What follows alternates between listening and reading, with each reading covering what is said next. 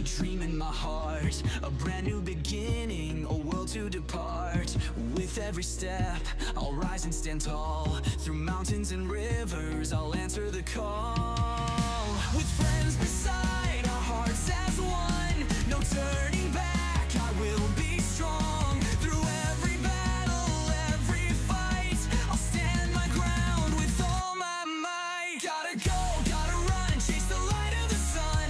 With my Pokemon, the journey's begun. Through the highs, through the lows, I will follow the road. 'Cause this is my destiny, I won't let go.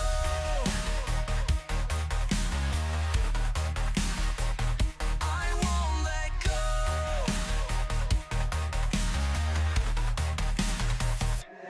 Badges and rivals, the trials ahead. Lessons I'll learn, the words that were said. Through forests and caves, the legends unfold. A story of courage, a tale to be told. With friends beside, our hearts as one, no turning back, I will be strong. Through every battle, every fight, I'll stand my ground with all my might. Gotta go, gotta run, chase the light of the sun. With my Pokemon, the journey's begun. Through the highs, through the lows, I will follow the road. 'Cause this is my destiny, I won't let go.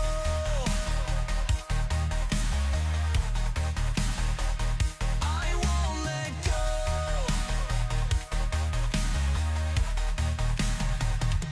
No matter the challenge, no matter the test, I'll give it my all, I'll be my best. A champion's heart will shine through the night. With courage and love, I'll take on the fight. Gotta go, gotta run, chase the light of the sun. With my Pokemon, the journey's begun. Through the highs, through the lows, I will follow the road. 'Cause this is my destiny, I won't let go.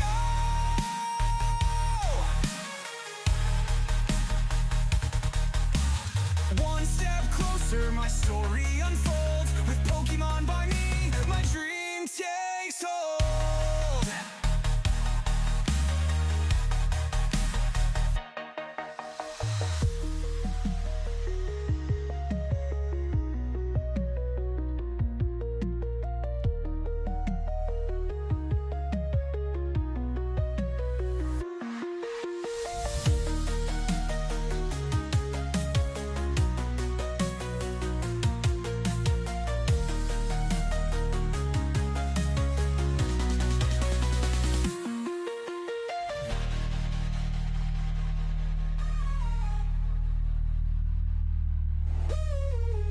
One step closer, my story unfolds.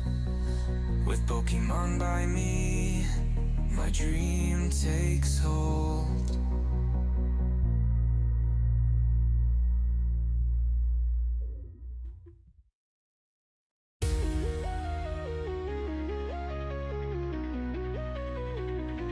Out on the road, a dream in my heart, a brand new beginning, a world to depart. With every step, I'll rise and stand tall. Through mountains and rivers, I'll answer the call. With friends beside, our hearts as one, no turning back, I will be strong. Through every battle, every fight, I'll stand my ground with all my might. Gotta go, gotta run, chase the light of the sun. With my Pokemon, the journey's begun. Through the highs, through the lows, I will follow the road. 'Cause this is my destiny, I won't let go.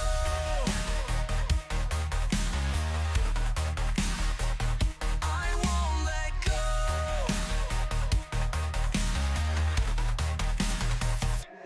Badges and rivals, the trials ahead. Lessons I'll learn, the words that were said. Through forests and caves, the legends unfold. A story of courage, a tale to be told. With friends beside, our hearts as one, no turning back, I will be strong. Through every battle, every fight, I'll stand my ground with all my might. Gotta go, gotta run, chase the light of the sun. With my Pokemon, the journey's begun. Through the highs, through the lows, I will follow the road.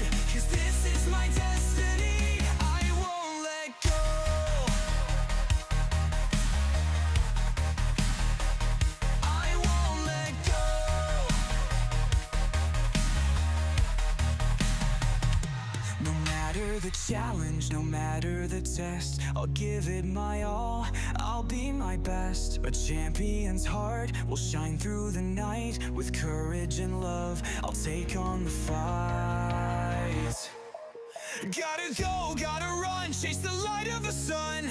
With my Pokemon, the journey's begun. Through the highs, through the lows, I will follow the road. Cause this is my destiny, I won't let go.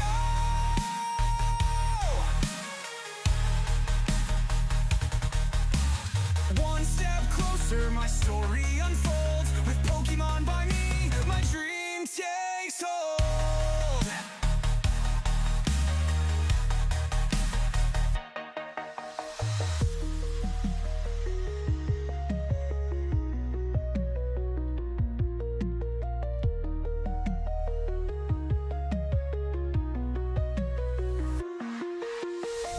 Alright, good morning guys. Players are setting up. Round 1 is going to start soon. We'll be right there.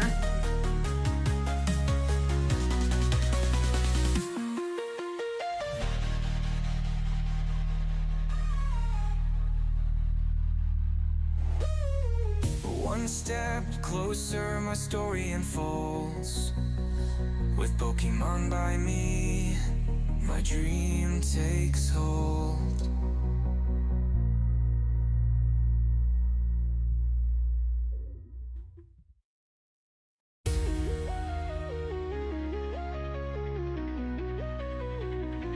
Out on the road, a dream in my heart, a brand new beginning, a world to depart. With every step, I'll rise and stand tall. Through mountains and rivers. Good morning, everyone. Hello, hello. How have you all been? Hello. All right, round 1 is about to start. I mean, I have no idea what the matchup is, but we've seen.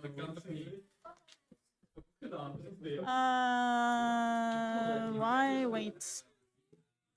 We've seen Arne playing a lot of Zoroark, so maybe.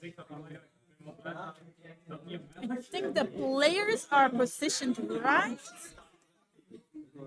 Wow, okay, good morning. That was very low because my microphone was super low. Did you even can understand what I was saying? Okay, but anyway, now I fixed the volume, so but yeah, we visited Germany a lot of times actually. We went there on random holidays, we went there on random weekends, we even went there on Yu-Gi-Oh trips when we played Yu-Gi-Oh, like Yu-Gi-Oh YCSs, and we of course went there on a Pokemon regional. We love to go to Germany. We always love to. Germany is awesome. But yeah. But yeah, I mean, London is cool too, but since they actually left the European Union, I don't know, it used to be easier to go to London before they actually left. But okay, would love to go to London EUIC, but we never got there because it's super expensive and stuff. London is not like it's pretty expensive. But anyway, we are setting up. I mean, we were not really, I am not really super good at a regional. I mean, I'm gonna speak for myself. Nick. I always call him with his gamer name. But anyway, Nick could actually, he has the potential to top a regional, but I mean, he's mostly playing for fun. He's not really that competitive minded, and I'm definitely not that competitive minded. But I mean, Nick is judging, so. All right, so it looks like Arne is playing Zoroark here. Nick just enjoys judging and learning and experimenting just like me with new meta. We just love playing new stuff, you know? Alright, good morning and welcome to the last cup of the season. Vandaag met 13 Masters, 2 Juniors. Iedereen zit gewoon in één pot, dus je kunt tegen de Juniors en de Seniors uitkomen ook als Master. Met 1 feature table. Als je daarop wordt gevraagd en je hebt daar geen zin in, mogen we er uiteraard weigeren. Het is belangrijk om mee te delen.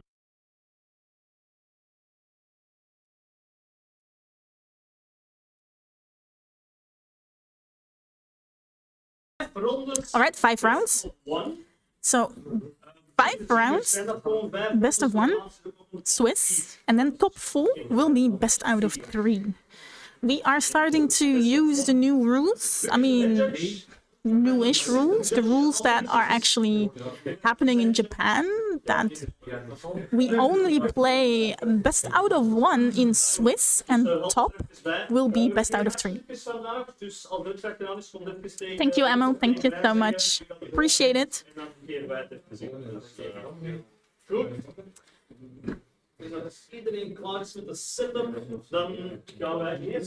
Alright, round 1 has officially started. Let's go. Good luck to all players, and here we go. Did Arne forget to put his Pokemon in the active? Yeah, but it's like, Arne, pay attention. Alright, but yet again another Mulligan, so 2 extra cards for Leonard. I have no idea what Leonard's actually playing, so that's a surprise. Surprise, surprise.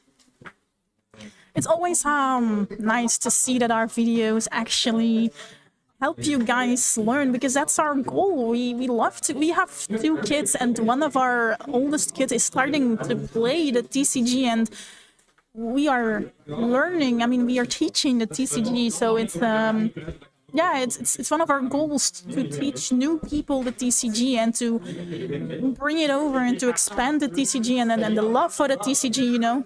All right, Arne has found a basic, and so 2 more cards for Leonard, and there it is. Let's go. Hi there, Naim. Welcome. Love the Gorbis deck. Well, it's a pleasure. All right.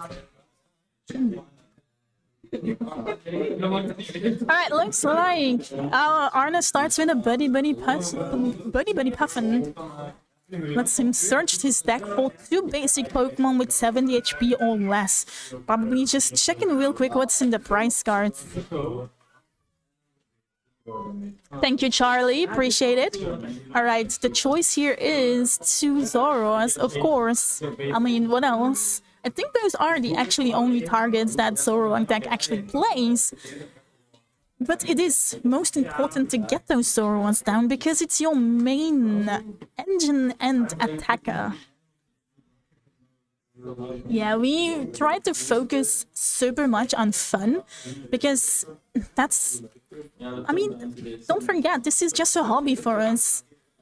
We have our jobs, we have our main jobs, and this channel is purely hobby and relaxing, and we just want to have fun with the TCG. Alright, and now the turn is over for Leonard. Let's see, I see a Gross and I see a Fighting, so my guess is... Oh, and a... Oh! And a Metal Energy, so... Oh, maybe is it the Joltik, maybe? Joltik deck? Yeah, I see a lot of Grass and Lightning energies in his deck. So my guess is Joltik box, and there is the Iron Hand. So yeah, alright.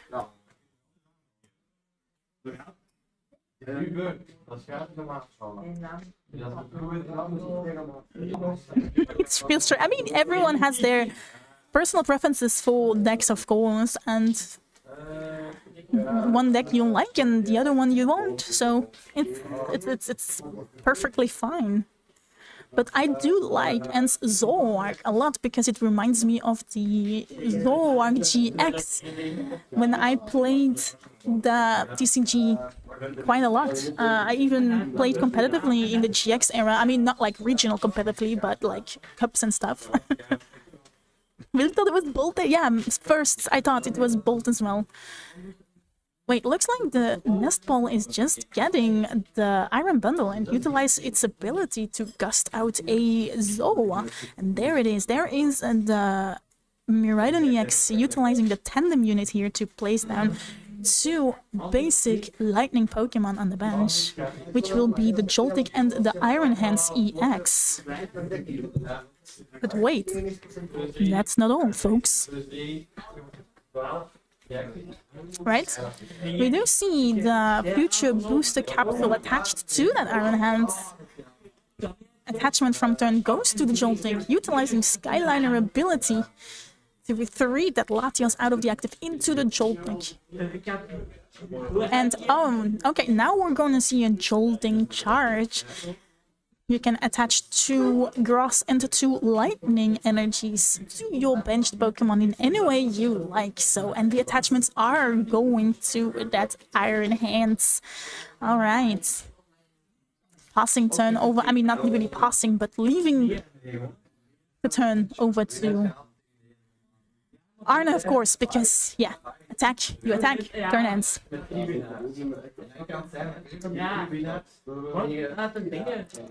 How is Arna going to respond here? That Iron Bundle was actually not a bad strategy, because now that Zoroark is stuck in the active and it's ready to get amped.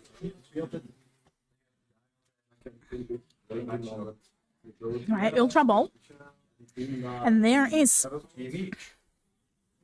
Ant's Zoroark. We are going to see at least one here. There. Metang Heatran. That's a very fun deck. How is it treating you? Alright, we are going to see a trade. I think we did see a trade. That was the trade. Ooh. I don't think those cards are gonna help him out, but anyway, let's see. Nest Ball. I think Arna is just setting up something for the future and just accepting that that Zoroark in the active is going to get KO'd. So he decided to go get the Pheasantipity.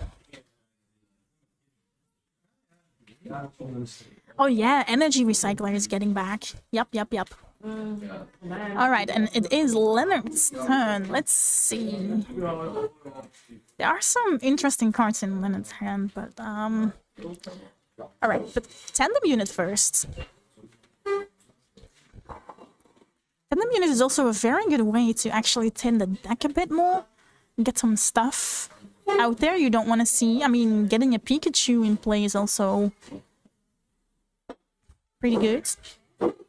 So yeah, the Tandem Unit for the Pikachu EX with the Resilient Heart. I forgot it, but anyway, it can't be knocked out directly in a one-hit KO because it will stay on 10 HP. All right.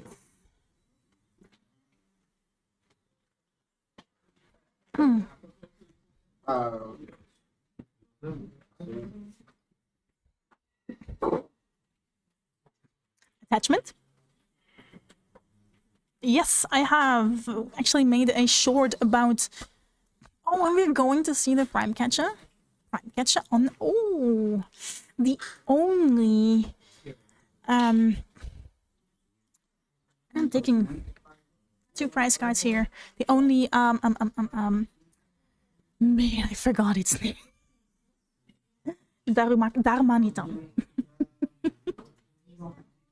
Alright, we see a Pheasantipity flip the script.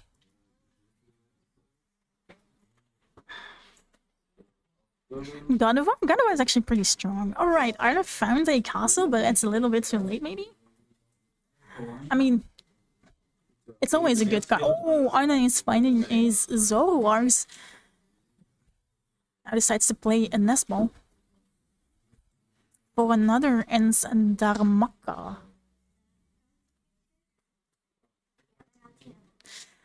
I mean, it was fun.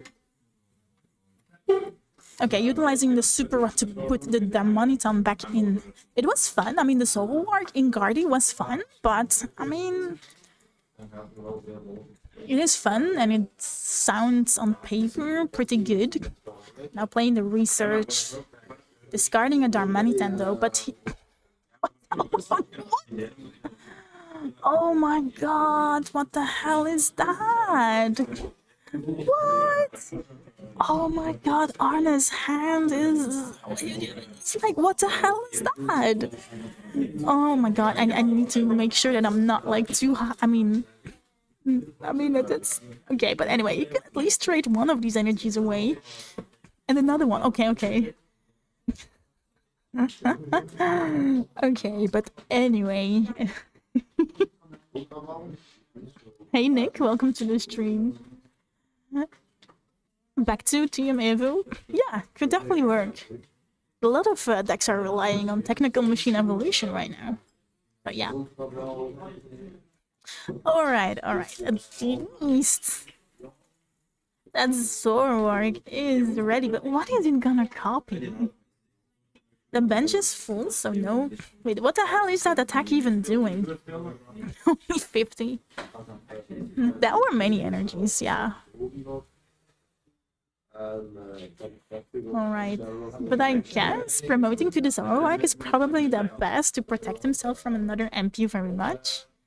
Oh, but there is the Iron Leaves. The Iron Leaves is getting benched, so it's ability.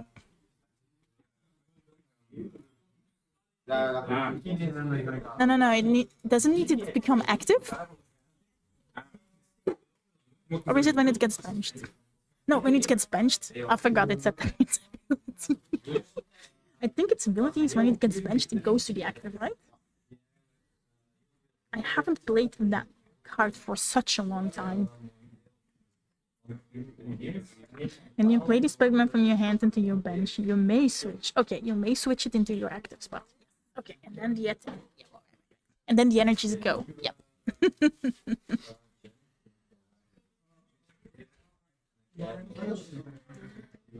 And that was KO, I guess. Yeah, because Iron Leaf actually hits that Zoroark for weakness because of the grass weakness. So yeah, it's not looking good for Arna right now. Arna is in a tough spot here.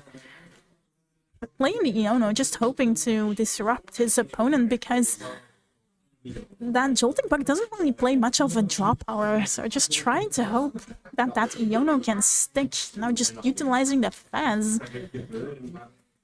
And there is a Darmanitan.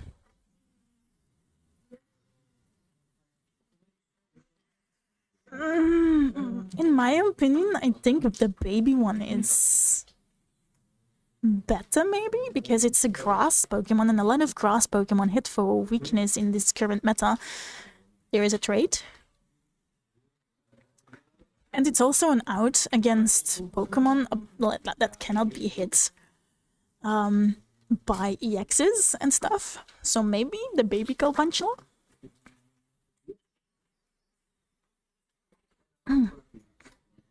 Now utilizing Ens Castle to retreat into the Zoroark with the energies.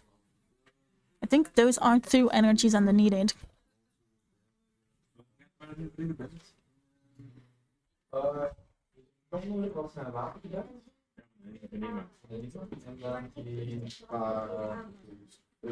And the baby does 180? Yeah, that's pretty good. It's a pretty good number.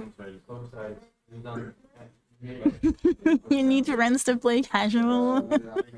I mean, yeah, I mean that's what I like about this local. It's pretty casual. It's cool.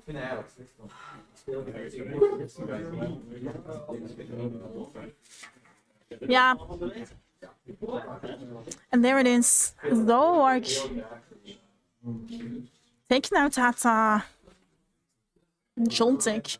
Utilized the Darmanitan's attack, discarding 2 energies to bench snipe that Joltik. There is a Crispin for Leonard. Crispin for the lightning and the mat. Yeah, just realizing that's game because now that Pikachu can come in front and just KO the Zoroark for the last 2 prize cards here. And Leonard takes round 1 in a quick game. That was pretty fast, for sure. We are only... there's still 16 minutes remaining on the clock. Not sure if they're willing to play another game. Kinda hate life. I mean, I can't. I'm not gonna discuss that with you because I don't like the platform either. Because we used to mainly make videos on the live platform, the PTCG live platform, but yeah, we stepped away from it as well because we didn't like it. And of course, the tabletop is.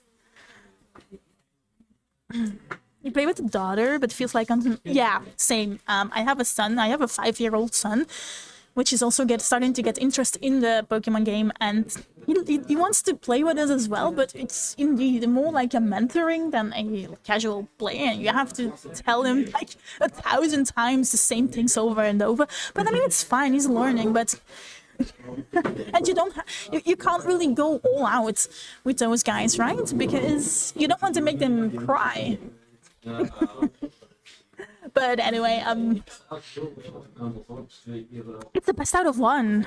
We are implementing the rules out of Japan, and we are actually, this is the first cup we implemented them into because we realized that it was taking too much time, and in Japan they always do, and they always do Swiss rounds best out of 1 and top will be best out of 3. So the shop decided to go with this ruling as well.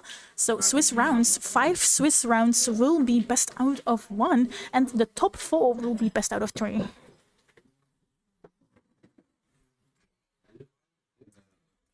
It's just mentally better for the players as well because the games just take less time and you're less exhausted for sure.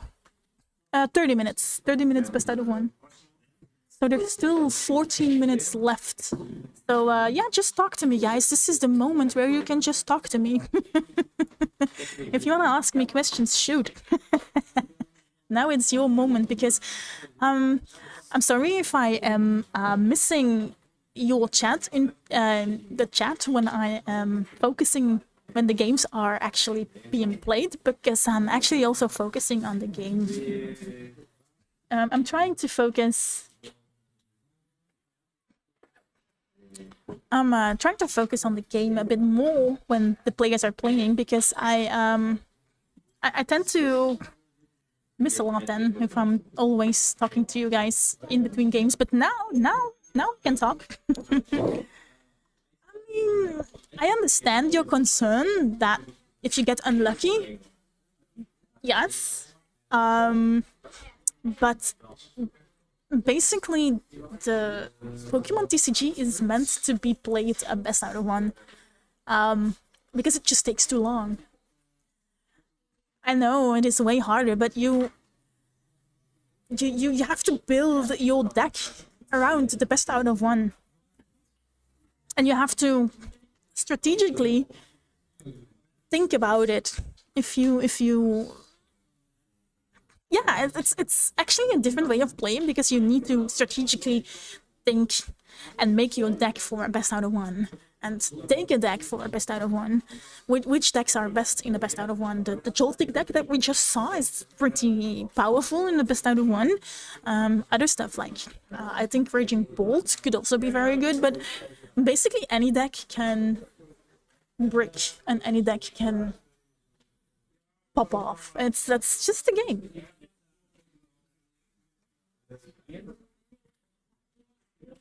Last local started with me the deadest hand, and it was wiped out in the yeah. The last challenge I played of all, maybe not the last one, but one of the last challenges I played Charizard. That was back, but that was pre-rotation though. That's how long I haven't been playing. I've been streaming more, I've been casting. But I was playing Charizard, and I had twice in a row where I only started Charmander Pass twice in a challenge, and yeah, my opponent could just dunk me, and that was twice. Like, whoa. And that was one of the reasons I was like, I don't want to play anymore. No, not really, but anyway. I like doing this. I like casting. I like streaming. I like making content. The meta is different. The thing is, it is rough if you get dumped in a best out of one. That's rough, but I think I prefer best out of ones because it's definitely less heavy. If you have to play a best out of one, it feels less heavy for sure. One of the reasons I can't play a regional is probably because it's taking just too much time. And the previous time when I streamed the cup in the start spailer, I think we started. When did we start it? I think we started at 12, and we ended and way too late, man. It was way past. I think I was home at 11, or even we had to call. I mean, yeah, it was way too late. That was a 12. Yeah, it was almost a 12-hour stream. And I was like, oh my god, dude, for a simple cup. I mean, okay, cups are longer, but the last time that cup in the start player really broke me almost. That was a 12-hour stream. I was exhausted. That was almost a regional. Yeah, that was regional. You do breakfast, lunch, and dinner together. But yeah, if you get the time, do you get the time to do that? Like some pauses to actually take a break and eat something? Because we didn't. So we basically had to lunch together and take dinner together, but we didn't have the breaks. So I basically didn't eat anything that day. Because I can't do breakfast. My stomach is not breakfast minded. My first real meal of the day is lunch, and yeah, but there was no lunch and no dinner for me. I think I ate a few burgers in the evening when the stream was done. So yeah, that was just whew. But anyway, but I love doing this, don't get me wrong, I love doing this, and if I have to, I will do this for 12 hours straight. But yeah, the circumstances were not just, I mean, it was a very stressy stream there, that was a very stressy day. That was just badly organized. If I'm streaming here, I know that in the TCG store, I know that the streams are better organized, the cups, the tournaments are better organized, so I am definitely more relaxed, and I want to do more locals, I want to stream multiple locals, but yeah, the organization needs to be okay, and I will only go back when the organization is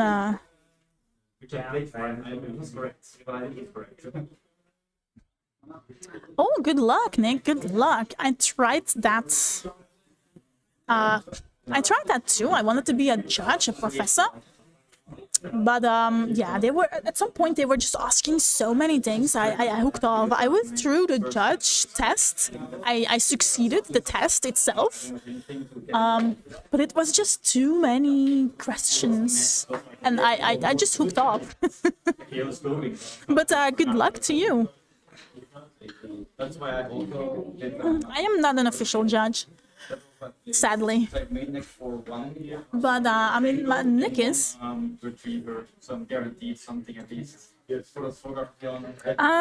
It is possible, Strayfish. It is definitely possible for some casual games. If you want, I could make a channel for that. If you guys want to play casually together, I could actually really make some channels for that. A PTCG live channel and a voice chat for that, if you guys would love that. But yeah, Sure, I could definitely do that. I have been thinking to be we're from Belgium, so we are in European. I think it's summertime now, right? Yeah. We're in European summertime. So right now it is, look at the clock, it's 11 on the clock in the morning. That's AM, right? It's 11 AM, around 11 AM, like 11:08. Yeah, we're from Belgium. I saw a few people from Germany as well. A lot of people on the channel are... Oh, you're from Italy? Nice! More people from Europe are actually finding their way to the channel because I've seen most of the people being from Brazil. A lot of people that watch the channel are also from Brazil. I mean, don't get me wrong, it's awesome to meet people from all over the world and have so many people watching us. But yeah, most of the times when they are active, we are asleep. So, but it's cool to actually have some Europe people also. Okay, from Israel? Yeah, that's like 1 or 2 hours difference from you. Yeah, true. So it is like 1? Is it 1 in the afternoon for you? But it's cool. One of the reasons I started streaming in the first place was to meet people from all over the world. I just love it. It's so cool. But yeah, just know that if we're not answering when you're awake, that we're from Belgium and we live in a European summertime right now. We try to respond on comments on our channel as fast as possible, but sometimes it takes some time, of course, because time zones are a thing. And not next week, but the week after next week, we are going to be on a vacation break. We will be scheduling some videos for that week, but we won't be commenting or replying on your comments or on your messages as often as we do now. So just know that in 2 weeks we will be on vacation. You don't speak the language? Oh, you immigrated 3 years ago? So where are you originally from? Yeah, that's rough. If you don't speak the language, and I guess they can't you communicate with English? I mean, maybe not. I mean, not every country is that English minded, I guess, or. Hey, Greninja Forest, welcome.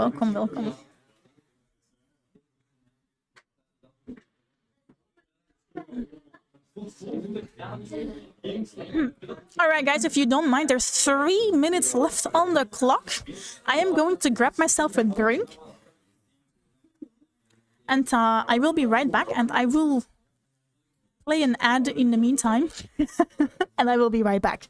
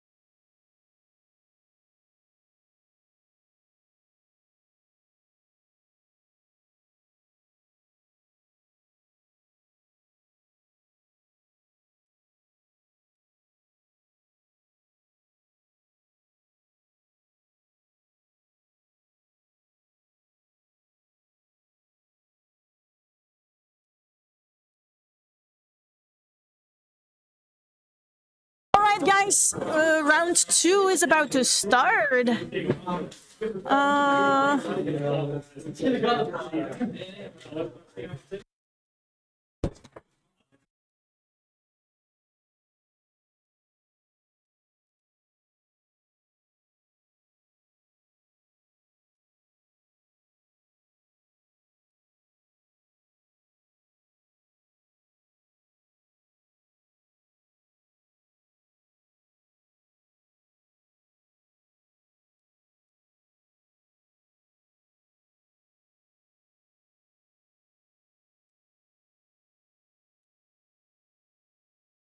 Alright guys, round 2 is about to start, and it's pretty cool that we have a regional a regional player actually on our stream here. I don't think if you all saw Utrecht, but we do have Matthew. We do have Matthew here. Oh my god, it's so cool. That's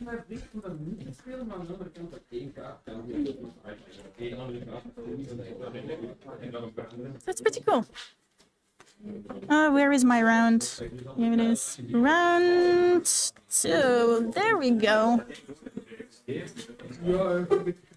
I think I have the players put correctly.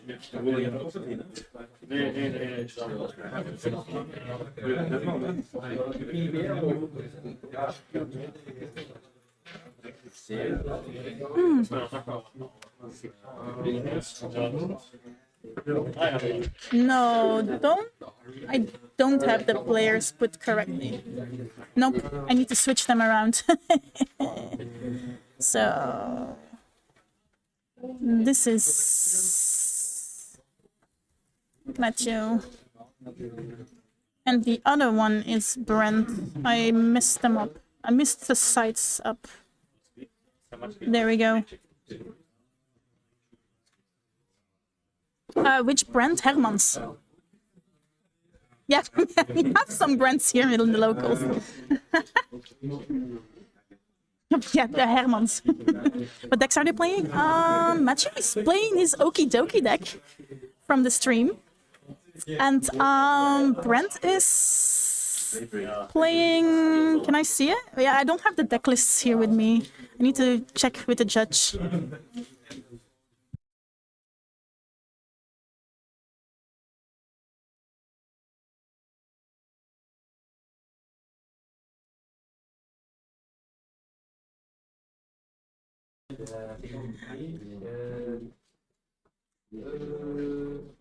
I don't have the deck lists here with me. But anyway, Matthew is playing his Okidogi list. You might have seen it. Maybe he tweaked it, maybe he didn't. Yeah, something with psychics.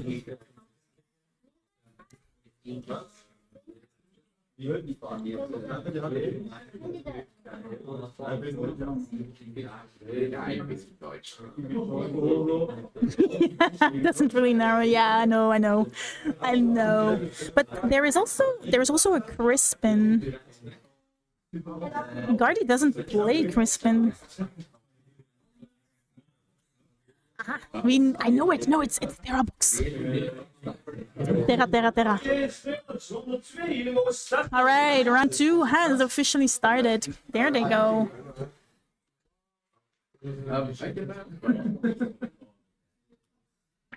Alright, so we do actually have a good regional player here amongst the mids. I don't know, did he make top 8? I tried to follow Utrecht on the background, but I didn't. Did Matthew got into top 8? I forgot. Anyway, that's an Ultra Ball.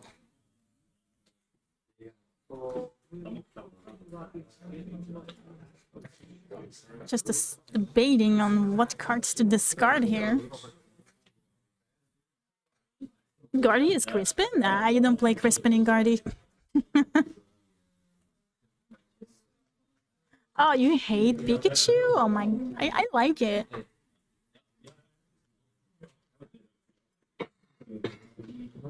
Lost his win in Top Gun. I think he ended somewhere 30. Oh, but that's still, I mean, still a great performance. Alright, Fan Rotom and Fancall. Fancall will grab him the Ditto, a Noctile, and a Hoot. Yep. Benching down those two, manually attaching and retreating the Hoot and utilizing the Ditto's ability. Transformative start, if I'm not mistaken.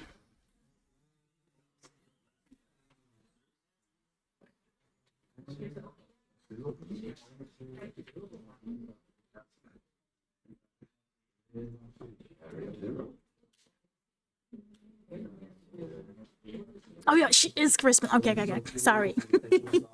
Yeah, okay. For a Tera was yes. All right, now I understand what you actually meant. Okay, I got it. But Crispin from the discard then, because it's from discard pile. Pass turn over to Matthew. Yeah, no cologne, but I think it's kind of what makes Pikachu great now and playable, because there is no cologne. Alright, we do see a nest ball here. And there it is, the Okidogi. So awesome.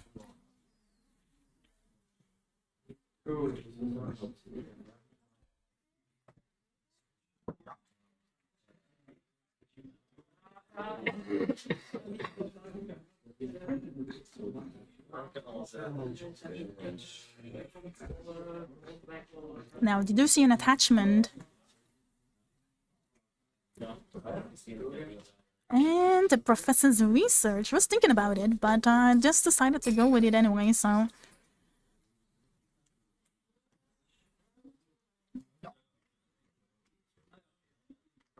Now, Bunny Puffin? No, yeah, maybe, yep, alright, there it is.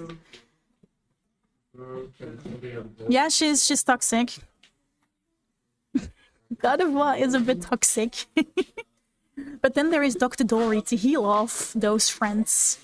Alright, we'll retreat the Scyther into a Dunsparce. A Dunsparce with a free retreat as well, so it doesn't get stuck. Probably just doesn't want to waste that Scyther to an easy knockout, because Scyther is way too valuable, because there's a lot of Pokemon with ability going to be on Brent's side of the field, probably. So he wants to preserve that. So there it is. There is a Noctile using that Jewel Seeker ability to search 2 Trainer cards from the deck.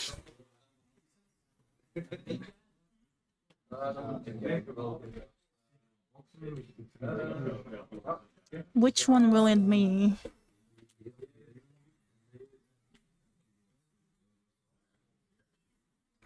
Now that you come to thinking, we actually have quite some good players in our country. Our country might be small, but we do have some good players here, though. I'm not saying the best, but there are some. There are definitely some good players in our little country.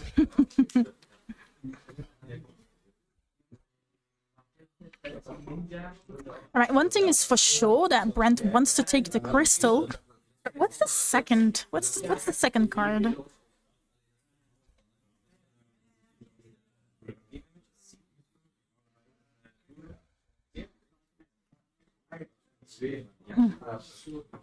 Alright, it looks like the nest ball, and the nest ball is being utilized for a Ogerpon. The Sop. And there is the Crispin. Crispin for 2 different kinds of energies. One goes to the hand and one gets immediately attached. Yeah,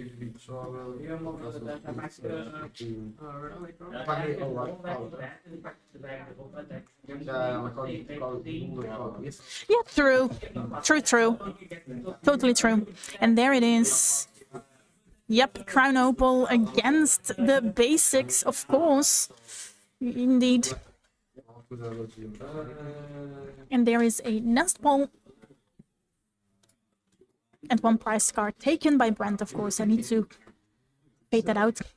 Nest ball for the Iron Bundle, and the Iron Bundle will get that Noctile in the end. And there is a boss back again. Holy smokes, it's going fast here. Just manually attaching to the Okidogi and just taking out that Tera Pagos, guys, please, we do have some time here. But they're just going so fast, and there's also a Bravery Charm. So that was a boss's order, a memory attached from the Luminous Energy and a Bravery Charm attachment to that Okidogi. In one turn, alright. In like less than a minute. Alright, we do see Brent using the Flezzendipity. Yep, the Flezzendipity. Flip the script. The amount of I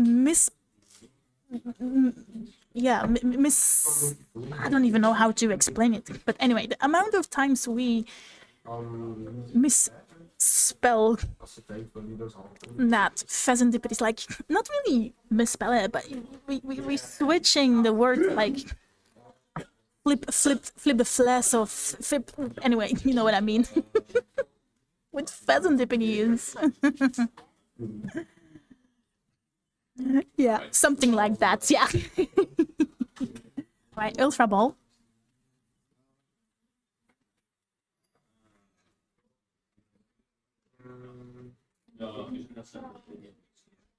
And yeah, sometimes they're that funny that I keep them in the videos. And no, they're not intentional. Pheasant Flippity, yeah, something like that. Welcome to the stream, Riku.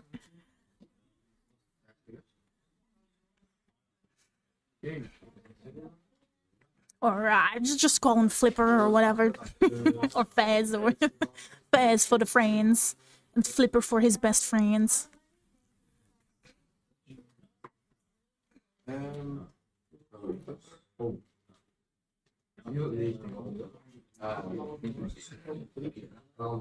Alright, what is Brent going to do here? Because that was a pretty... Alright, so with the Ultra Ball, he decided to grab a Noctowl, utilizing the Jewel Seeker ability now.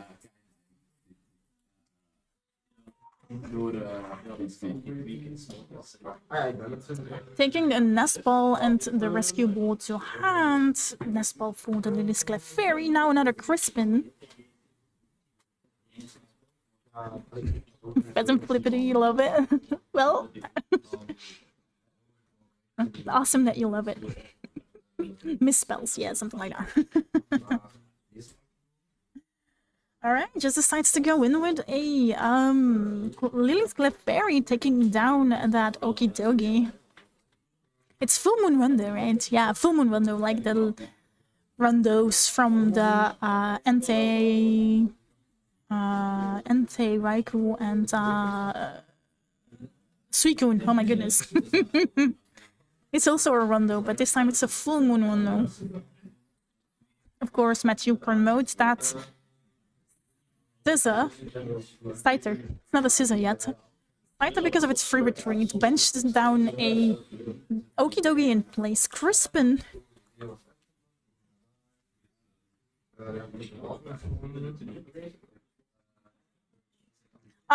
You missed the first match. That was a Joltik versus Zoroark. But you will be able to rewatch them because I'm gonna let them be on the channel. Alright, looks like the fighting energy is attached to the Okidogi and the darkness energy was grabbed to hand here. Now an Ultra Ball, discarding 2 energies. Mundo, don't do this. Don't mess with my head, please, because I am going to use it. I am going to say it if you do that.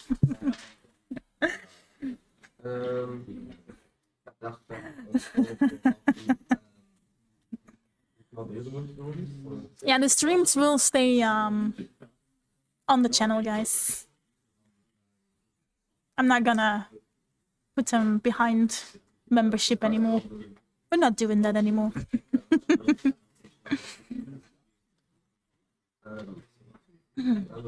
Alright, the Dunsparce runner draw.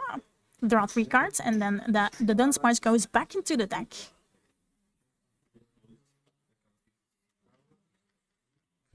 As long as I don't flip this table, I'm not gonna flip the... Nope. Artisan.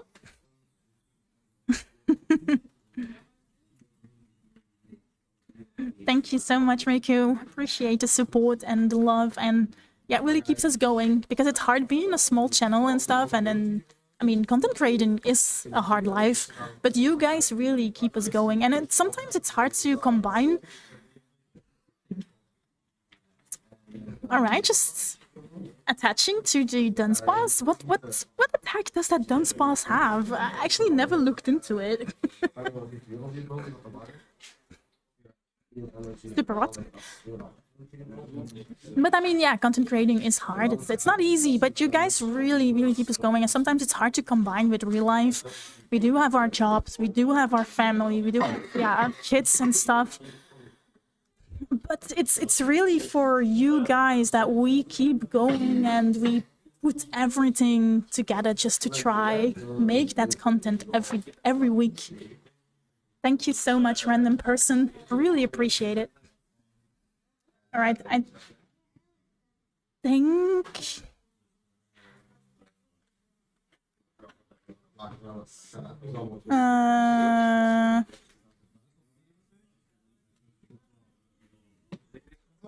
why is that this on the table?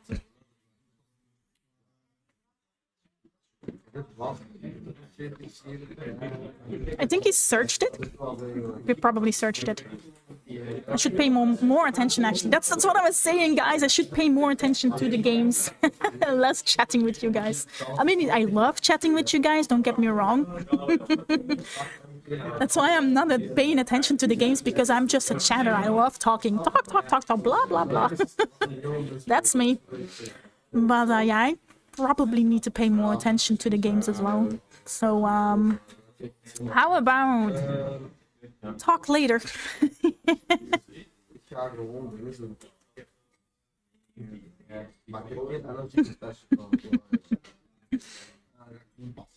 I think an ultra ball happened or something.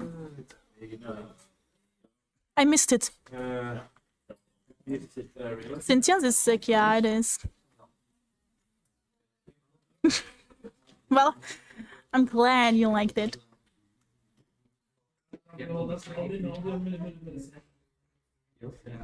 Oh, I think it's Brentstone. No? Yes? Maybe? Yeah, probably, because Brent is in his deck. Okay, an Earthen Vessel. Okay, so it's Brent's turn, and Earthen Vessel has been played here.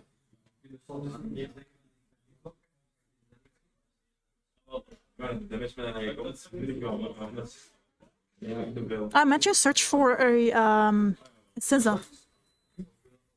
Probably using an Ultra Ball or something. We can always rewatch it later.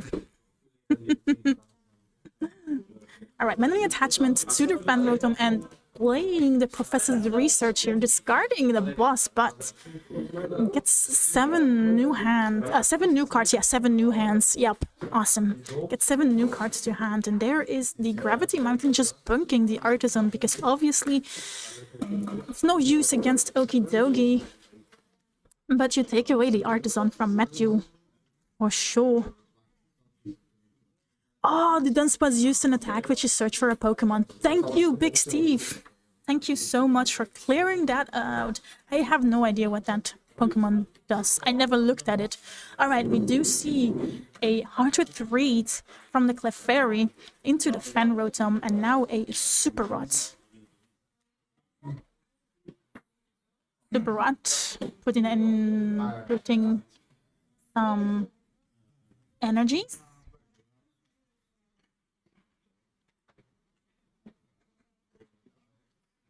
Yeah, and actually I miss an extra setup. Maybe I should look into getting an extra laptop or something with me, because I miss an extra setup where I can search the cards. I only have my phone and it takes ages, like... Alright, and just taking down the Dunsparce. That's why it's the optimal Sparse? Yeah, I guess so. Alright, Culver's Tenacity. Culver's Tenacity can search your deck for a Stadium and an Energy card. Now I see you. Nah, yeah, that Dunsparce is indeed pretty good. It's a good dunny. Right, looks like Artisan and the Legacy Energy bunking the Gravity Mountain with the Artisan. Utilizing Artisan, place a basic down on the bench.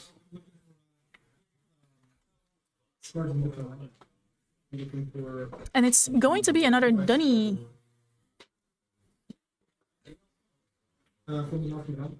Attaching the Legacy Energy to the Scissor. Taking out the Dunsparce. I actually... there it is. Now it's good. It's 3-3, yes. 3 prize cards remain from both of them. Because I accidentally faded out a Pokeball on Matthew's side when Brent took the KO, but now I made it right. Alright, Brent decides to promote the Cleffairy here. So taking out that Scissor would mean that Brent can't take any prize cards because of that Legacy Energy. So we'll see.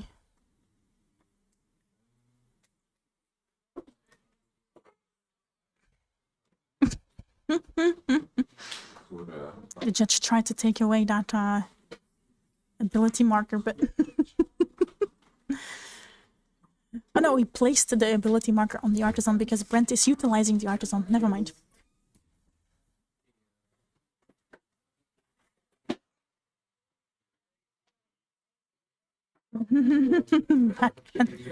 Oh. That's special burger.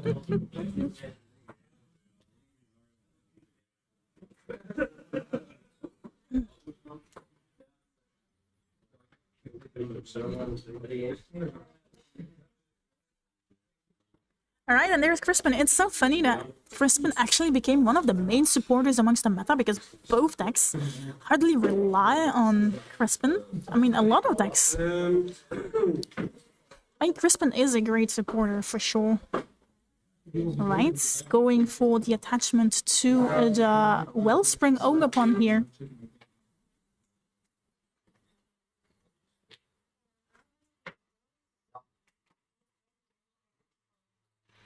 Attaching to that Cleffairy and now using Pheasant to please flip the script.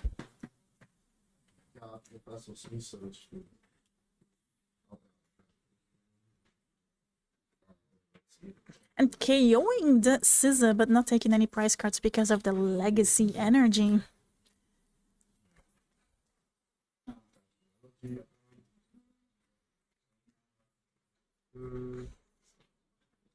That's an Ultra Ball. Discarding double Crispin, though. I think the Crispin is everywhere. Crispin is really amongst the meta. It's a great card, though. I like it. Alright, Ultra Ball for the Dunsparce.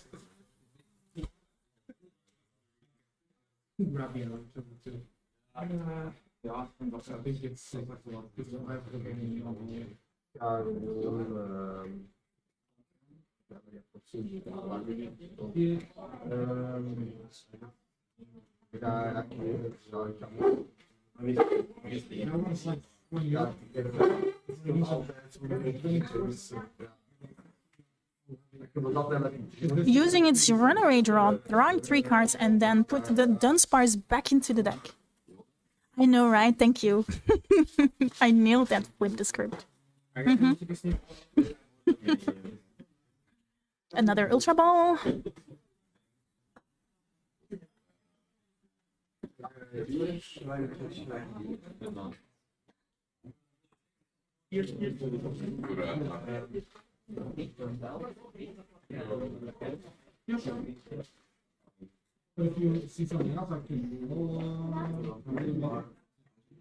And there is Scissor number 2.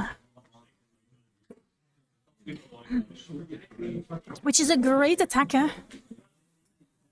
And I guess that was an Artisan search as well, benching down that Dunsparce, and now the Iono. Iono, both players, 3 cards.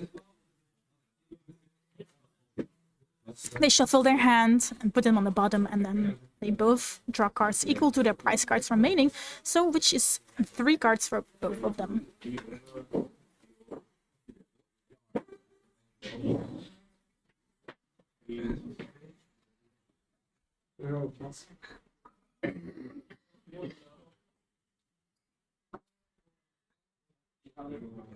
Oh, there is the energy! Oh, the rip!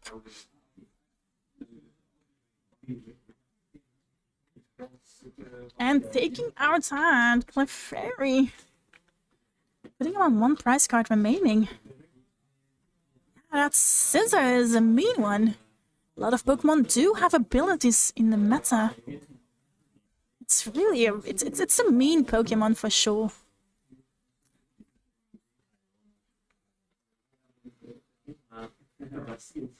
Right, promoting the Wellspring.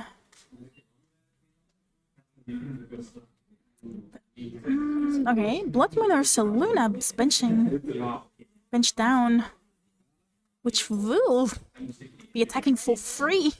And then he, oh no. Which means Matthew will draw only 1 card and Brent will draw 3. Yeah, it's very low HP. If you can't, I mean, if you don't play Lillie's Pearl, it's indeed. And now using Flip the Script.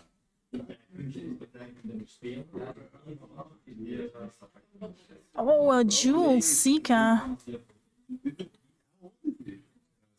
All right. Really good. All right. Cool. Yeah. I mean, yeah. It's not the easiest thing to do. When you're a 20-year-old. Yeah, but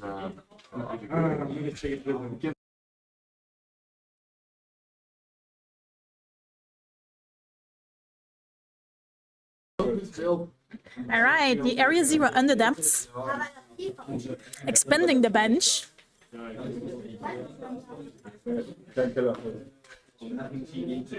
And the Latias EX is joining in the bench, and there is another Hoot Hoot. Retreating the Ogerpon, utilizing Skyliner ability, which gives your basic Pokemon free retreat. And just KOing the Scizor here with Blood Moon or Saluna. And because of its ability, it attacks for free, because Matthew only needs 1 more prize card. There is Dunny. Oh, wow. So that's enough? 1, 2, 3, 4? No, it's not enough for a KO, but at least it's an attack. Holy smokes. Hummingbird, welcome to town. And that Blood Moon or Saluna can't attack. But at least that was a great top deck for Matthew. Wow.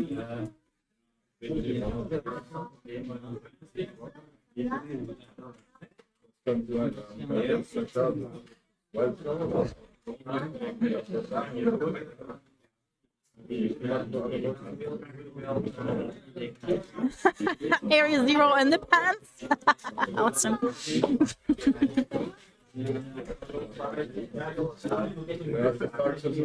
All right, what are we? How can?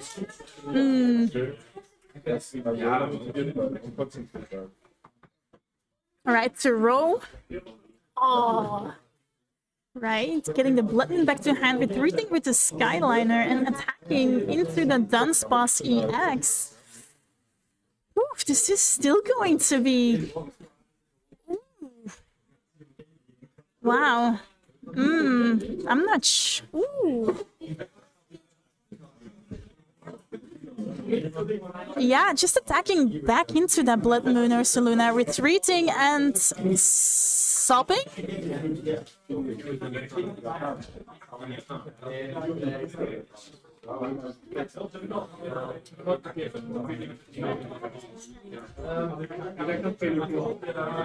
Yeah, and I don't think there was anything.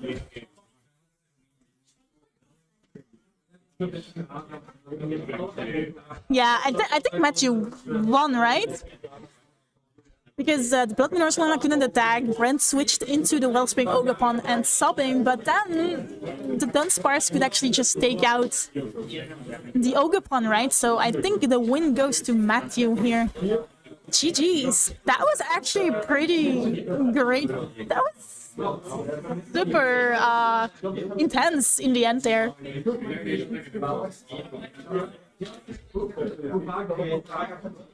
Alright, GG's to both players, and we'll be right back with round number 3 because there's only 3 minutes on the clock. So we will be right back.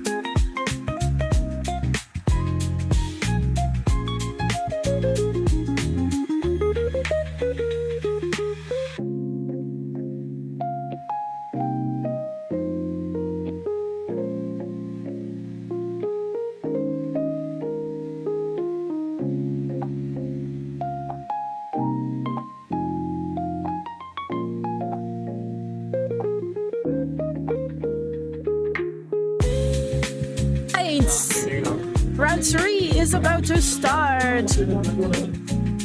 Players are going to their tables.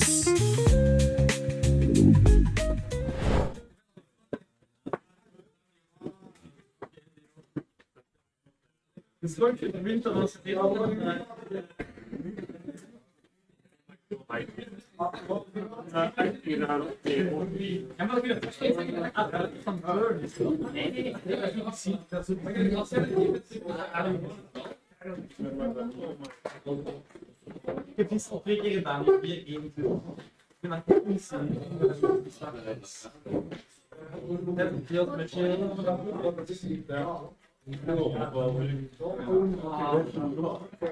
Ik begin.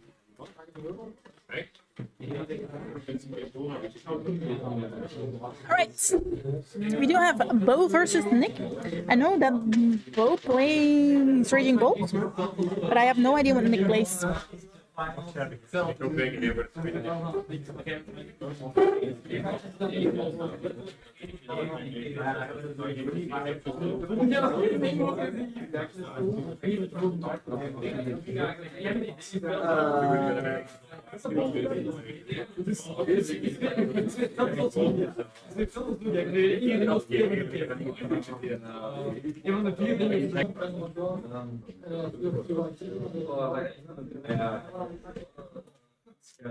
it looks like it's Dragapult, but no basic for Nick, so...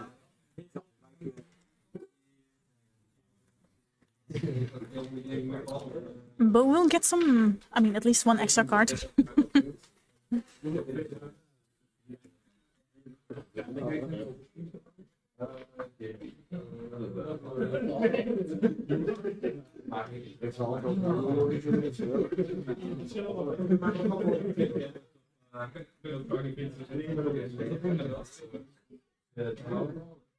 Alright, there is a basic for Nick now as well.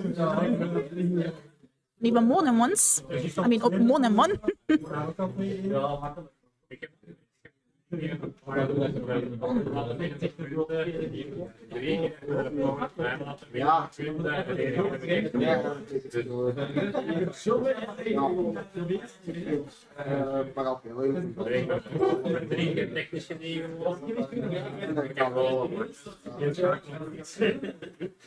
Inderdaad, jij bent beter.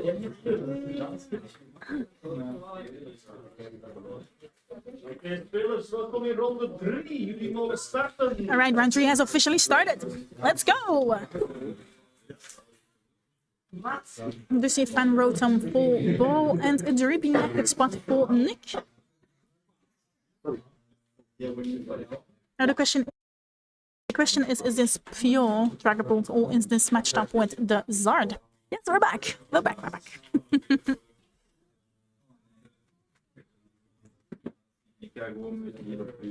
Earthen Vessel, discarding a water energy. Okay, so this is not this is not normal Dragapult.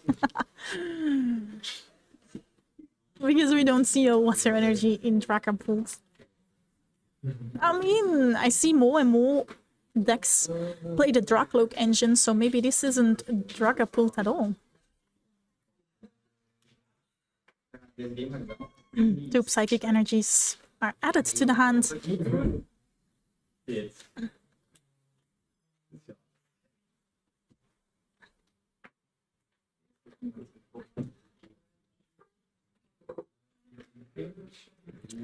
Attaching to the Dreepy and just pass over the turn to Bo. There are a lot of energies. Alright, Penrotom's Fan Call will allow Bo to search his deck for 3 colorless Pokemon with 100 HP or less. So look like 2 Hoothoots and a Noctowl are added here.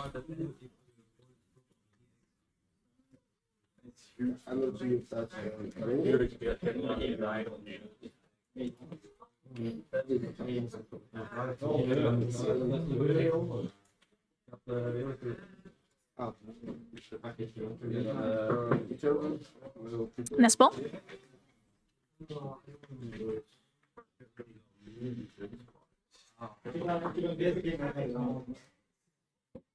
For the Ogrepon. No, I mean, that's Pokemon, right?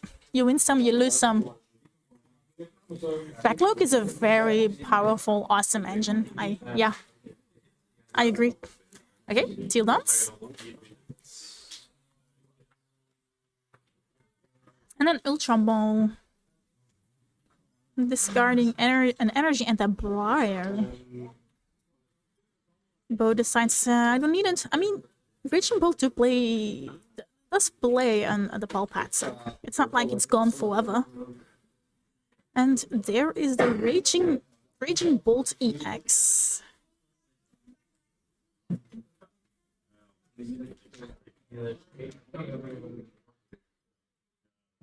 Benching down that Bolt. But now, huh?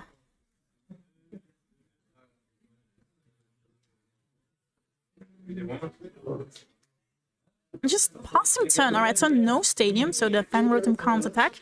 No attachment, no nothing, no, okay, just passing turn over back to Nick. There are the Froakie, it's Greninja. Greninja with Dragapult. Night Stretcher getting that water energy back out of the discard pile and manually attaching it to that Froakie.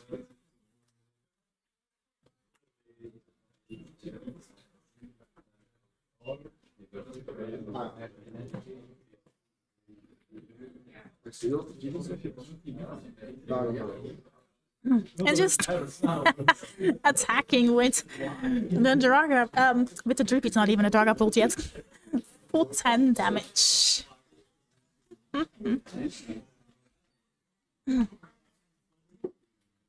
There's Latias EX with the Skyliner ability.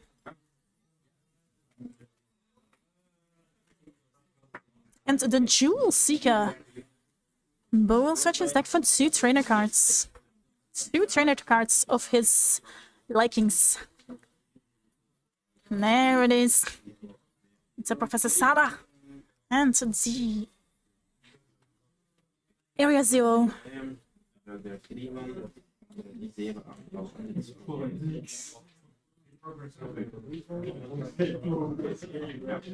The bench is getting expanded here. Bloop. And there's some more Pokemon going down. Like the Koraidon and another Hoot Hoot. Teal Dance. You get to attach an energy from a grass energy from your hand and draw a card.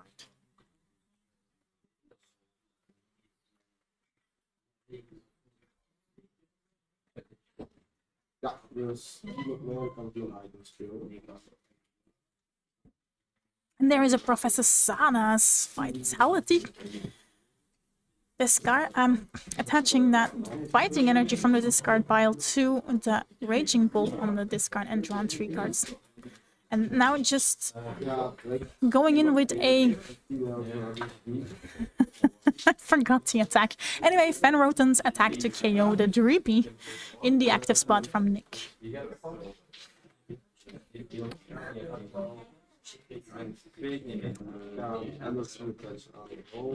Legendary's Flipped Scripts can be activated here because the Dreepy was knocked out.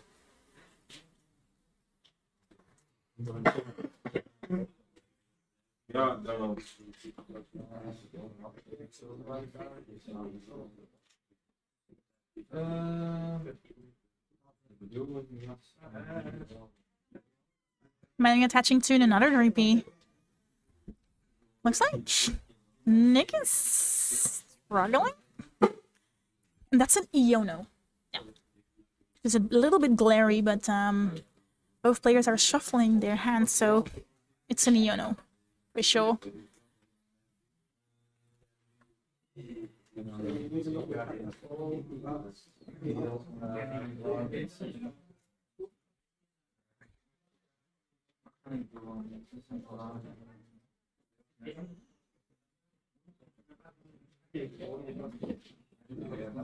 There is the first Dragapult! Utilizing its Reckon Directive ability.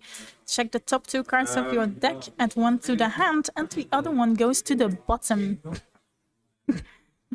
Don't get me started.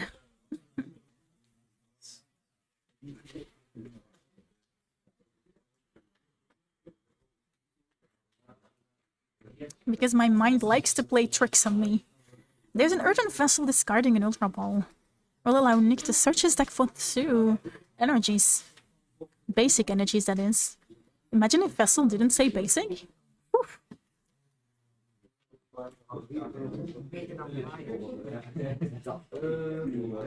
Alright, 2 fire energies this time are added to the hand.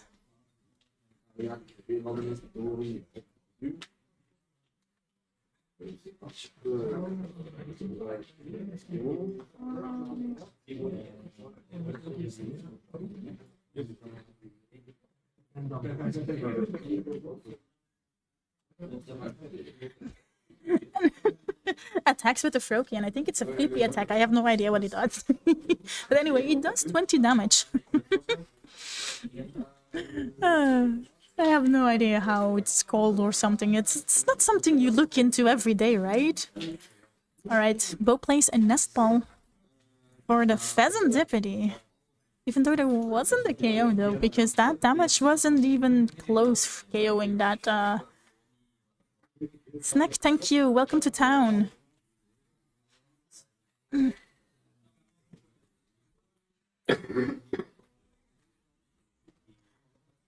There's another Teal Dance.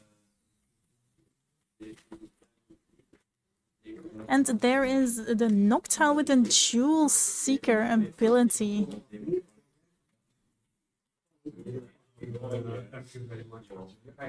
Yeah, it kinda is. I mean, Bo doesn't even need to retreat that Fan Rotom. Alright, we do see a Sada.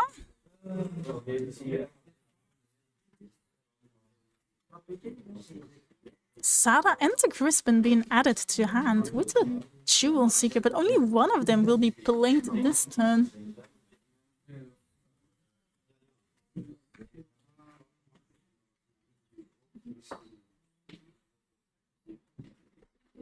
And an Earthen Vessel discarding another Raging Bolt.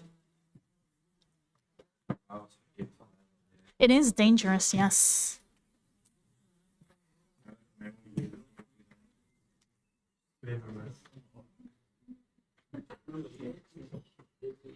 Right, looks like the Lightning and the Grass Energy are being added to hand with the Earthen Vessel.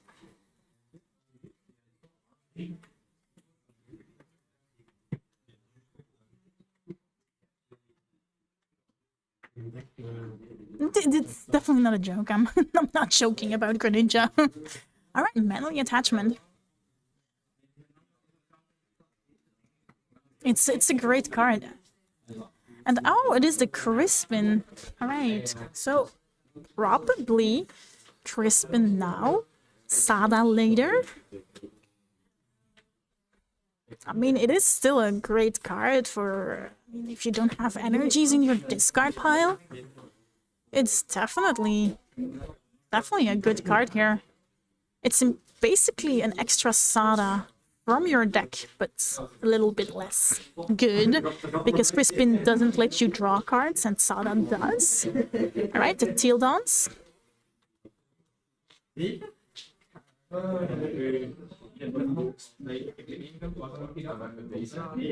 And there are definitely some possibilities here. I think Bo's field, that's a Prime Catcher, so he's going after something else rather than the Froakie. He's going for the Draclo. I think Bo is tunnel visioning on a Dragapult maybe? I'm not sure if this was the optimal play here, actually, to go after the Draclo, but anyway, it takes him down.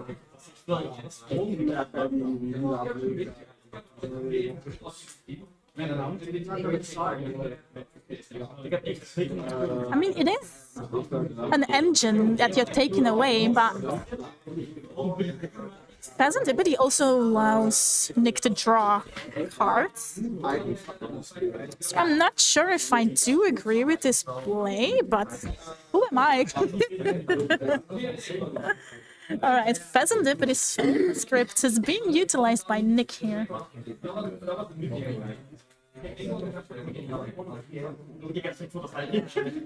And there is a Frogadier.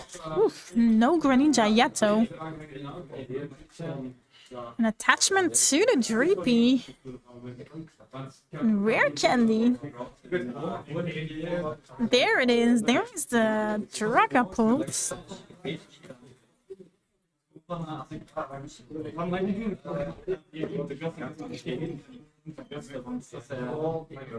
Yeah, I'm not sure if the Dracloak was the biggest threat here, but anyway, Nick decides to go in with a Phantom Dive. 200 damage on the Raging Bolt, taking out the Phanrotom, and the remaining damage goes onto that Pheasant Dippity.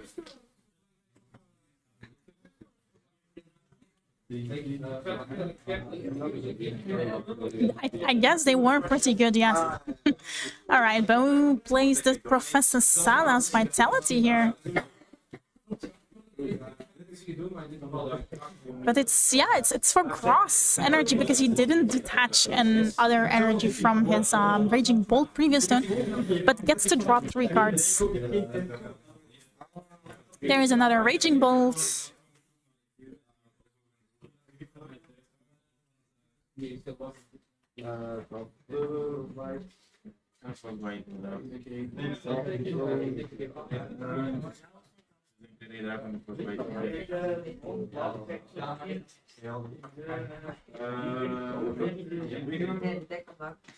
Right, so we do see a Wellington there.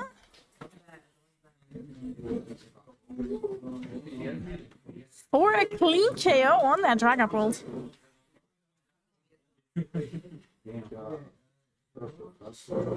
Now the question is, are we going to see the Greninja coming out?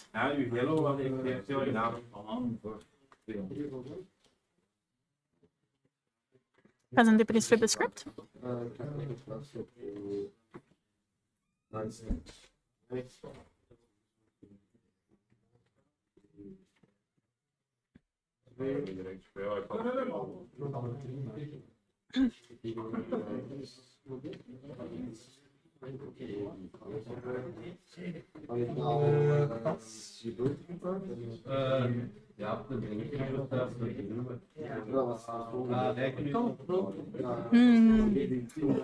There is a Night Stretcher.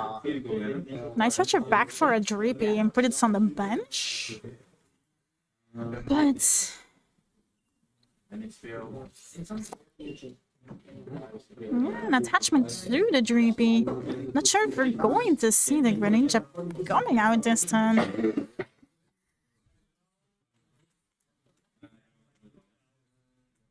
No, just decides to attack with the Frogadier. Just doing some tickle damage here. I'm not sure. Yeah, Nick's deck is not really showing its colors, I feel. It's pretty rough.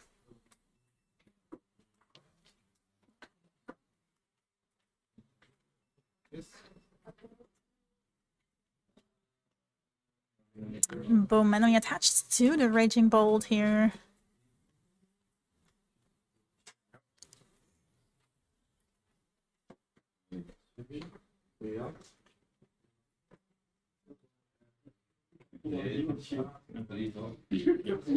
There is a superior energy retrieval discarding a Hoot. That does not really place space on his bench anyway. And a Night Stretcher taking back the energies in his discard pile. 4 gross energies have been taken back, so the Teal Dances are back. There it is, Teal Dance number 1.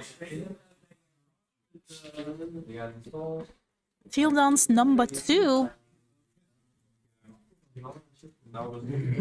Welcome, Captain. Welcome to the stream.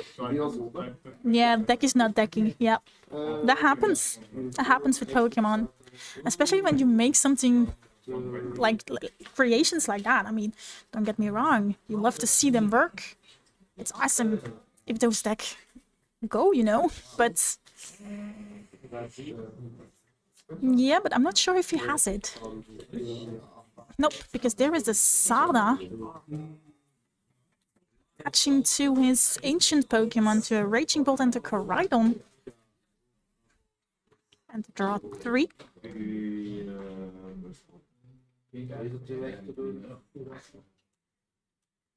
Utilizing the Skyliner ability here to retreat.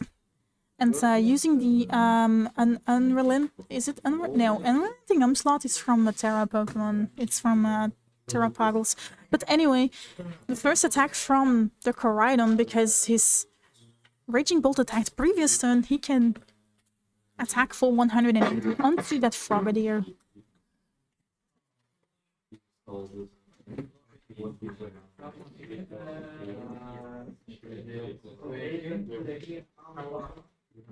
Nick uses the Pheasant, but he's flipped the script here. But is there anything he can do here? I mean, Rare Candy, sure, Rare Candy, Dragapult, definitely not going under without a struggle. There is a meddling attached, so that Dragapult is good to go.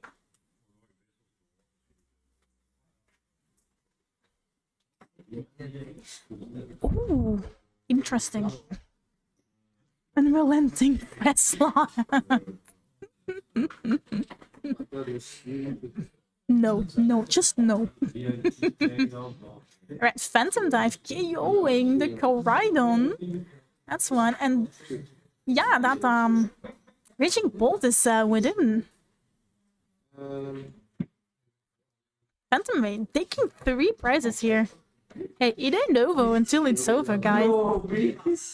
Are we going to see a sweep from Nick here?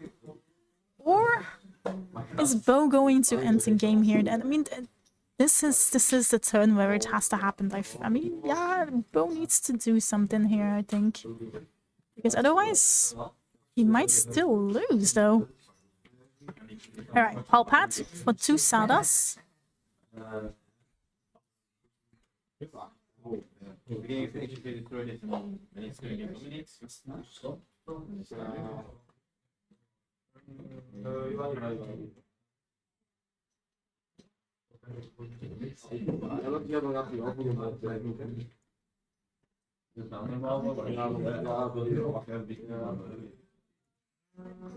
Alright.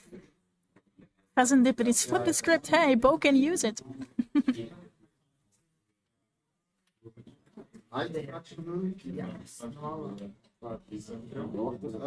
There is Baby Bolt. Baby Bolt being benched.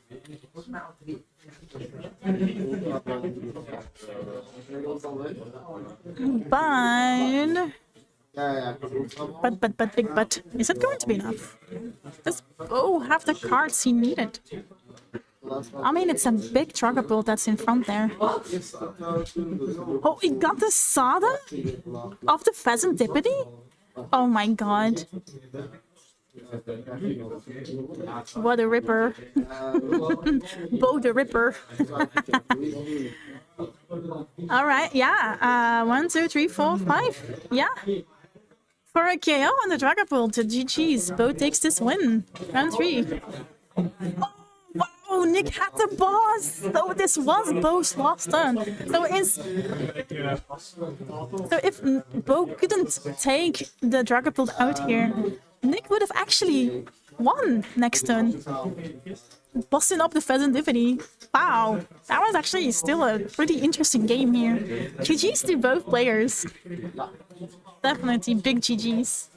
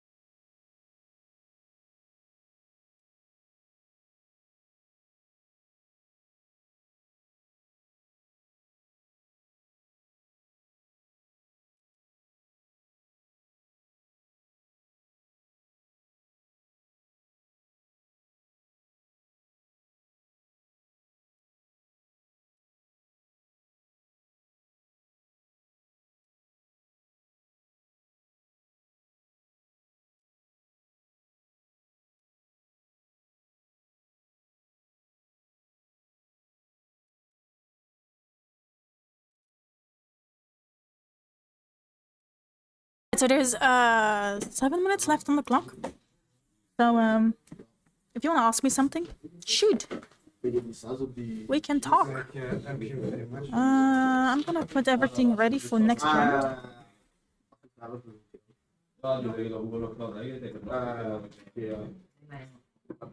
Round 4 is coming up in 7 minutes. Yeah.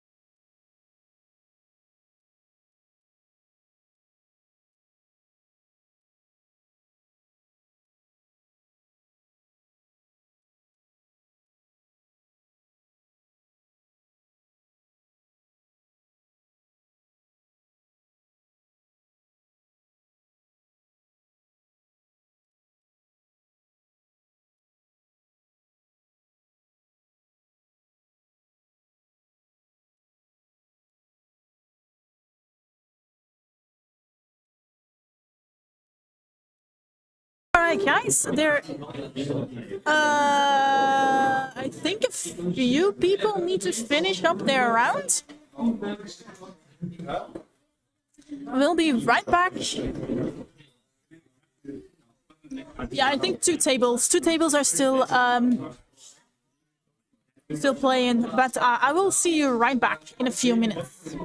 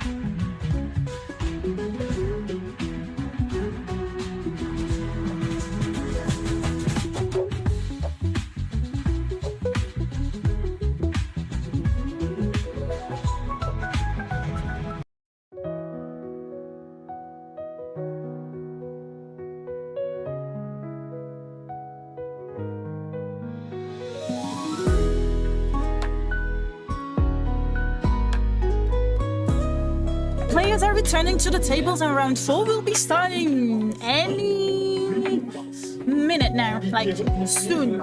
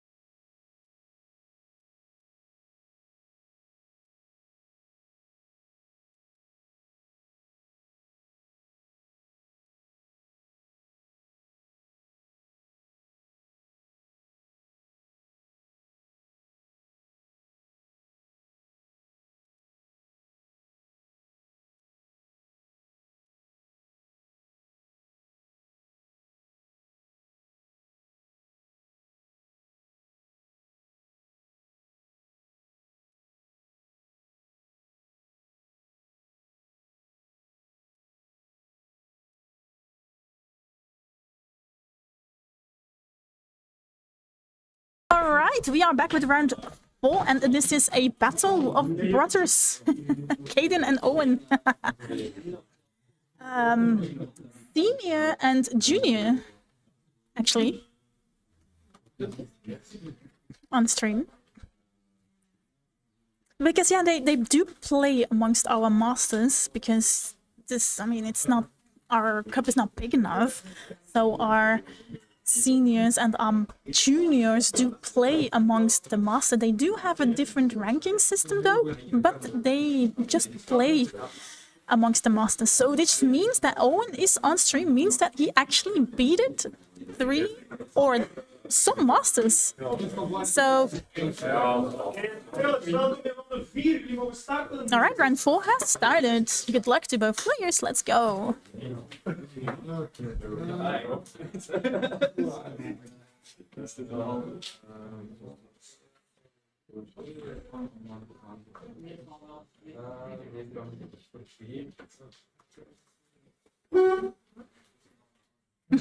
A friendly handshake. Now they're still friendly.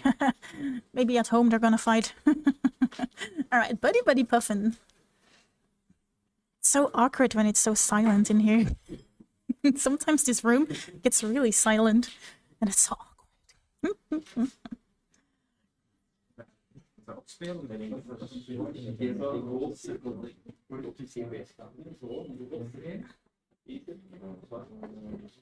Alright, looks like a buddy puffin for 2 snow runs.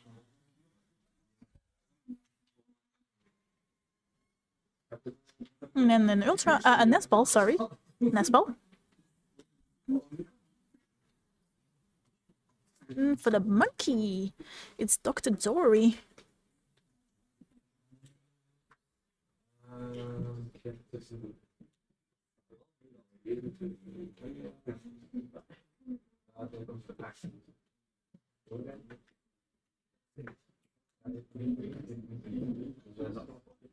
The money attaching goes to the Okidogi and pass turn over to Caden.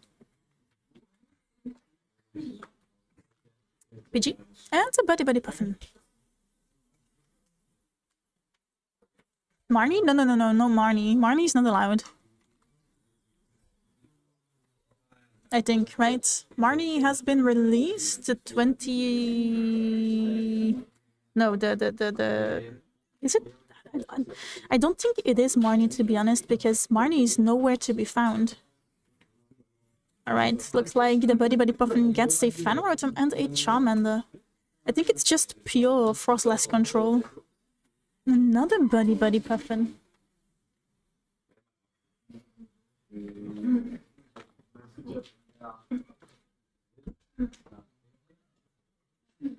Looks like it's a Charizard with worms. Wormsard? And call?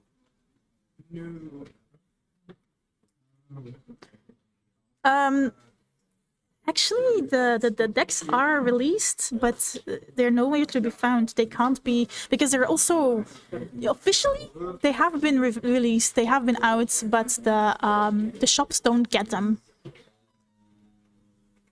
It's pushed back. Oh, okay. Thank you. Okay, so it's officially pushed back. Okay, it makes sense because none of the shops have them. So yeah, it's Marnie is not legal.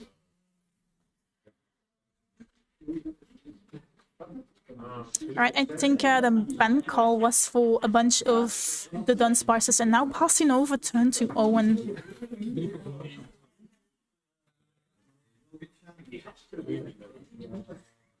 Alright, we do see an Arven, so Owen is allowed to search his deck for an item card and a tool card.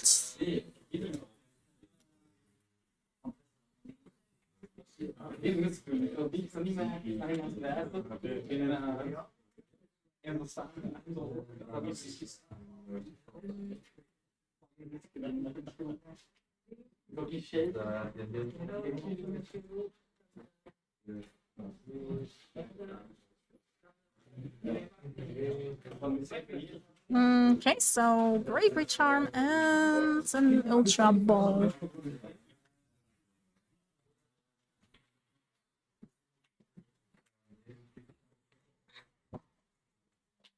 Alright, Ultra Ball. Discarding Maraxis and another Badoo.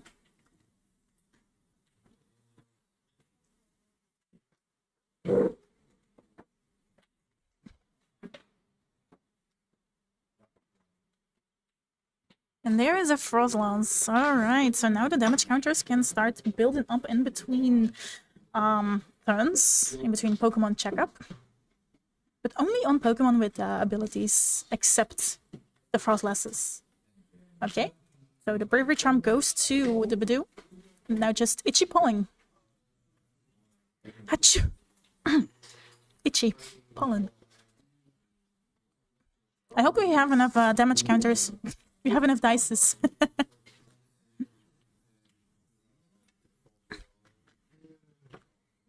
Alright, there is a Pidgeot. And Jacques.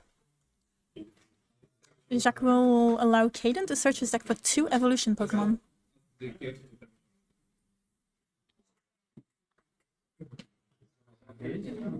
Oh, that's what you meant. Okay. Right. Yeah, I mean, they're allowed to do that. Nothing stops them from staying down their own playmats. The Marnie mats are just an indicator from where their mats need to be. But, big but, when we have a double playmat, because we do want to get a double playmat, the shop owner, I mean, one day we'll get it. We'll get a double playmat for the shop, and then no more playmats go over it. Then we're not going to allow it anymore.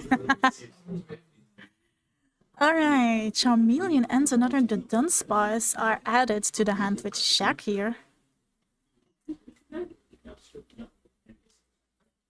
Then we do see an evolve Charmander. Dunsparce.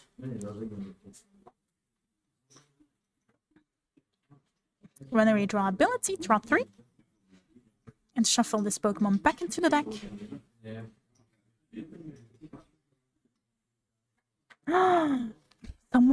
Somewhere this year.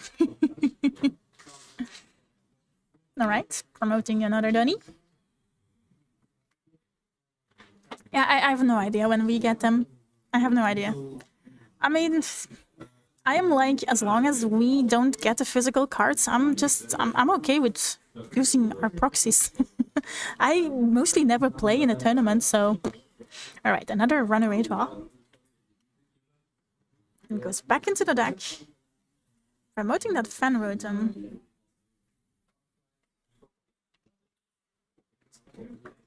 Question is there... Okay, so there is... Yep. That answers one of my questions I was going to ask. Is there a stadium? Yes, the Artisan. Now, utilizing that Artisan, chances are big there's going to be another Worm down. Yep, another Dunsparce.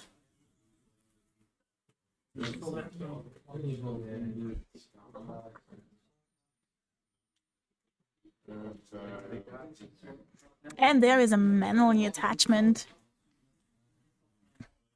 Like, are they for real going to be... We will see. We will see.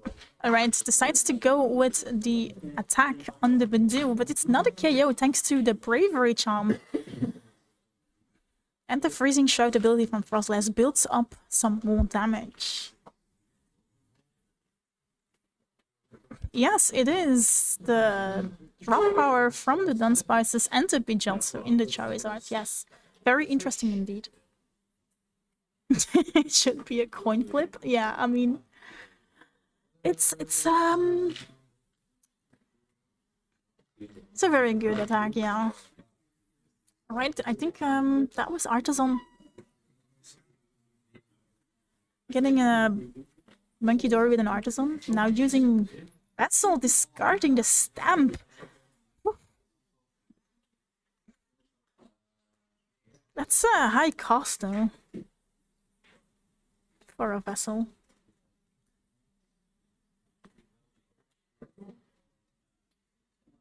And then there is a manual attachment to the Monkey Door and the Professor's Research. Okay, oh yeah, right. The stamp was going to get discarded with the research anyway, so I guess that's why. But still, you'd rather not discard your pink card because there's only one of them in your entire deck.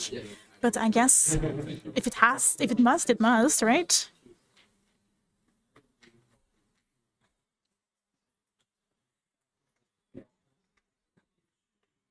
I just itchy following. Oh no, sorry, not itchy following. Using a Dreadnought Brain, healing off that Bidoof. Sorry, I was too early. Yep, keeps healing off the damage from the Bidoof, so the Bidoof is back to 1. I mean, or 10 damage. This decides to attach that PM Evolution to the Monkey Dory, using the free retreat of the Bidoof. And using Devo, but...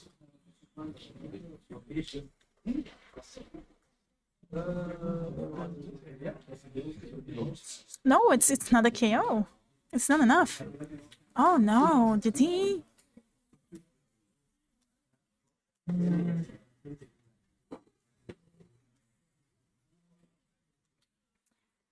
Because there's no ability on Charmander. Oh wait, what? It was a KO?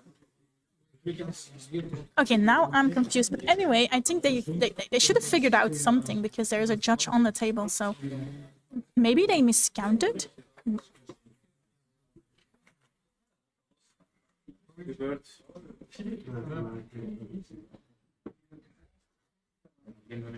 Maybe we missed a damage counter on that.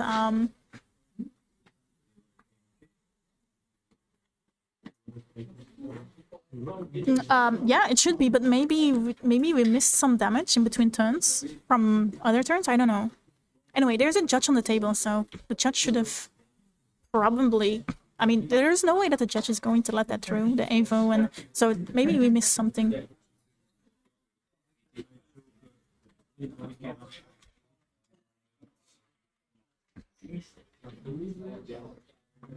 Ah, thank you, Yolan Masterful. Thank you, and welcome to the stream. So the Charmeleon had 1 damage counter plus the 6 from Monkidori. Yeah, and that's the KO. Yep. Alright, so we missed 1 damage counter. Alright. That was it. Thank you for clearing that out. Thank you so much.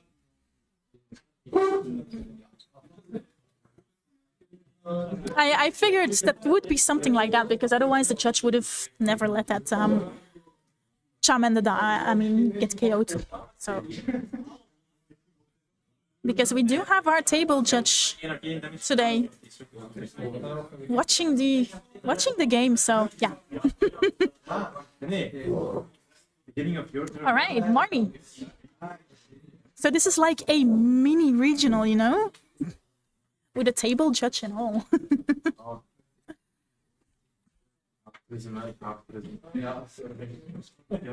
Watching the players closely. All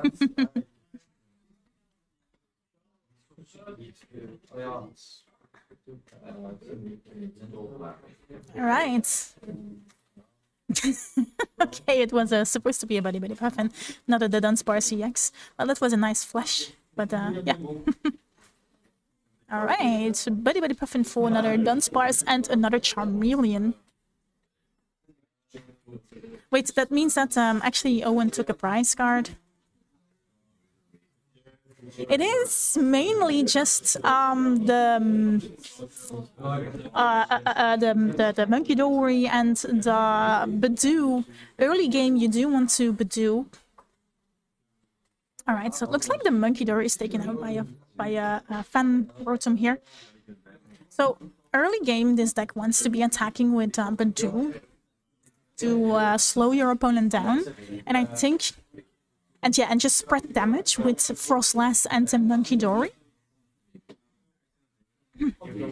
Disrupting your opponent in any way you can by item locking them and using Ionos. And I think late game there's probably cards like Ursaluna or something. I don't have the deck lists with me, so I can't tell what his late attacker is, but I could guess that it's going to be a Blood Moon or Soluna in the list as well for late game. Yeah, I think, yep, there is one in his hand actually. So, yeah, that answers my question.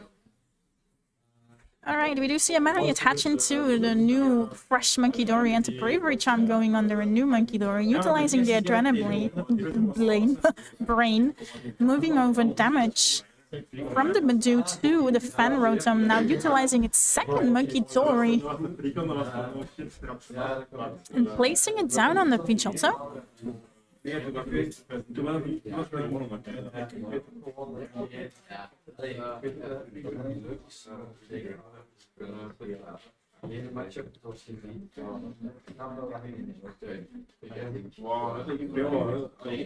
And Itchy Pollen KOing the Fan Rotom because there was 6.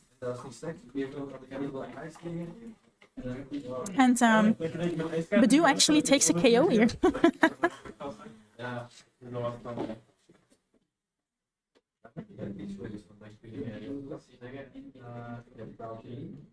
There is a Dunsparce. Runaway draw. Draw 3. And it goes back into the deck.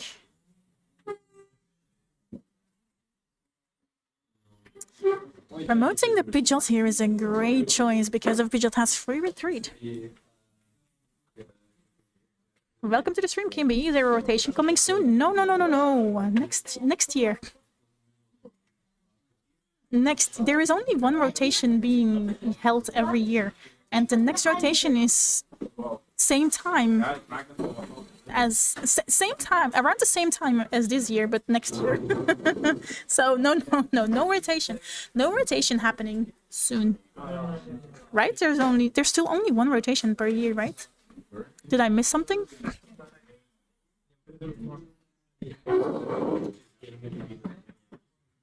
Alright, Shock to get a Pinchotto EX.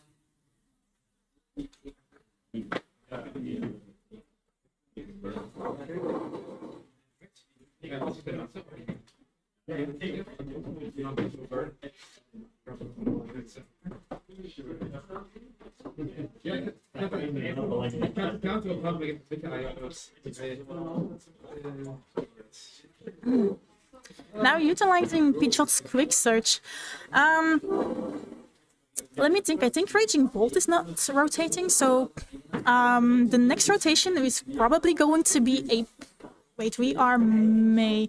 Previous rotation has just happened. So next rotation is around March, April next year. So you most likely have another year, but the season is just going to be over. Season will start back again in September. This is the last cup of the season before Worlds.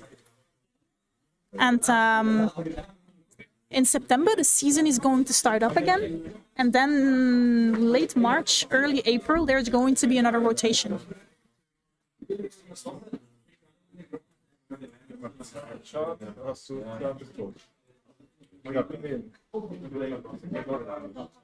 Alright, Manly Attachment.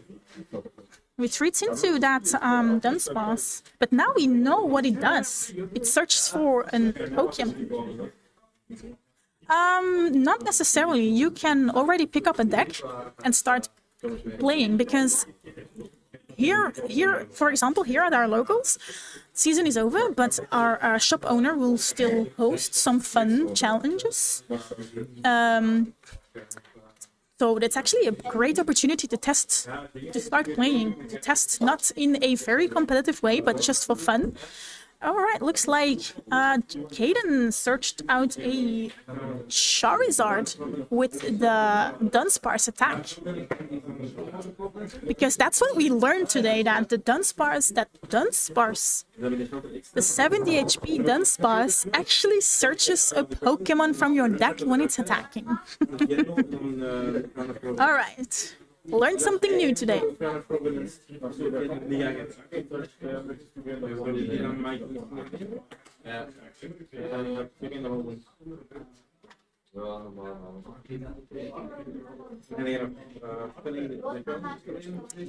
Alright, we do see an Artisan being utilized here.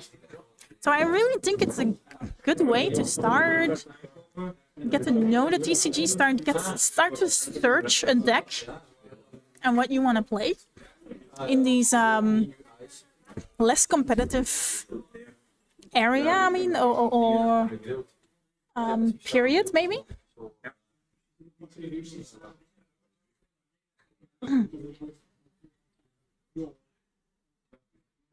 Many attachments to that monkey Dory.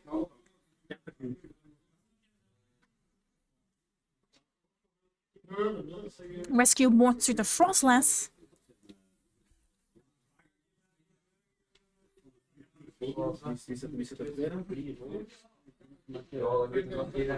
Alright, now Owen is going to utilize some Adrena Brains here. Healing off damage counters from that Monkey Dory itself, utilizing another Adrena Brain. Alright, Traffic, welcome for stopping. Thank you for stopping by, dude. Appreciate it, and have a nice rest of your day. Day? My mind is so much playing tricks on me, but yeah, see you later. Bye bye. Now just itchy following. Placing down the damage counters in between turns.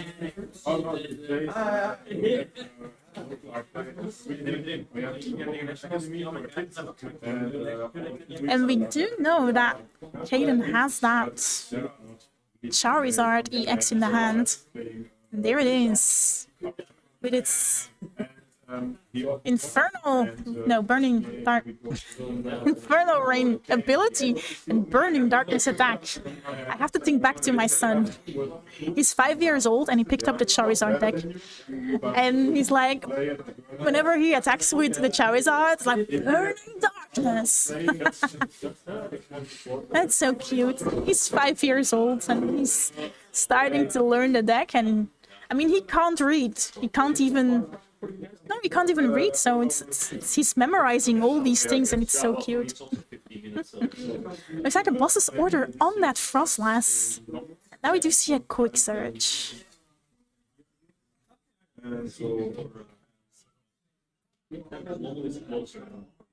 Just looks good. I think 20.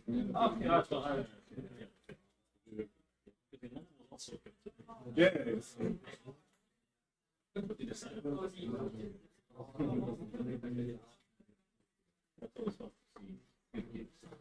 Oh yes.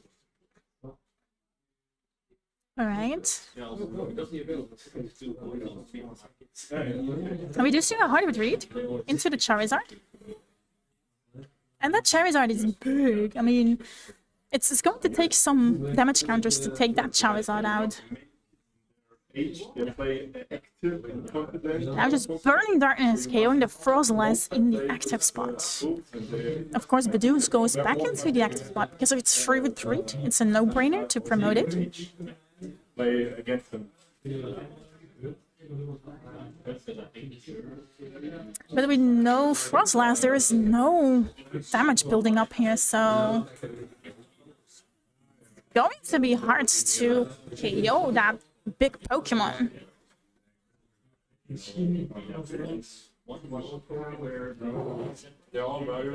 Right, but anyway, Owen is going to use its Adrenaline ability to put a damage counter over to the Charizard. Oh, no, that's not gonna work because there's a Charmeleon underneath. Alright, 2 more Adrenabrines on that Charizard, putting it on 90. Artisan.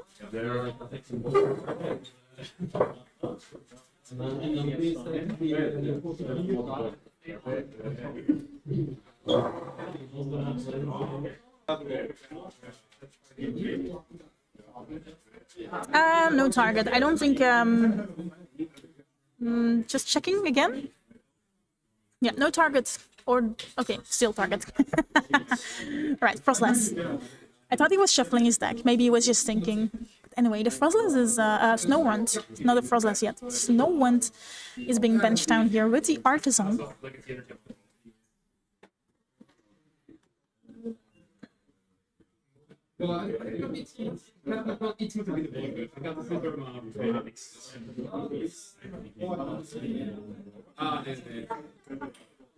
Nee, mijn stap had weet maar kunnen, maar oké. Ja, dat perfect op de kruis met de ene kruis pakte, dus ja, dat is vooral dat mijn bloed is. Dat is er allemaal.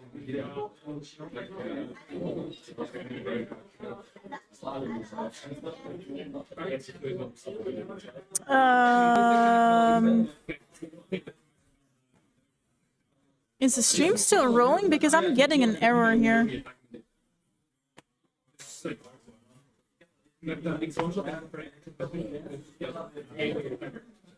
Deze mensen voelt echt gewoon passen. Ja, misschien. Ik heb een blad meestal aan. Ja.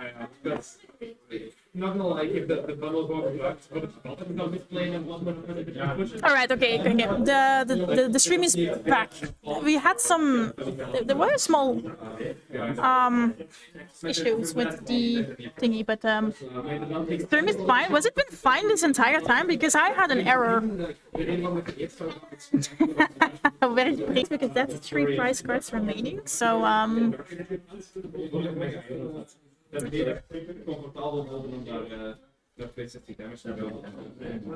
Alright. Anyway, back focusing to the game. Okay. Hard retreat. Yeah, it's a free retreat, so whatever. We just can just be retreated for free, so retreating back into that Charizard.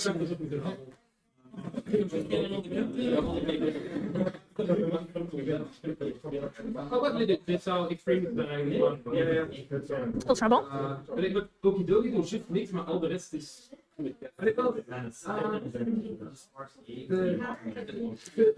Discarding Iono and Dunsparce EX, I mean the Dunsparce. These two names, man. Dunsparce and the Dunsparce. Grabbing another the Dunsparce. I just Burning Darkness KOing the Monkey Dory. Slowly but surely just taking down those damage doers, basically. From Owen.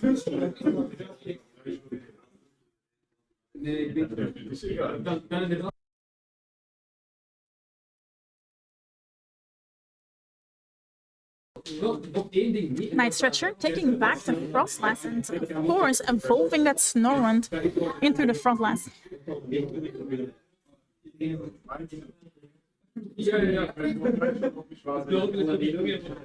Play Professor's Research discarding the Bloodwinner Saluna here though. I think that's like the main outage of big damage that Owen can do. Or maybe I'm missing something, maybe there's another surprise in the deck, I don't know. But it did find another Froslass, so double damage in between Pokemon checkups.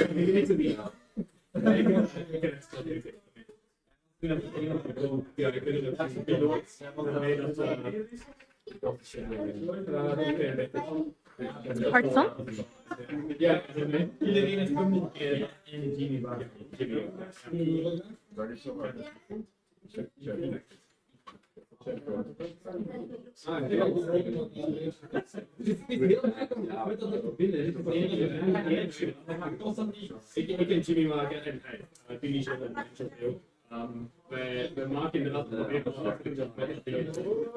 But didn't get anything with the Artisan down. No. Yeah, maybe?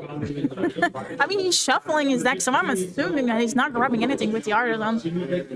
Yep.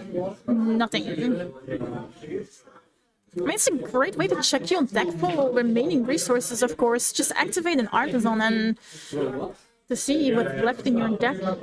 It's following into that Charizard. And then, of course, Pokemon Checkup. And yeah, because of the Badoo is Grass, Charizard is weak, so it's an extra damage counter, so it's 2. Yeah, strong Badoo. And then in between Pokemon Checkup, there's 2 more damage counters from Froslass. So 4 damage in total on that Charizard.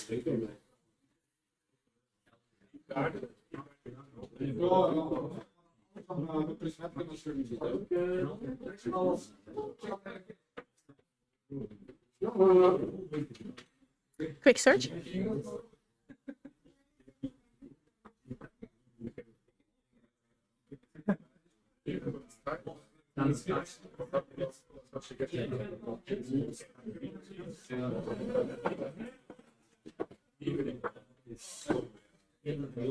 Or a Dunsparce. I mean, the Dunsparce. Excuse me. And the Dunsparce. Alright. And there's the boss on another Froslass. Taking down the threats here. Realizing that the damage is coming from that Froslass, so just taking them down as fast as possible. Now just Burning Darkness, taking that Froslass down. And then 1 more damage counter comes up in between Pokemon Checkup. I mean, in Pokemon Checkup. I'm still used to saying in between Pokemon turns, but it's actually the official way to say it is Pokemon Checkup.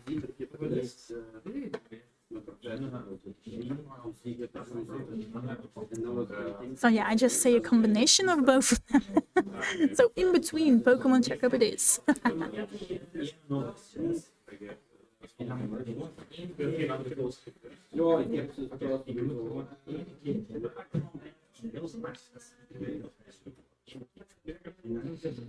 Alright, just then another Artisan just to see what's left, I guess, and just to shuffle. Just give that deck an extra shuffle. You never know. Bouncing off the ability counter.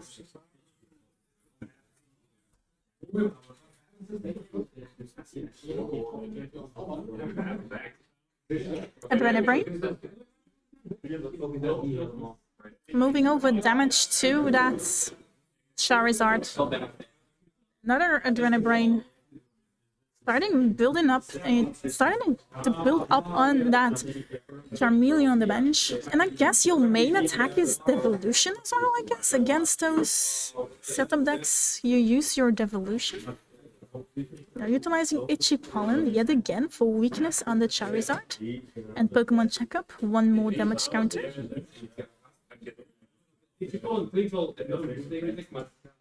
Ik had gehoopt dat zo ja, natuurlijk. Het is gewoon dat ik ik had echt gehoopt dat als je gelijk tegen PokeTown gewoon altijd 2 keer affection op de bui, dat is altijd gewoon.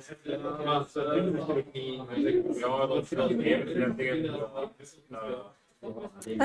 There is a runaway draft.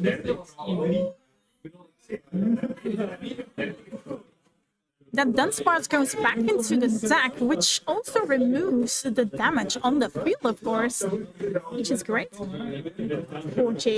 Caden, of course. Now another runaway draw. Yet again, removing the damage from the field.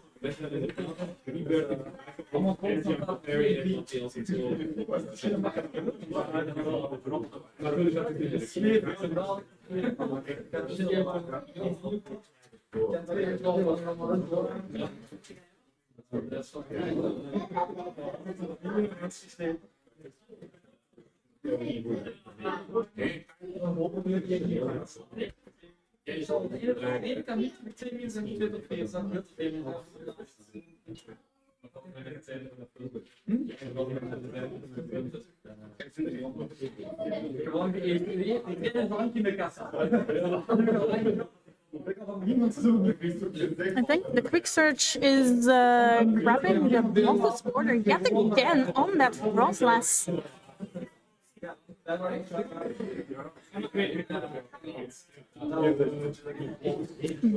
Burning Darkness to take it down.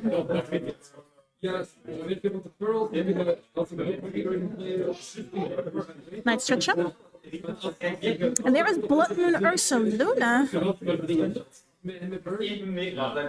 And since Caden is on 1 prize card remaining, that Blood Moon Ursaluna can attack for free. Both Adrenabrains.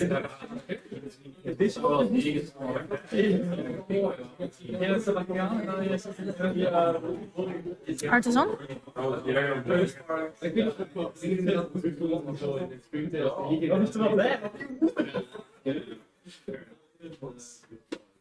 Yeah,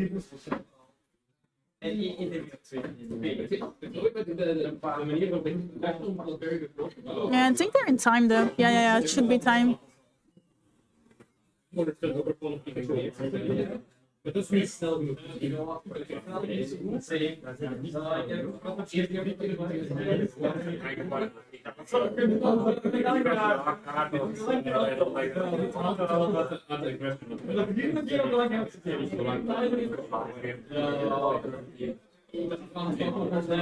Ah, there is the Arven. I was looking at my screen here, seeing if I missed something, if I missed the Arven,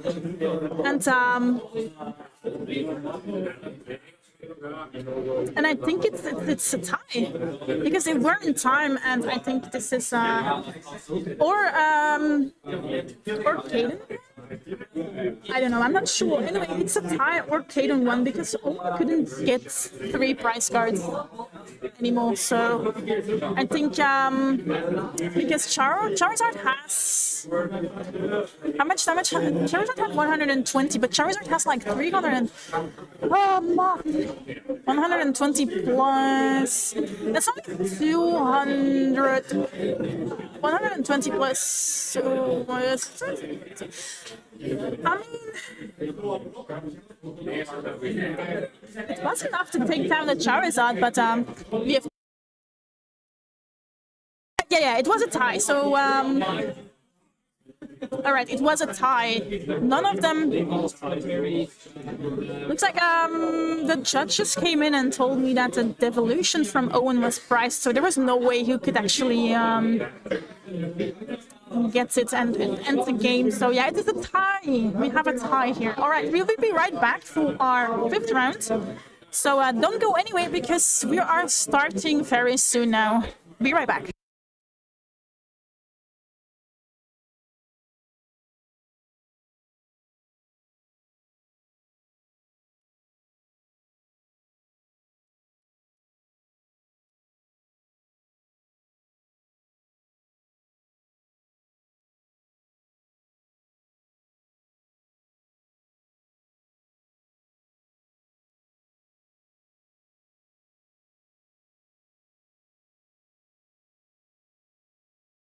We're breaking down our stream table. Hey, hey, hey.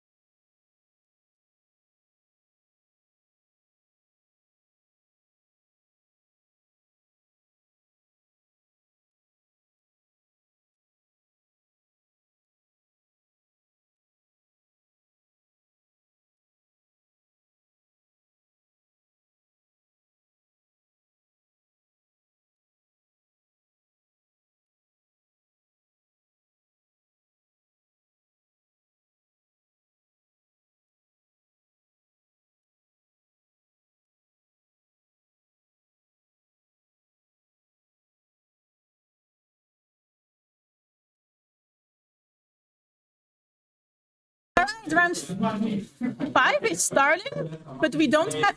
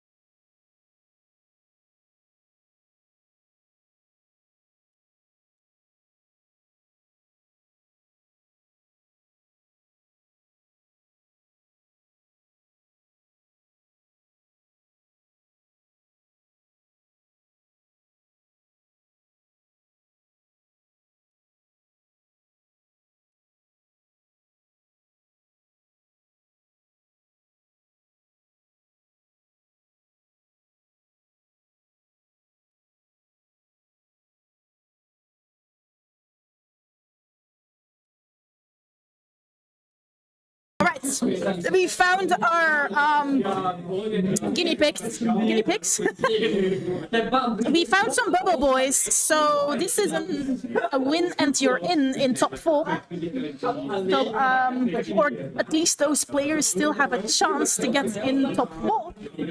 So we do have Bo again though, because yeah, I mean our local, especially today, isn't that big. So yeah, you'll see multiple people, I mean you see the same people multiple times on the same stream. So yeah, but anyway, whoops, I forgot Bo's opponent's name.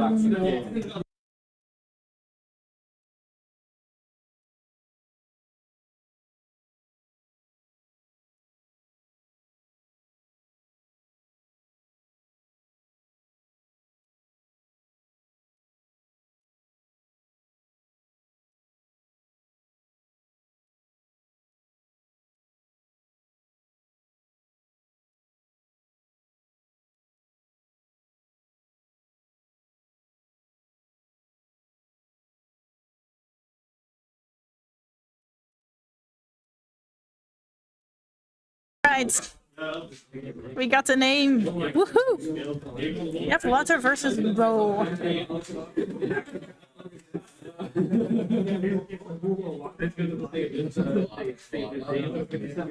I mean, nothing beats Bo for an easy name, right?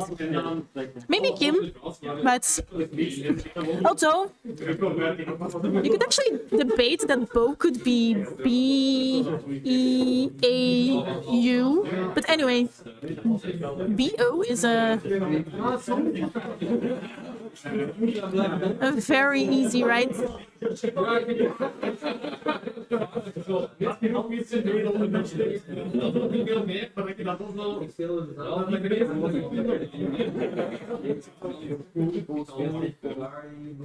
the matchup is Raging Bolt versus Gholdengo Dragapult. Oké, spelers, welkom in ronde 5. We starten. Alright, round 5 has officially started.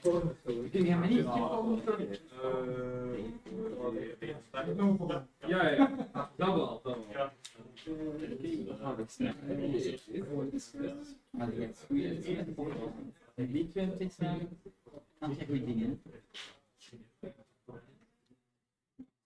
Ik heb daar gewoon met de detail.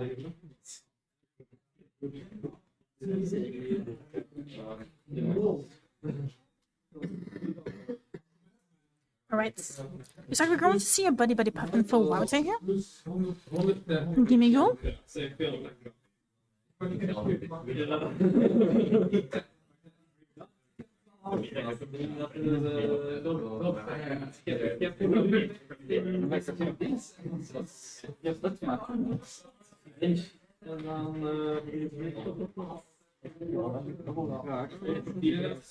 A Gimmighoul and a Drapey. Alright.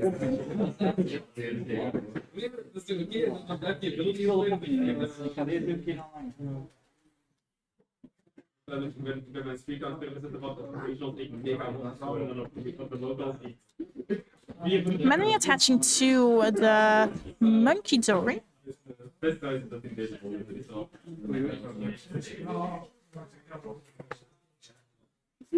Passing over to Bo, and Bo lays down his Fan Rotom and utilize a Fan Call ability to search for 3 colorless Pokemon with 100 HP less, with 100 and less HP.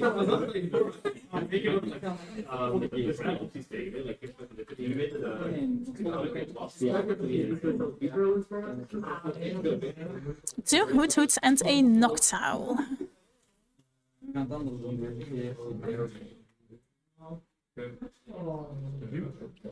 Nest Ball.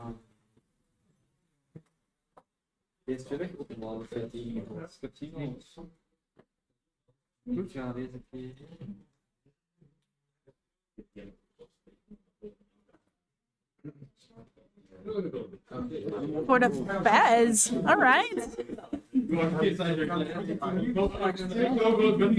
It's a bit early to grab a pheasant ability already, but okay.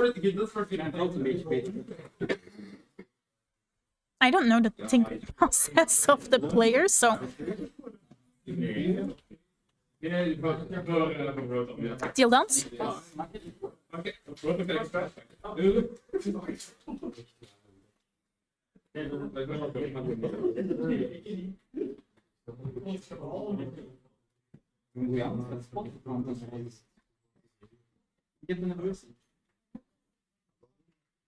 Mainly attaching to the Raging Bolt here.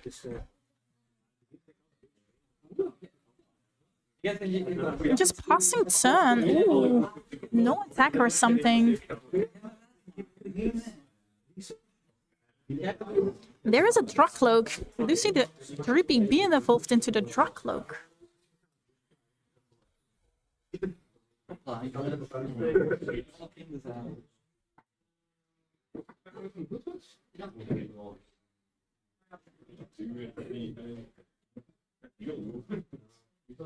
And the Cypher Maniac's Codebreaker. Sometimes these names are so long that they're a tongue breaker. Lol.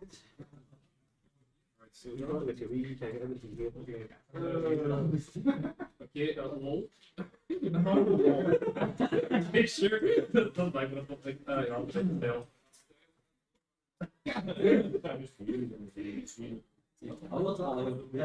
Alright, so 2 cards go on the top of Voter's deck. Now utilizing the Dracloak, la la la, what will it be?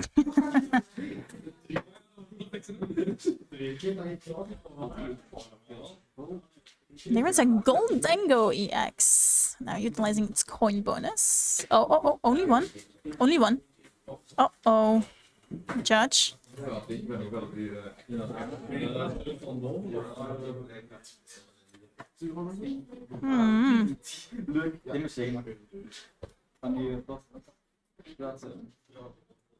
Okay.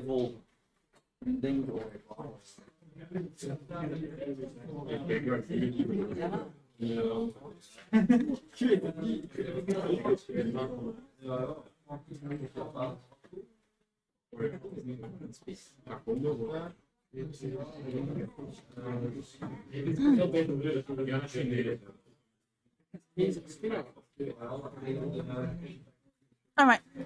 There is an earthen vessel. Josh has decided just to continue.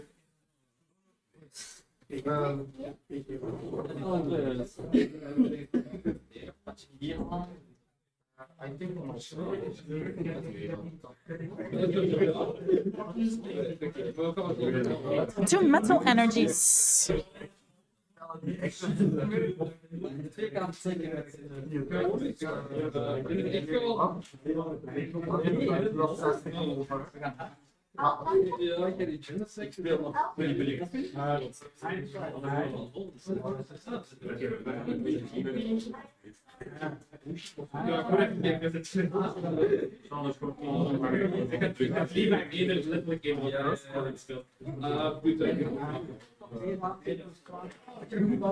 Right, we're going to see a memory attachment to that Gholdengo.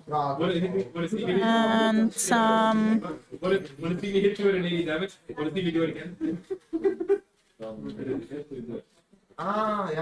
just passing over, doesn't really want to retreat the Monkey Dory out of the active spot.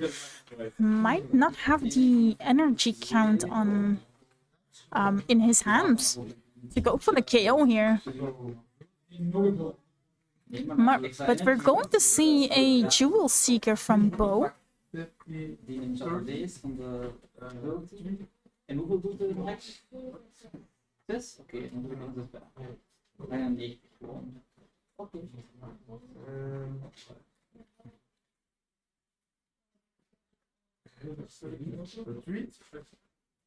Looks like there was an Area 0 in the depths, and was that an a vessel? All right, earthen vessel.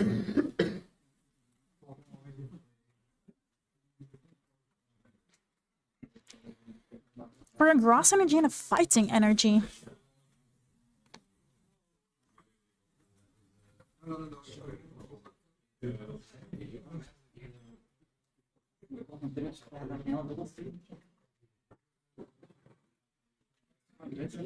There it is, expanding his bunch to place out another Hoot Hoot. So Bo, basically both players are allowed to have 8 Pokemon on their bench now, if they have a Tera Pokemon in play, that is. So now a Nest Ball. genoeg. Ja, ik ben nog aan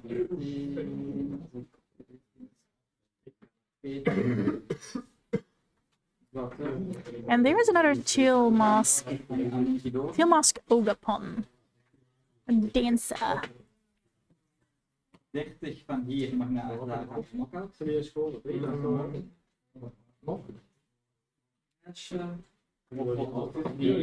En Teal Dance? Ik ben op zeer. Ik heb de enige van die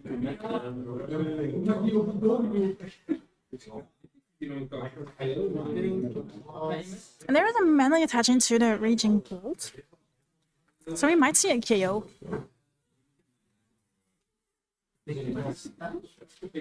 Yep.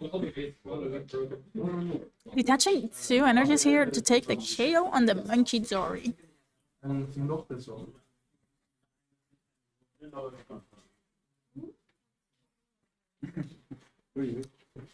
First, we're going to see a Reckon Directive. One goes to the hand and one goes to the bottom of the deck. It's basically a better flower selecting. And now a coin bonus. Just drawing 2 cards. That's a Gimmighoul there, so... And then Arvin. Arvin will let the Wouter search his deck for a item and a 2 card.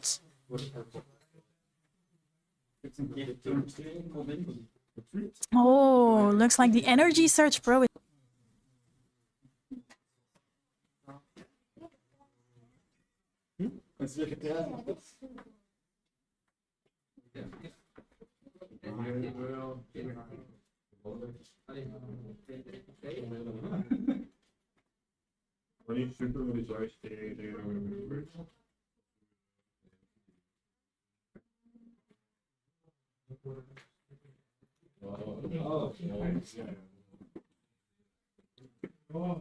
Next, going to attach the Metal Energy to the Gimmighoul on the bench, just to have another a backup one going.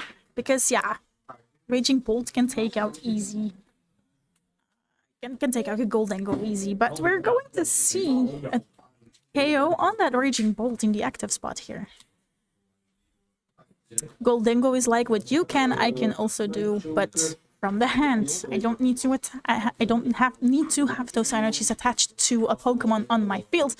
So yeah, that was just a make it rain for a clean KO, but Bo is just going in for a counter attack maybe, because he activated a Jewel Seeker ability.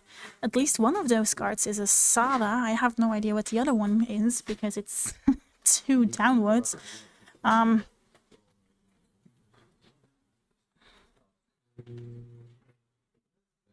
The Pheasantipity.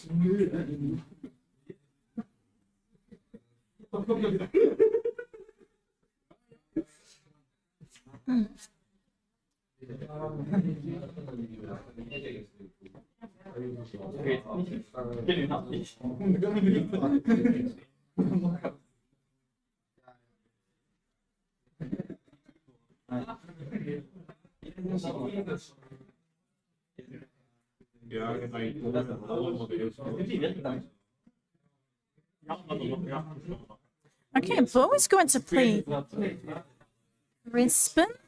Question mark? Yeah, okay. So decides to go in with a Rispin rather than the Sada he took with the Jewel Seeker. Might want to keep that as a backup, maybe?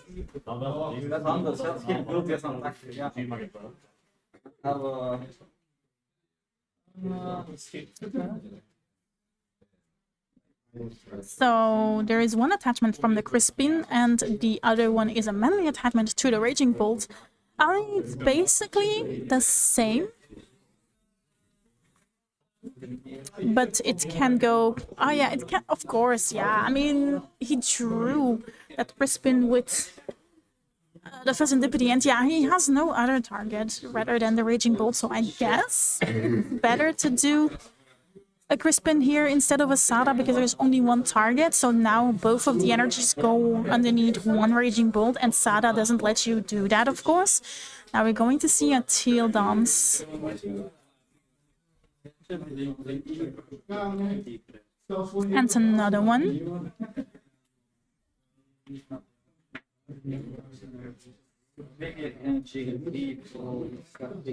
Now, utilizing the Skyliner ability, retreating that Fenrotom. And Bellowing Thunder. For 280 damage for the KO.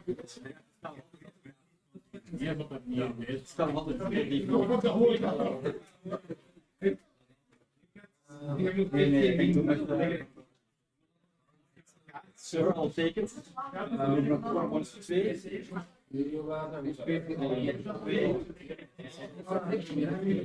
Second directive.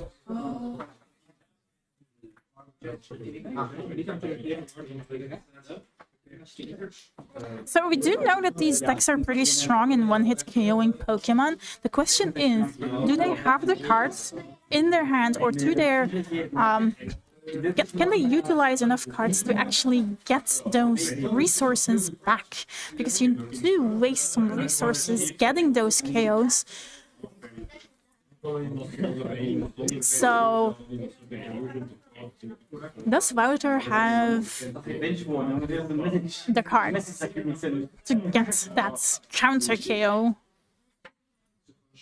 That's the question.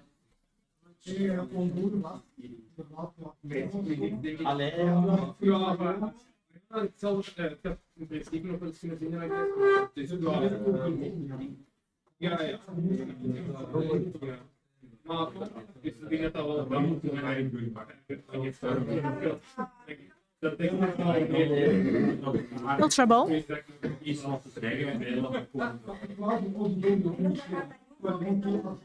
Snap ik wel, ja. Ik moet de hele tijd mensen.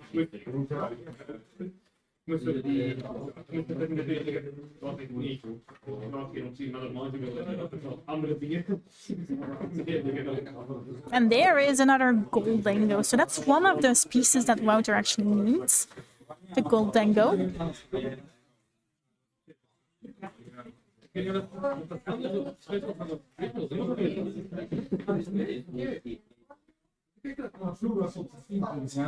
Ja, ik denk dat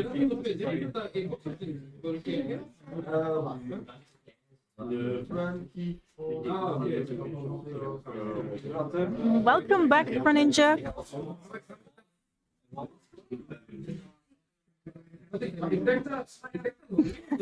Gholdengo, yeah.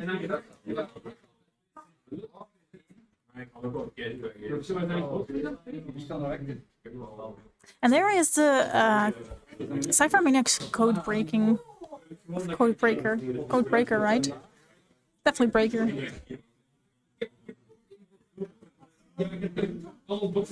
So Wouter will stack his deck with 2 cards and put them on the bottom.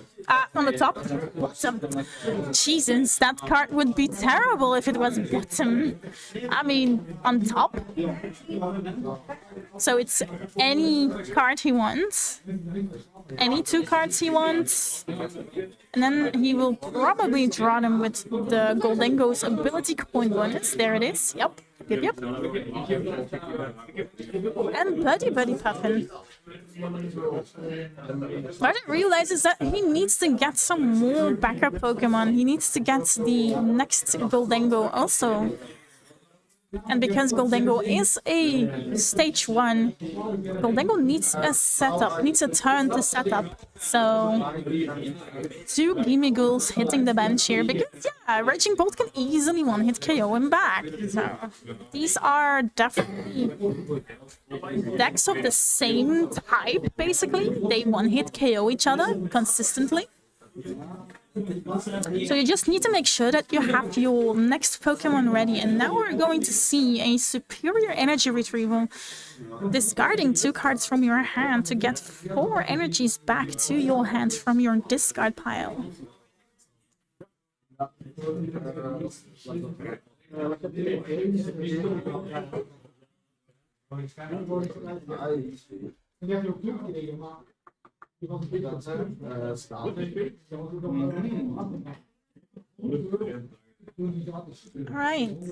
Probably wanted to get that metal energy back to attach to one of his gimme moves. That's also an important matter. No. Okay, never mind. Oh, you might have actually just already manually attached. Yeah, that could have been. I forgot. But anyway, make it rain to KO that Raging Bolt.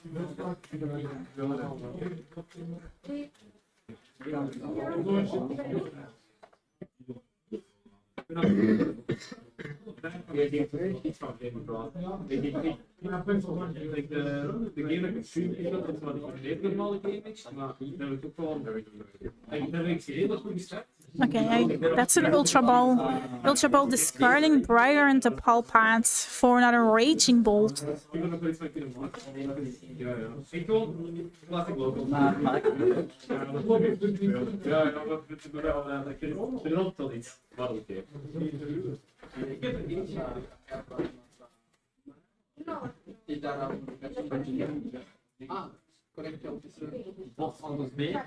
Raging Bolt on the bench and Tera.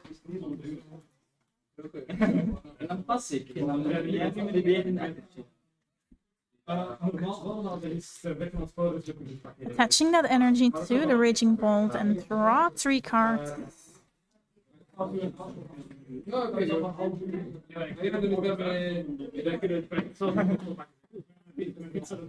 Manually attach. But right now, that's not quite enough energies. Is there more? Are there more energies to both disposal? Yeah, there is a retriever. I mean, energy retriever for 2. 4 will do, right? There's a Teal Dance. Another Teal Dance.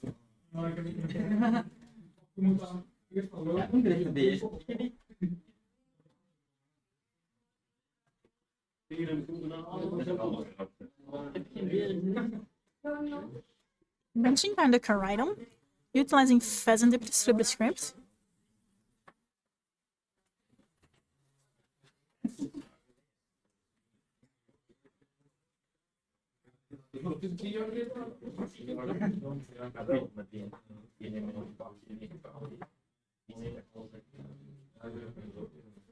Retreating the Rotom with the Skyliner ability.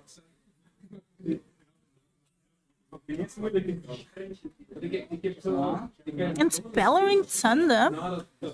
4 energy, so that's a KO on the Gholdengo, but now it will all depend on Wouter. Bo is on 1 price card left, but Wouter could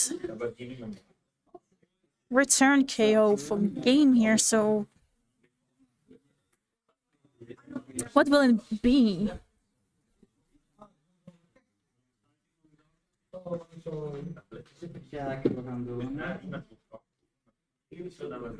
There is an Arven.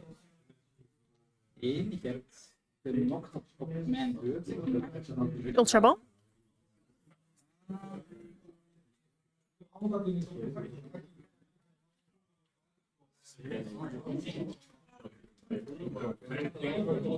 Only an Ultra Ball is getting fetched here. Might not have a tool card left. I think he searched for the tool cards early on.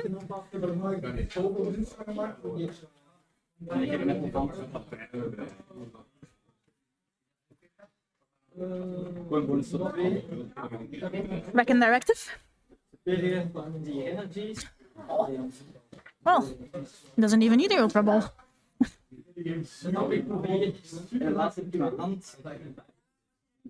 There it is. There is the Gholdengo.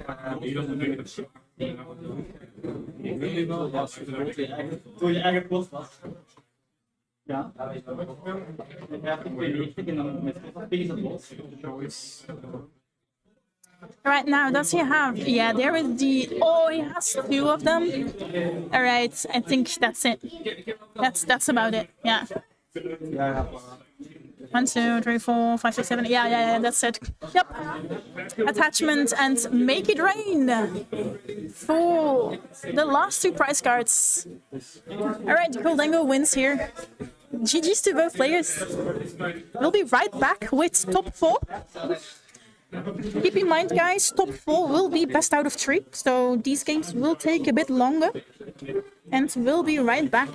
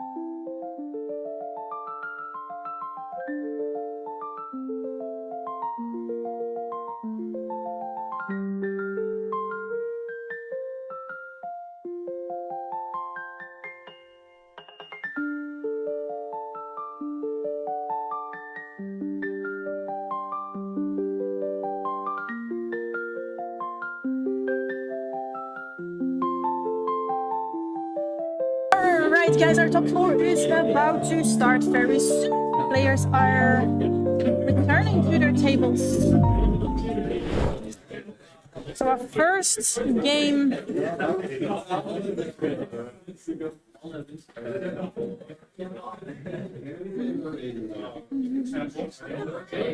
Leonard. Here is Leonard again. And Rob.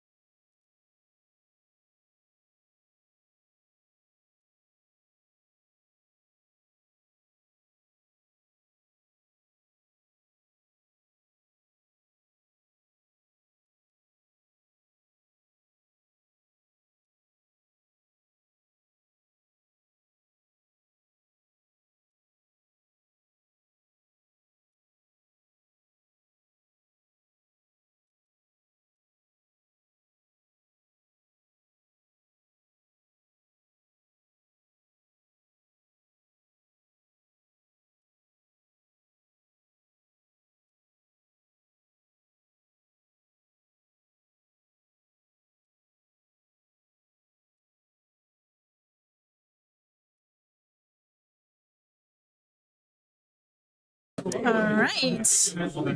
Top 4.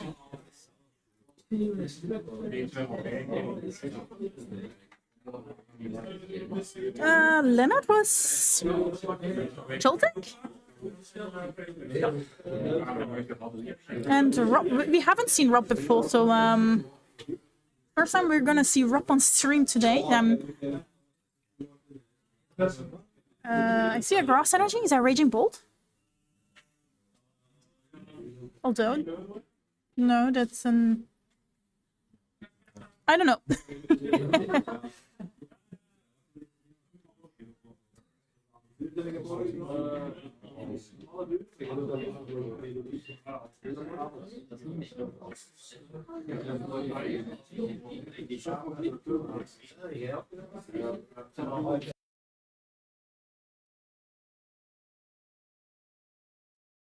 Right, looks like Rob is playing like a Lillie's Cleffairy box-ish deck.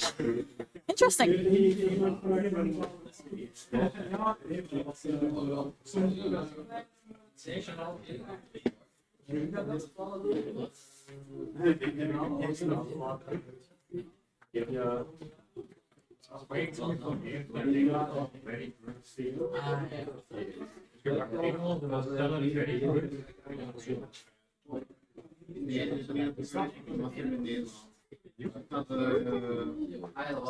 Alright, looks like they started with a Joltik and a Teal Mask Ogapon.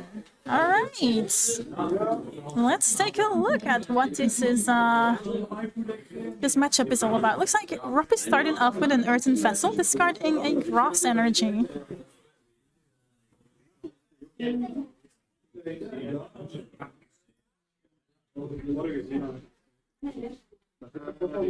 Getting another Grass Energy and a Psychic Energy to hands.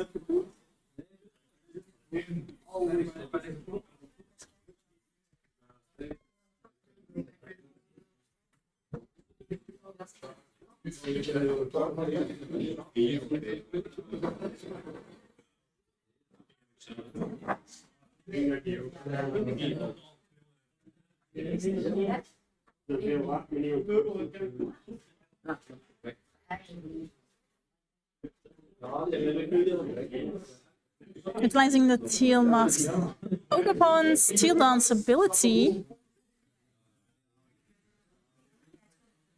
Benching down that Genesect with Lily's Pearl just to activate its ability so the opponent cannot play an Ace-Spec.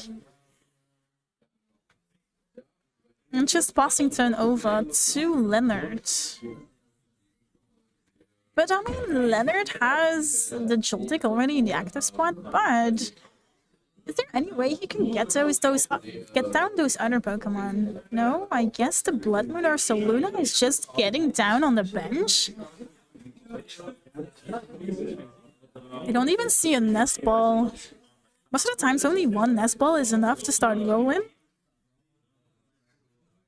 Looks like Crispin.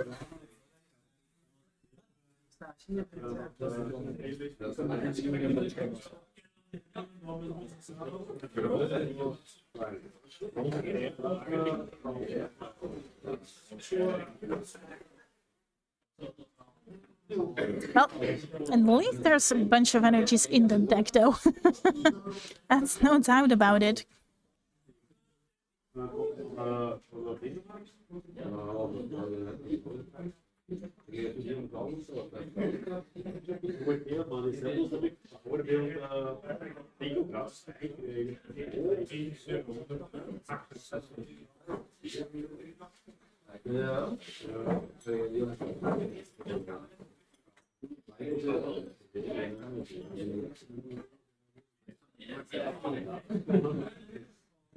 Alright, Crispin for the lightning energy and the metal energy.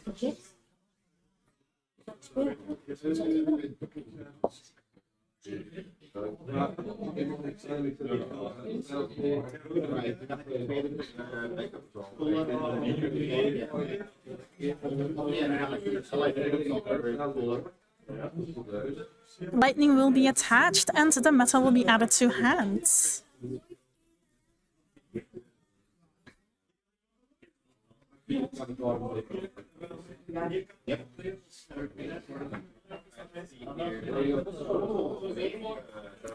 Attaching to that Blood Moon or Saluna and using its Jolting charge, just 4 energies onto the Blood Moon or Saluna. I mean, if that's the only choice you have to, right? It's not what you love to see, of course, in the Jolting box, but I mean, at least it's something. You don't want to be early attacking with that Blood Moon or Saluna, but I guess.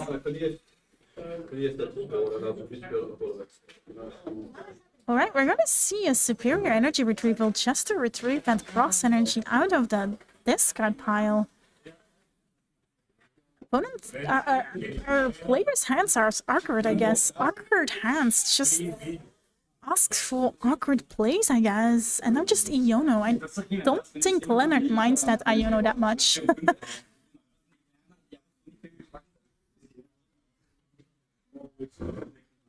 Both players' hands were just too awkward, I guess.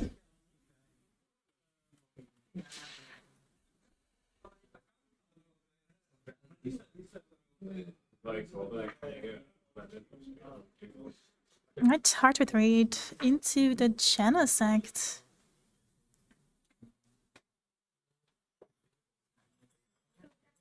Punching down the Lillie's Cleffairy. And passing turn over to Leonard. Alright. This definitely looks a bit better.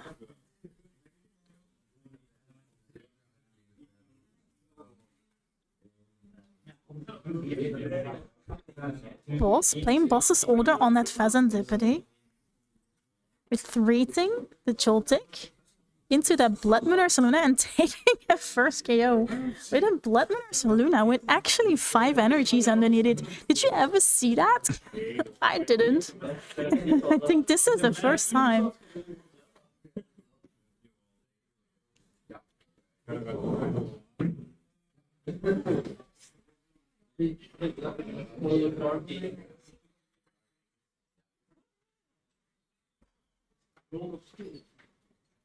Right, the area zero under depth is going down.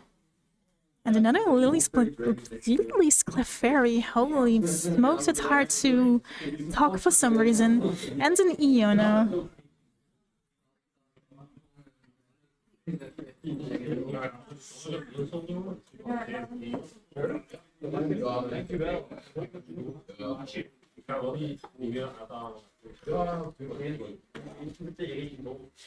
Ja.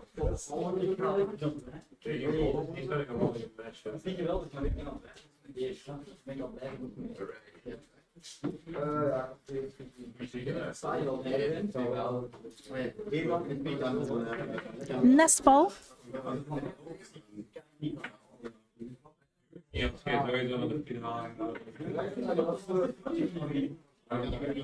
Nestball for another Okidogi. And we're gonna see a Mew going down as well. And there is a Latias. And an Ultra Ball. So just emptying the hand for the Mew EX. For its restart. For a 3-card draw.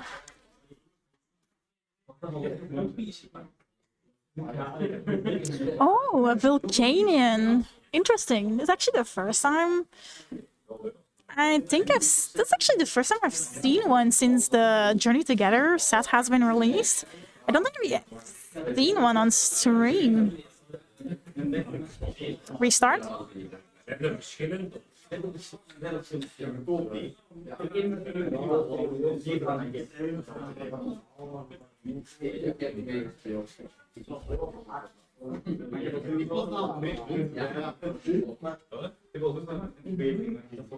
Utilizing the Skyliner ability to retreat the Okidogi into the Volcanion, utilizing its ability to make the active Pokemon burned.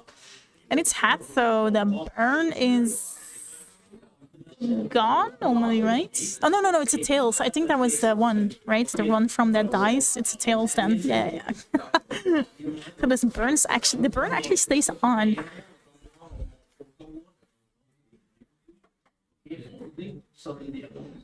Yeah, those are those weird dices with that weird one on them.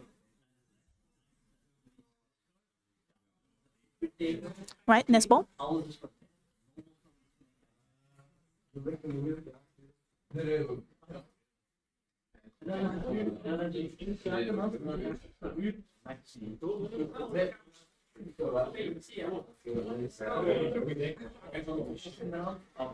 the Latias as well, so both players have their Latias EXs down.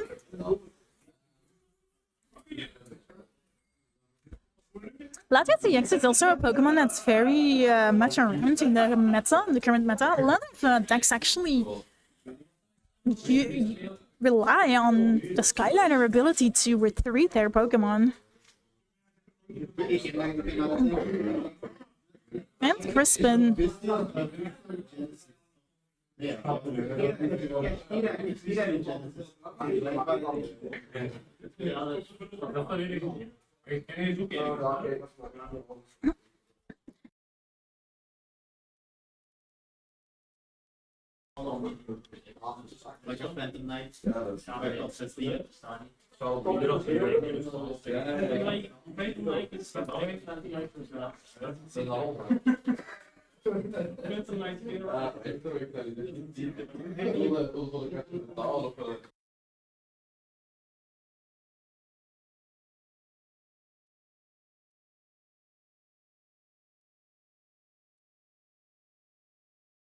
All right.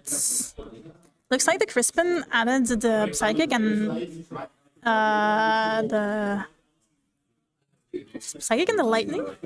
And then the Latias gets the Lightning attached to it. No, the Psychic attached to it. Lightning manually attaching to that Joltik. Probably just to get it ready for another Joltik charge.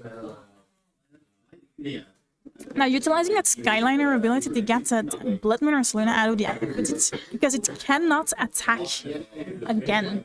It needs to hit the bench, but of course the... Okay, looks like we're going to see just a Joltik charge from a Grass Energy to the Joltik.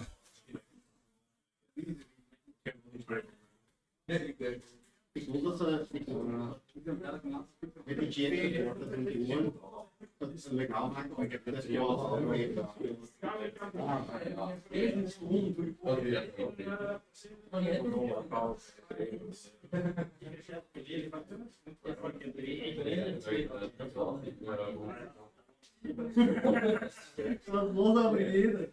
Ja, maar het ding is, ja, ik heb die twee Fireras, maar het ding is, ik heb er ook. Alright, Arvin. I went for a vessel, and now a vessel will be played. I probably also have a tool, but I missed the tool. Alright, Psychic Energy and Grass Energy. Might actually be Lillie's Pearl. I mean, this deck might play a lot of those tools, right? You do have some Cleffairy. I mean, if Cleffairy is your main attacker, you might play some Lillie's Pearls. Because Lillie's Pearl is actually really powerful. Nespal.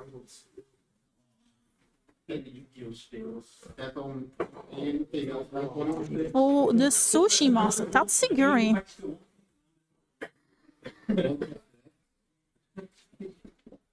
Normaal gezien was het een...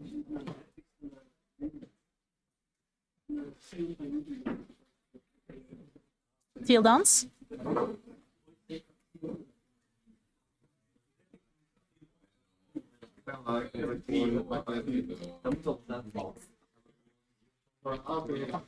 And there is the Lillie's Pearl to the Cleffairy, so that means if that Lillie's Cleffairy is getting KO'd in the active spot, of course utilizing the Volcanian's ability first, so if that Lillie's Cleffairy is...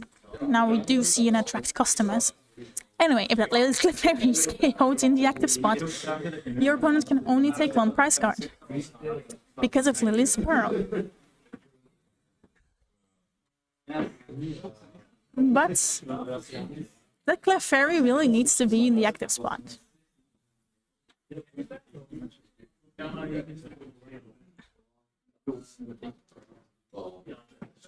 Now it's just passing turn because Rob already utilized the Skyliner ability to retreat into that Tatsuguri. So there is no way, unless he plays Switch, he can actually switch out that Tatsuguri again. So just passing turn.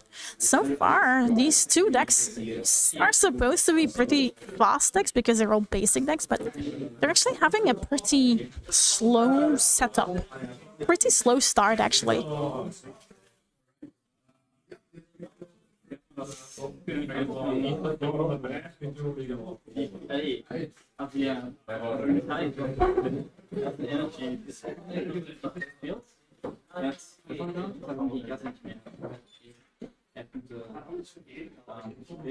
The boss's order onto that Okidogi.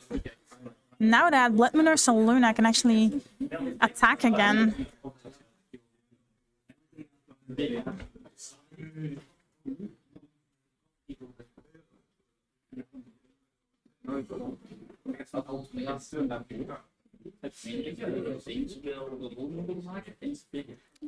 Melody attachment to the Latias, and now we're gonna see a KO onto that Steel Mask Okidogi. Leaving Leonard on only 2 prize cards remaining. With only 2 attacks from a Blood Moon or Saluna. Crazy.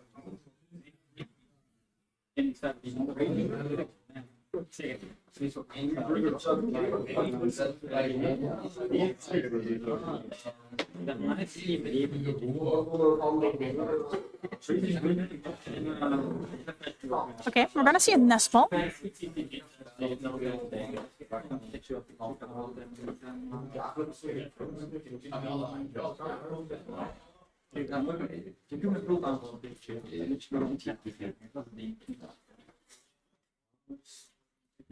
Well, looks like Rob is going to get his own Blood Moon or Saluna down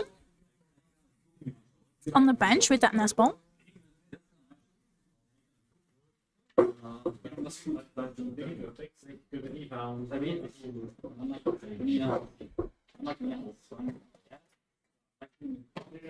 I'm playing the Iono.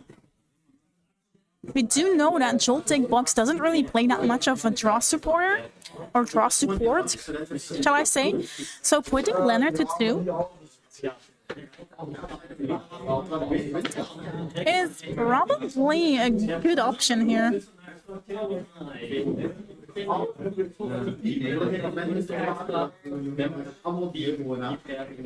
There's another Lillie's Pearl, and now we do see Volcanian's ability. Yeah, it doesn't poison itself, but it's just an ability marker. Now retreating into the Blood Moon Ursaluna. Then the energy switch will switch an energy from Lillie's Clefairy to the Blood Moon, so that now that Blood Moon Ursaluna can attack for 1 energy. Now just going in with the attack. Alright, but the burn sticks. And because of the Bravery Charm, that Blood Moon Ursaluna is not KO'd, but if right, how much? That's 140 plus 40 from burn, that's 280. And the Bravery Charm does 50 more? No, okay, I think it survives another burn damage. Iron Bundle. Now utilizing its ability, so Rob needs to promote another Pokemon into the active spot and just promotes the Clefairy because why not? The Clefairy is a single price Pokemon at this point because of the Lily's Pearl. And now Leonard goes in with an Arven. Hij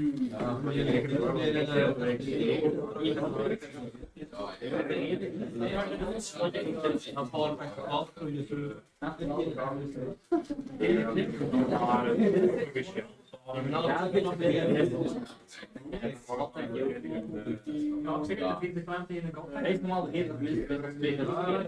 Ik wil 1 met de hele kant.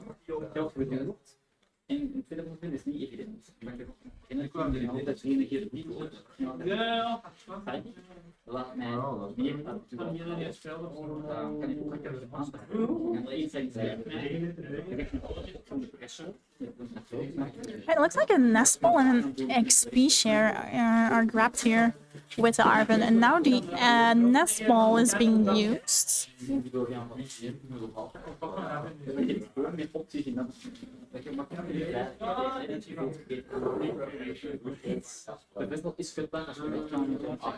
And there's a Pikachu. The XP share goes onto the Pikachu and just retreating Blood Moon Ursaluna back into the Joltik.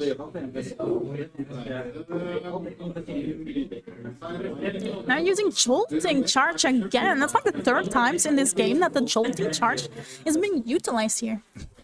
Most of the times it's only once. Or twice maybe, but 3 times?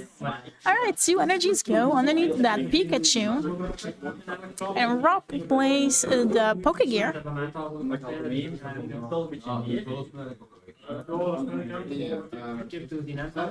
And finds an Arven from it.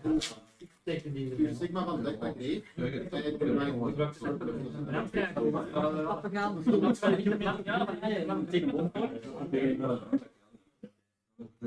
Heel sterk.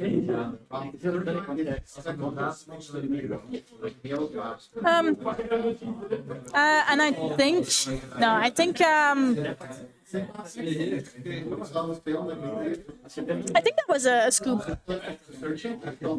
I think Leonard takes game 1 here.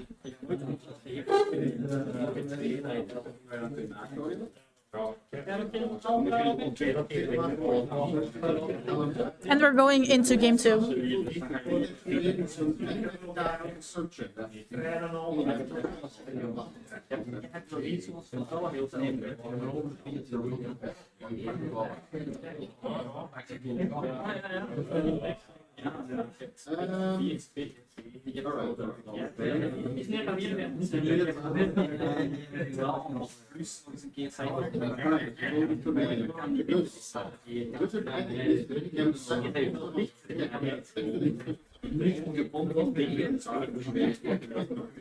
Never mind. Yeah, both players had pretty awkward hands there, so but Leonard was actually MVP of this game from Leonard on Leonard's side of the field. It's just Blood Moon Ursaluna official. Well, both players don't have a basic Pokemon, so their hands will go back into the deck. No player will get a mulligan because both of them don't have a basic. Firewall, Guardian. Heel weinig mensen die Netflix Sigma. Geel. En als dat een volgend jaar Ik heb nu wel een dark dan moet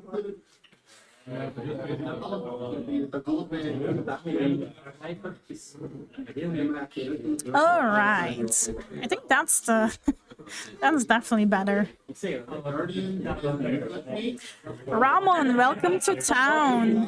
Thank you for subscribing. Alright, both players do have a basic Pokemon, and there is a Miraidon EX for Leonard in the active spot here. That's probably a better start one to be seeing with the Joltik box, right? Alright, using a tandem unit.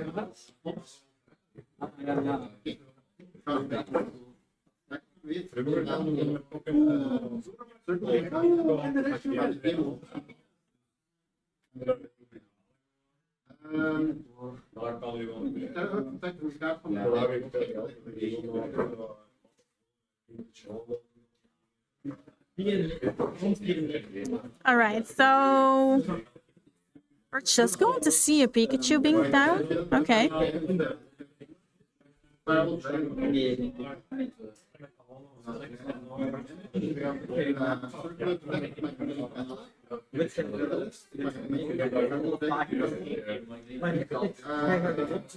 Nespal.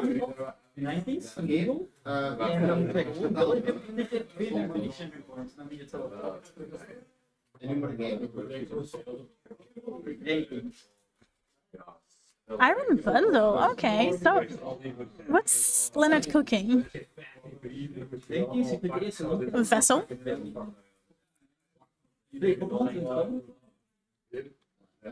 It's kind of psychic energy just to get 2 more energies out of his deck.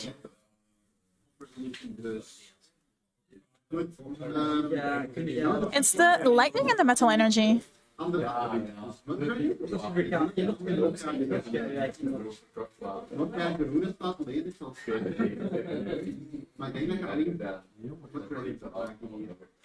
Manually attaching to the Pikachu and passing turn over to Rob. There's an Ogopon and the Teal Dance.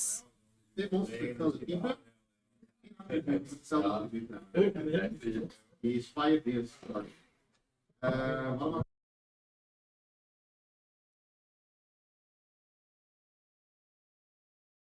Alright, attaching that Lillie's Pearl to the Genesect will activate its ability. And now we're gonna see a Squawk and Seize, discarding the hand and draw 6 new cards.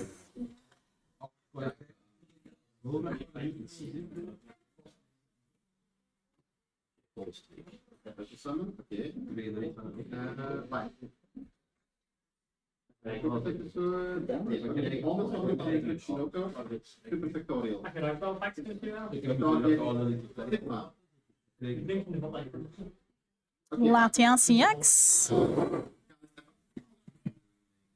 Dus op de summon van uw Tsuchinoko, wil ik het effect van Dark Blue. And the Sushi Master, the Tatsuguri, gets in the active spot, utilizing Skyliner's ability, the Latias Skyliner, to retreat that Genesect into the Tatsuguri. Now attracting customers will actually attract an Arven. Nu nieuwe chain, nadat de chain gedaan was, nu super factor weer. Ja, meten, zeg maar, en Mijn laatste target is circular. Respons op deze effect, want ik ga die alle drie spelen voor een exist te doen. Alleen een respons. Yes. Yes, dus ik speel die alle drie. Dus iets om te doen. Arvin? Op de som van de Laplace ga ik weer een effect gebruiken. Ik mag die test doen. En wat heb ik?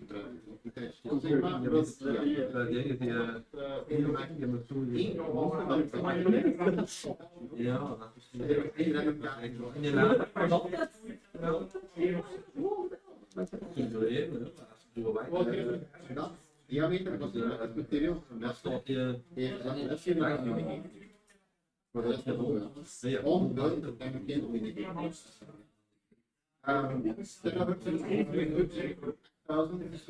is ook een light monster, omdat je een diameter is light. I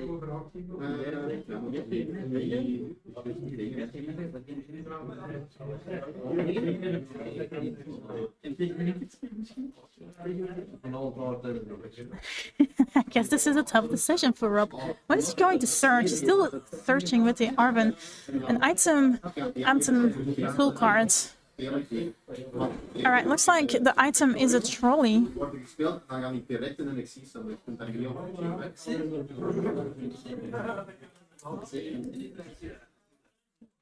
And no tool card. Now playing that trolley. In dat spel wel dat het Ik denk dat zal je nog niet wel goed geven. Het is wel weinig.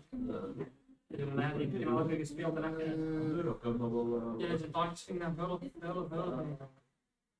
Maar die mensen, de lijkt wel dat dit niet een doel is. Dat je daar is. Ik heb niet een doel. Ja, maar dat is nog een avond. Alright, so with the trolley, a Volcanion and that Lillie's Cleffairy got benched down.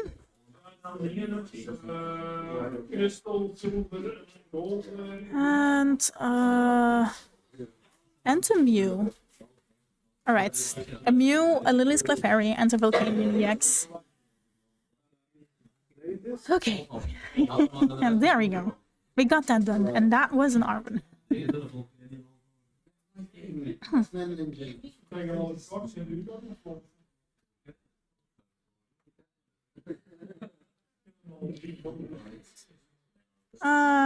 That was the superior energy retrieval and an attachment to that Cleffairy. And now we're gonna see a Muse restart for 2.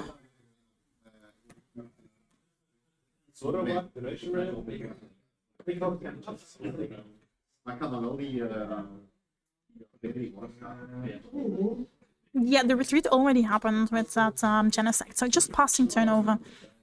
Rob tried to retreat the Tatsuguri again, but yeah, whenever turns take a bit longer, you tend to lose track on what happened. But yeah, the Genesect was retreated with the Skyliner ability.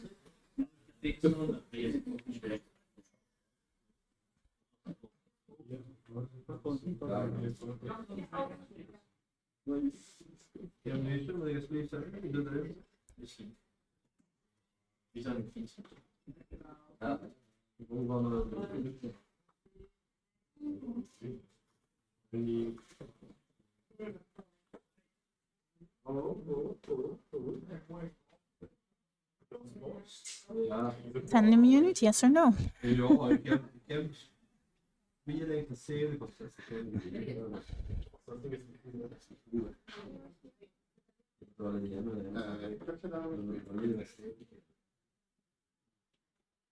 Alright, tandem unit.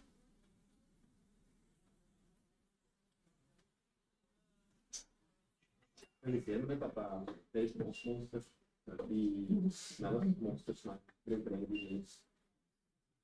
Als je daarna moet 203 en 2300. Dat is goed. Ja.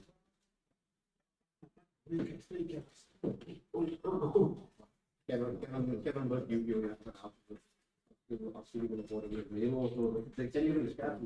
There it is, there the Joltik and the Iron Hands are getting benched down with Miraidon EX's tandem units ability. Now we do see a Crispin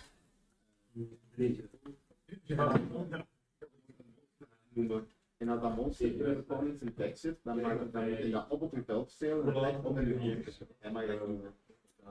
En we zullen dat niet hoe mensen doen, zijn dat we niet doen. Dus dat wordt dat je dan ja. Dus ik had een new R gevoeld en dat was die lullaby. En zo, oh lullaby, dat is awesome. En ik was met me kan spelen. Gewoon meteen mirror match. Alright, a lightning and a grass energy.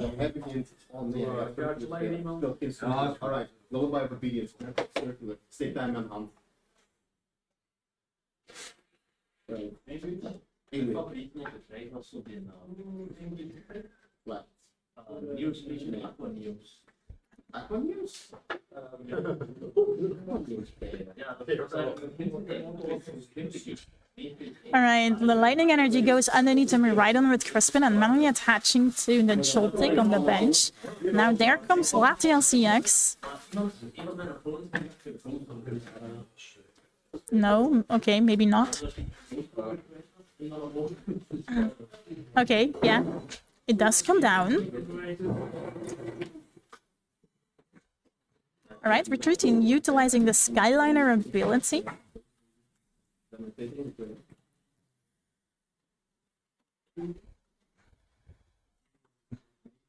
Okay, now first utilizing that Iron Bundle's ability, so that Rob needs to switch out his active Pokemon with another one.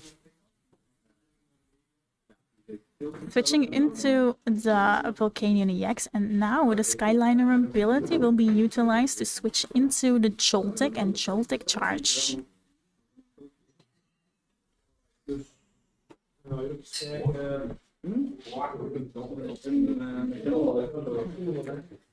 Two energies to the Pikachu and two energies to the Miraidon EX.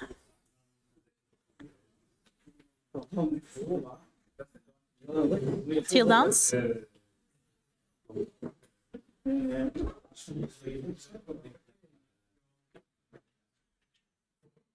Manually attaching to the Cleffairy.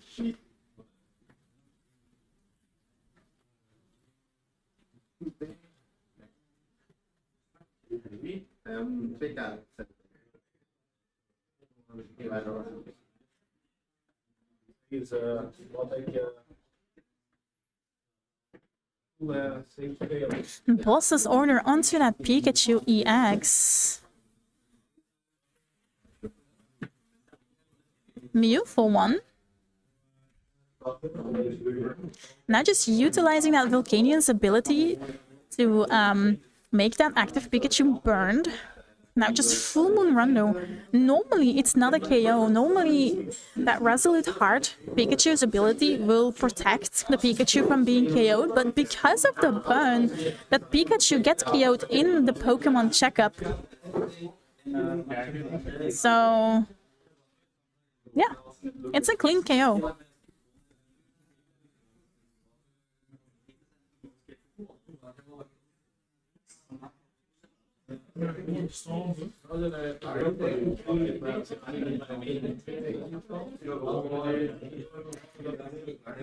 There is a Fez, but no, can't use it. Nope.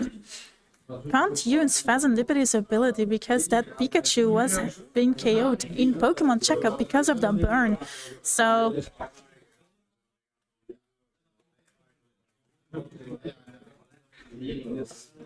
Tandem unit.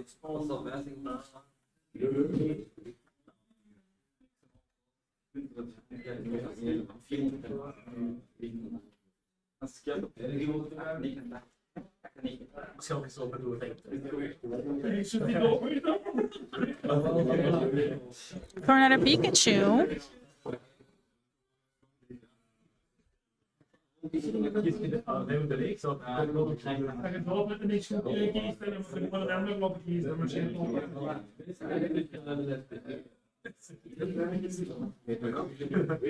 Manually attaching to that Pikachu.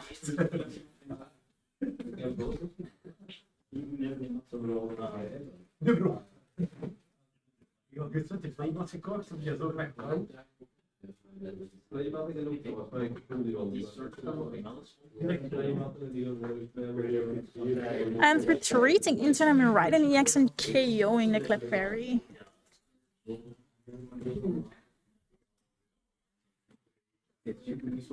There is Volcanion again, and turn over to Rob. The Teal Dance.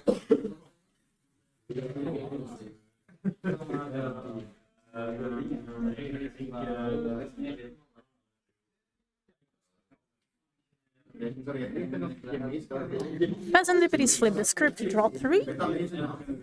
Because, yeah, Rob's Pokemon was KO'd just normally. Cheaply and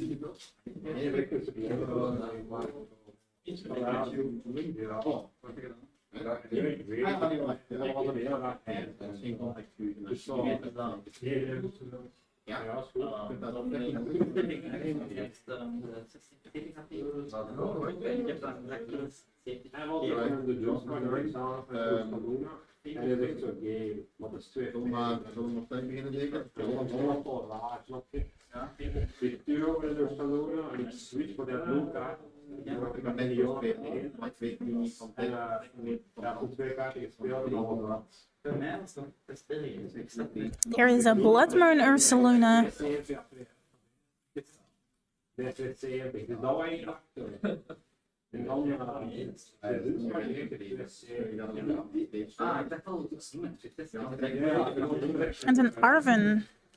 Rob can search his deck for an item and a tool card. There is a vessel. Is there a tool card remaining? No, just a vessel.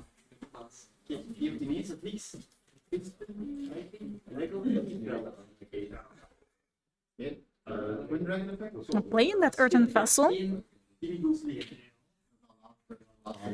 Another draw synergy and a psychic energy have been added here.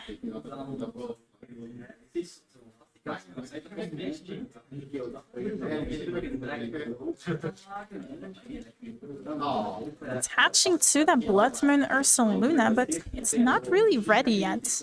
Now utilizing Volcanion's ability to burn Leonard's active Pokemon and going in with a Seal Mask, Ogopon, KOing that. Me right on EX. I mean, I'm not really sure. I mean, it could be because of burnt. Probably because of the burn, right? Because how much does so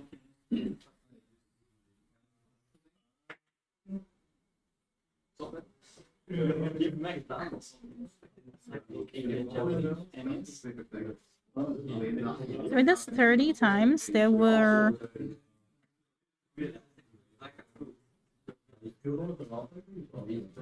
so that's 30 plus 30, so there were 6 energies underneath, so that's 180 plus 30. Yeah, I think it got KO'd because of the burn.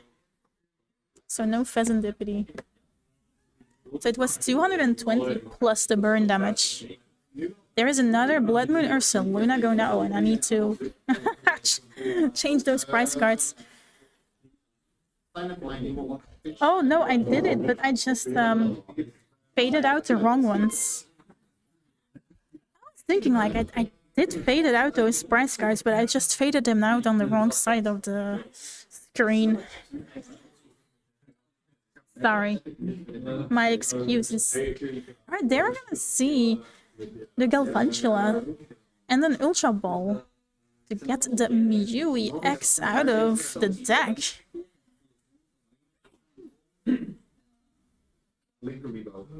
Defensive effect on the fireball on deck. Now we're gonna see a Mew's restart for 3.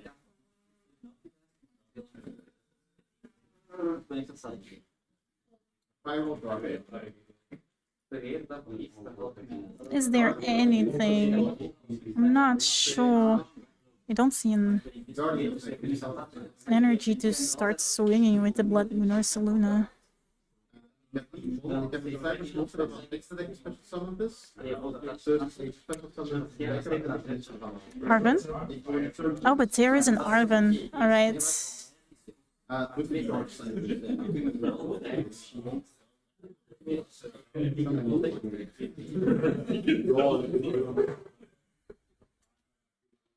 Right, Arvin will get the rescue the rescue stretch. I mean, it used to be a card, but the rescue stretcher. Basically, I'm not wrong. A rescue board and a night stretcher. Combine them and you have a rescue stretcher. Alright, we're gonna see the night stretcher. Getting a lightning energy back and attaching it to the Blood Moon or Saluna to... Wait. Oh wait, Leonard was on 2 prizes? Oh my goodness. Where is my head? I think I'm sleeping. But anyway, Leonard takes the game here.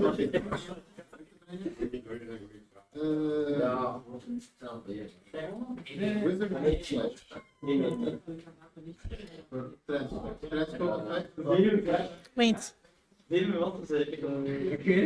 confused.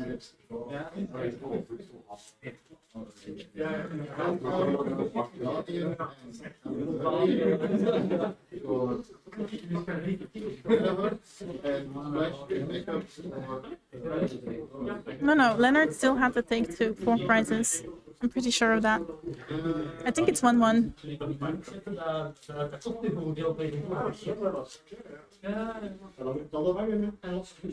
I think Rob.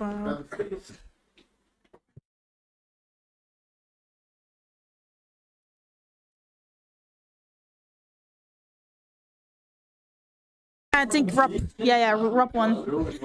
Hey, they're not making it easy, man. They're not making it They're not making it easy. Yeah, Rob wins this one. It's a 1-1. But they're really confusing me here sometimes. Anyway, we're going to game 3. Dat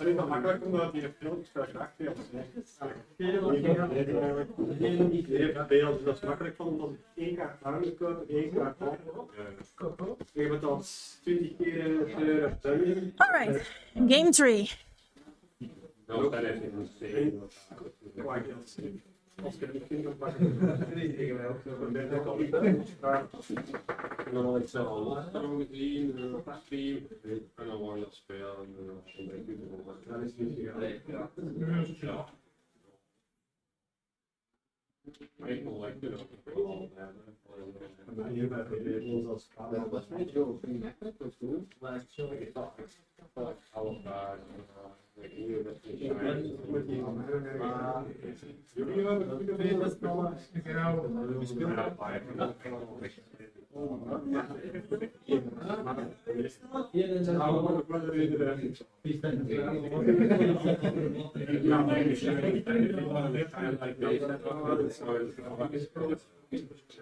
Ja, dat is allemaal niet. Ik weet niet wat het is. Hier dat is ja, ik kan alleen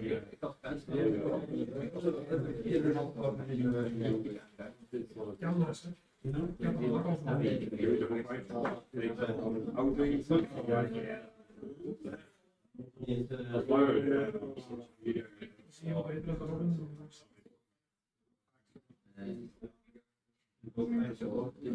kan Wow, how long can a shuffle take?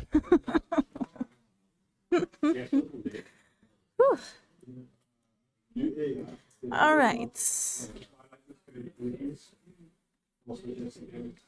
Game 3 has started.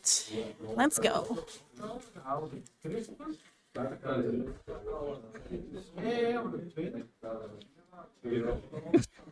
Alright, yeah, please tide over your Pokemon.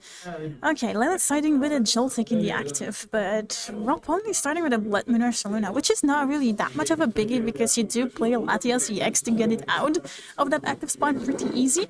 But still, I don't think that's the Pokemon you do want to start with, right?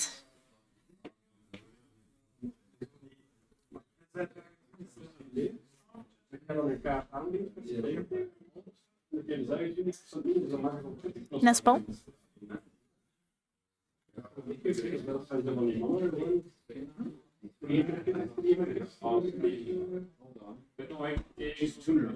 Yo, alright, I see. I see you.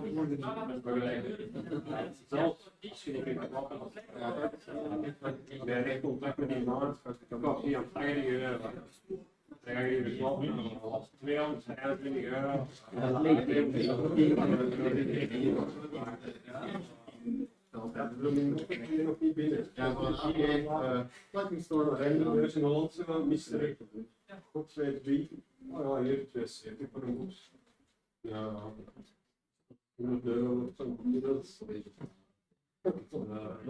And there is the Latias EX. As I said, you can easily get that Blood Moon Ursaluna out of the active with that Latias EX. Now just benching down the Volcanion EX. Iemand moet aanpakken.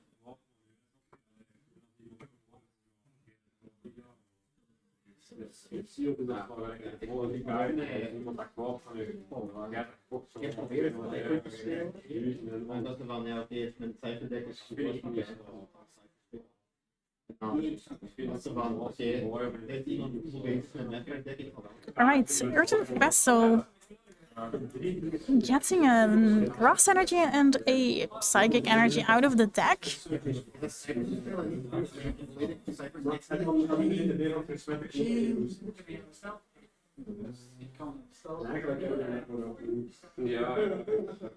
Attaching that Psychic Energy to the Blood Moon Ursaluna.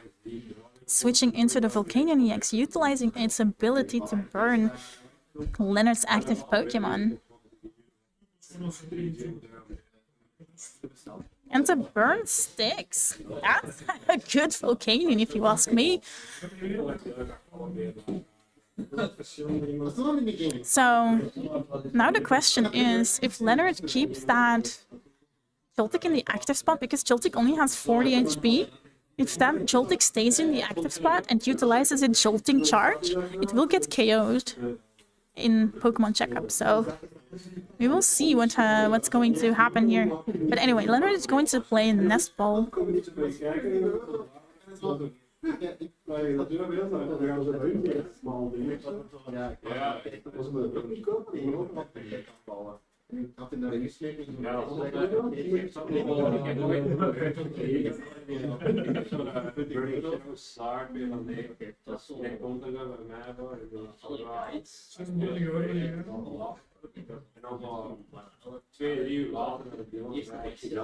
I think he's seeing what his options are. He might want to get another Joltik.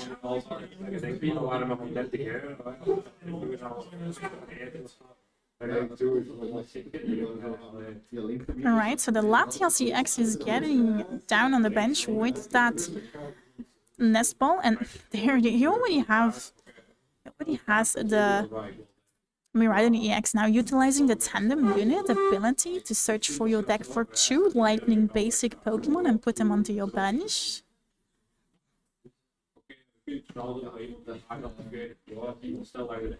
And there comes down another Joltik and a Pikachu EX.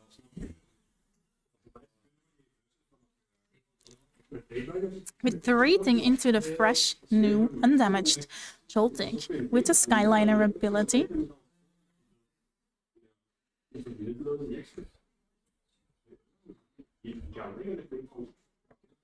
Now Ultra Ball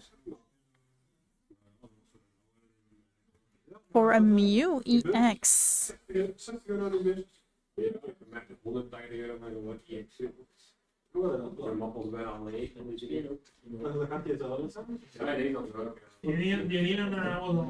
Mainly attaching to that Joltik in the active, now utilizing Mew's restart for 2 cards.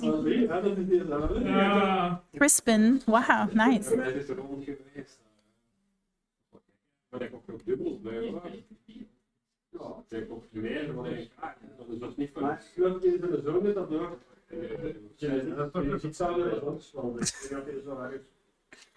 Right, Selmo.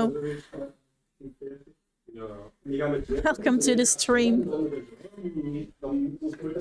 Okay, looks like Crispin is going to attach a metal energy to the to the Pikachu, and the grass goes to hand. And now we are going to see the jolting charge. One lightning to the Miraidon. One grass for the Pikachu. One lightning for the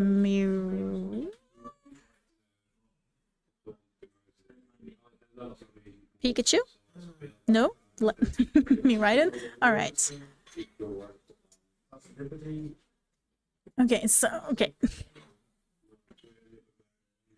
Okay, so basically, one of each goes to those two Pokemon. So the Miraidon gets one lightning and one grass, and the Pikachu gets a lightning and a grass. And now we're going to see Arven. Arven getting a Lily's Pearl and a Precious Trolley. Immediately playing the Precious Trolley, filling up the bench with a Mew, an Ogerpon, and a Lily's Cleffairy.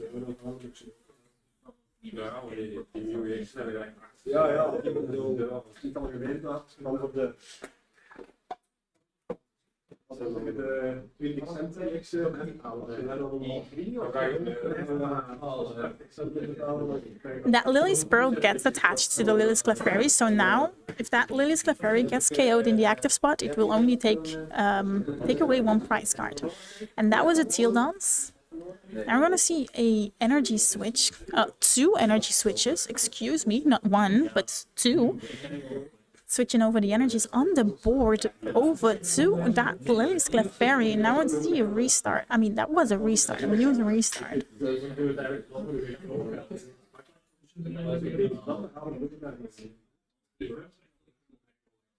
Okay, so that, I mean, why not? That Joltik gets burnt with the Volcanion, and now we're gonna see a KO on the Joltik with Lily's Cleffairy. Mew gets promoted because of its free retreat.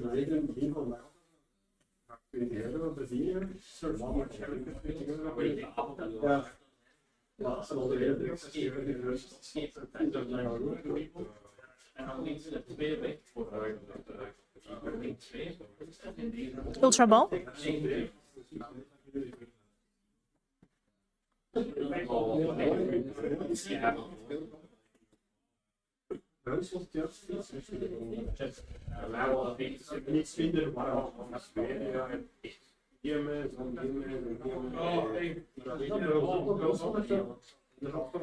Looks like Leonard is going to grab its own Lily's Cleffairy. We're gonna see a Lily's Cleffairy standoff.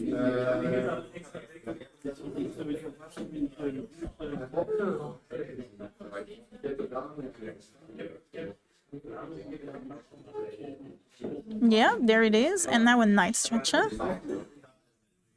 A Lightning Energy. Attaching it to the Miraidon.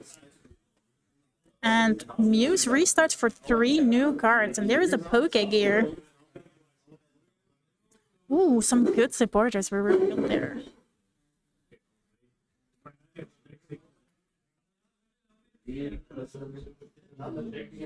Oh nee, she's gonna use it.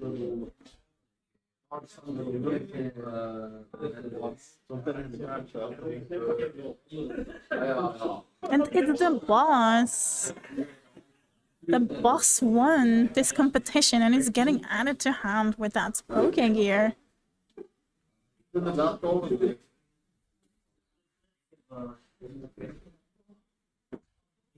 And immediately being played on the Volcanion EX and now taking the KO with the Miraidon EX.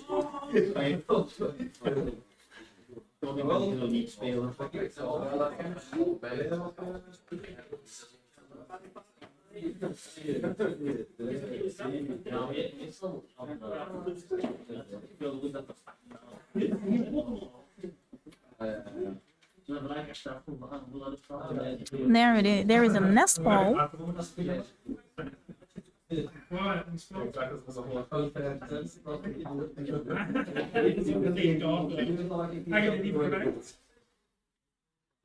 I mean, what else?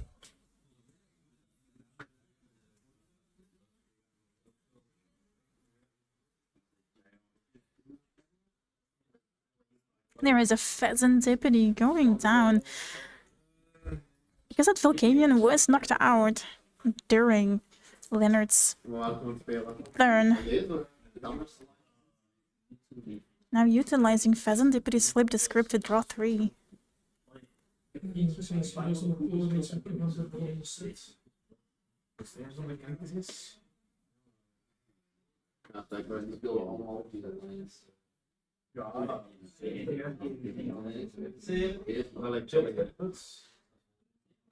Arvin?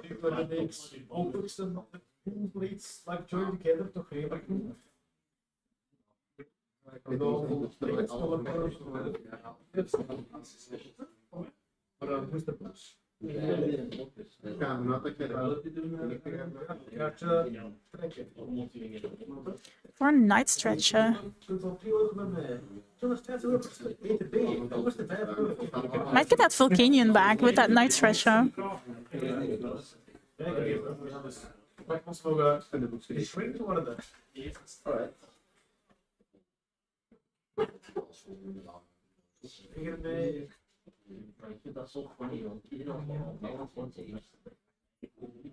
But not right now. Right now, Rob is just going to kill. And Miraidon EX with Lillie's Cleffairy. And there is the Iron Bundle. Iron Bundle utilizing its ability to gust out the Lillie's Cleffairy. That's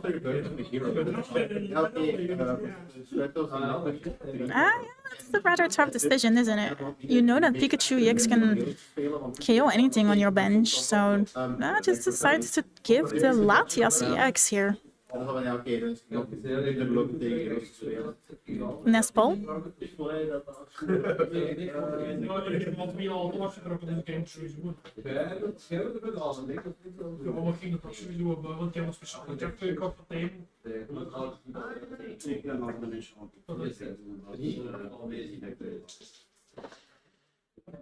Nespal for nothing, I guess. Because there's no Pokemon coming out. Yep. Just letting it live. Probably just kind of wants to empty his hand to start drawing cards. There's a Blood Moon or Saluna with an attachment, and now a restart for 2.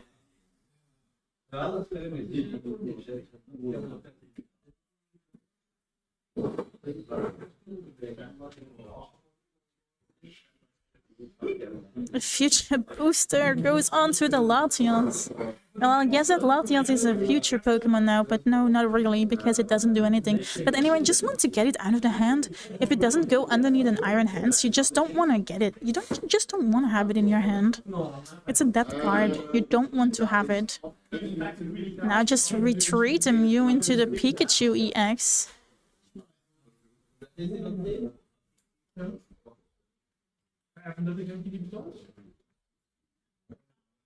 And let's hope it's bold to KO the Latias. Gardevoir, congrats on your first deck. Gardevoir is still pretty good. You just need to give it more time, dude. You need to keep learning, keep playing.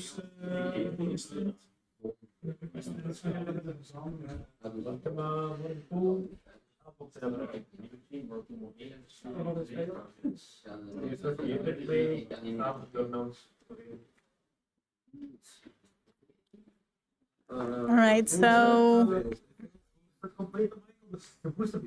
how is Rob going to respond here? That Pikachu is immune to, I mean, not immune, but cannot be KO'd directly. We need to add some, I guess, sugar. Alright, Earthen Vessel. Some sugar or some salt, I don't know. We need it. Anyway, we need to weaken up, soften up that Pikachu because its Resolute Heart prevents it from being KO'd in one hit. Its remaining HP will stay on 10.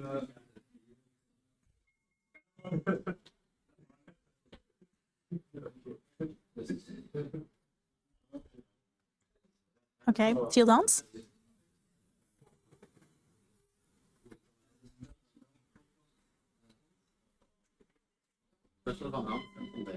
Teal Dance.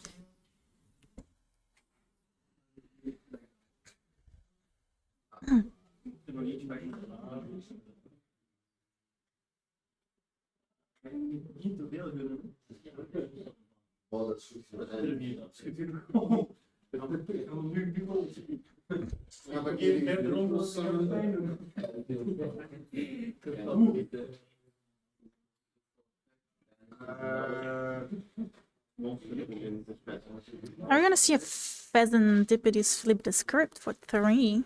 Ooh. Though, I'm not sure, no. Okay, Night Stretcher.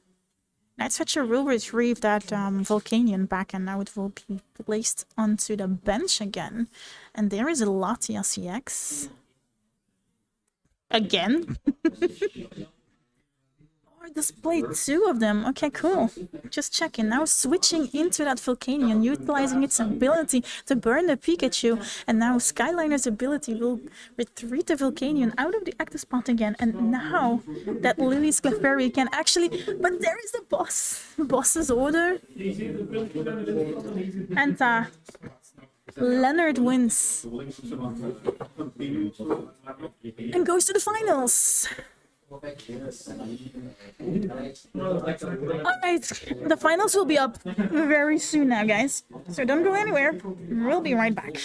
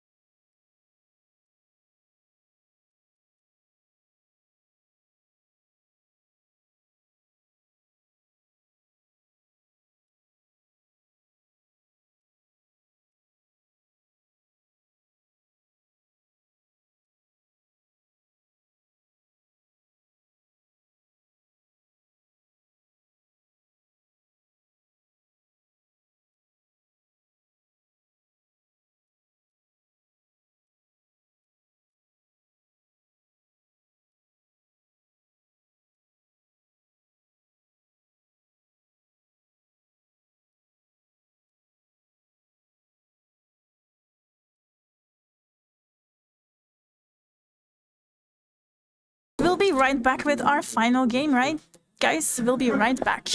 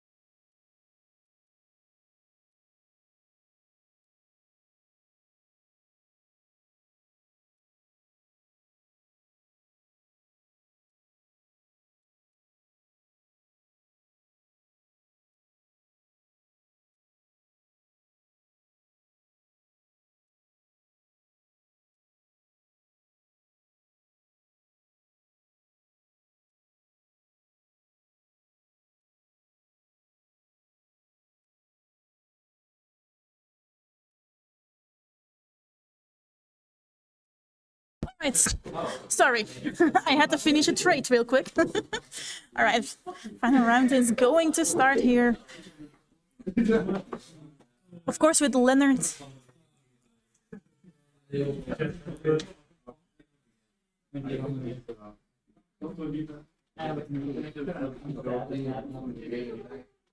And Brent, we haven't seen Brent on stream today, so I'm not sure what he plays today. Yeah, we have seen a Brent on stream today, but it's not this Brent. We have like 3 Brents in this local, so even though we have a small locals, we have 3 Brents. Which is funny. All right.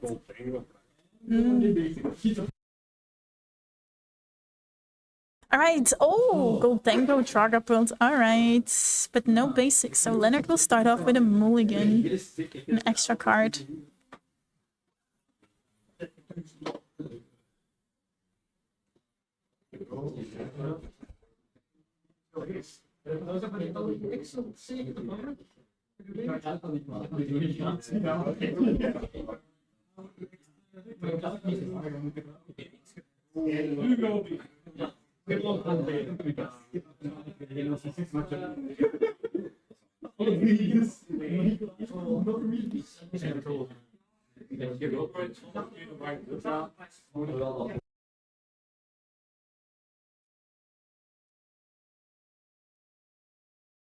Oh, yet again, another mulligan for Leonard. No basic for Brent.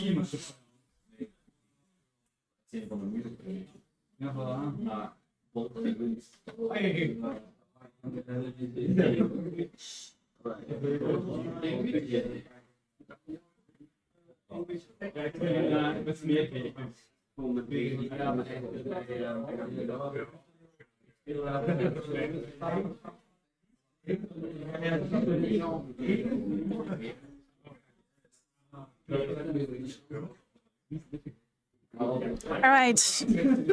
Is Brent finally going to find a basic Pokemon?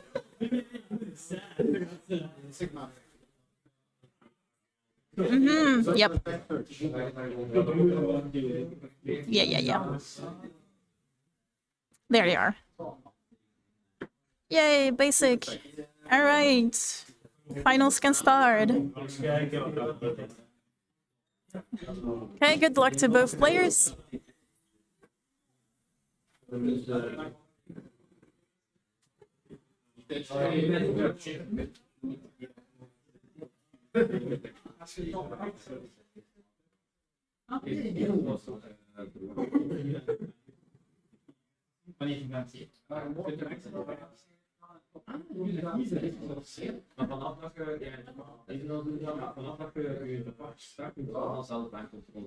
Hey, Total.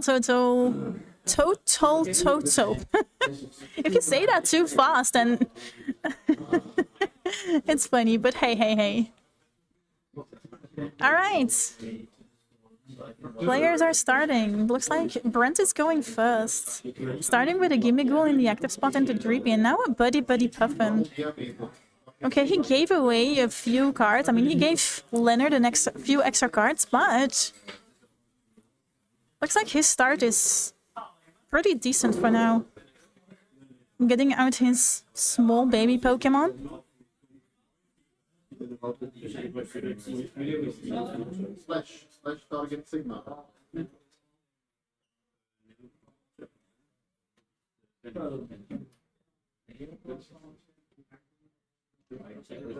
Let's go target Flash.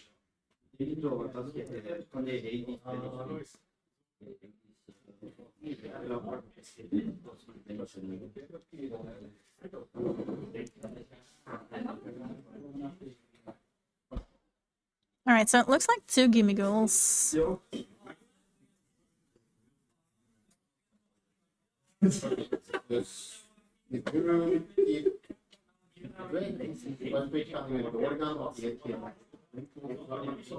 Attachment to the active Gimmighoul and passing turn over to Leonard.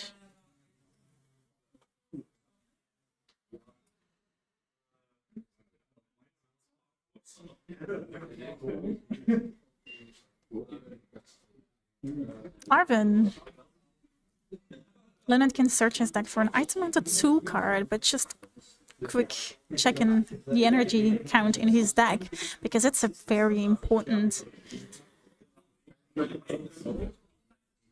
resource, of course.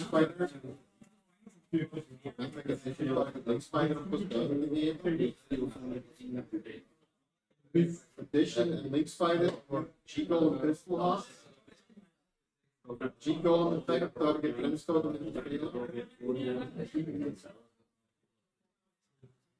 and je moet gestaan wel de grond.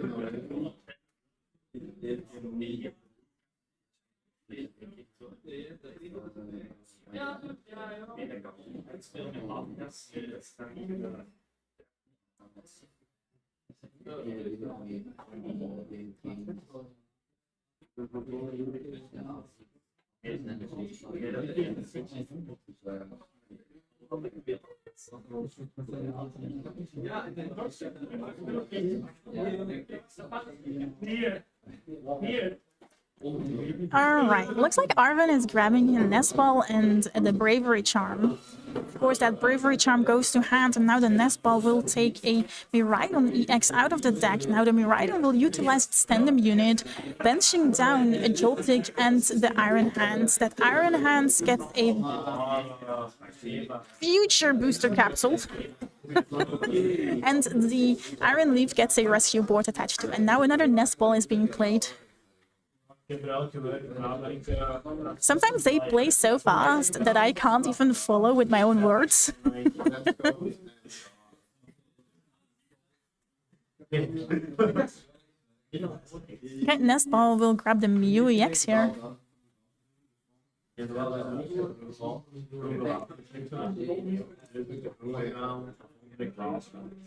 Now attaching that energy to the Joltik. Attaching a Bravery Charm to the Mew.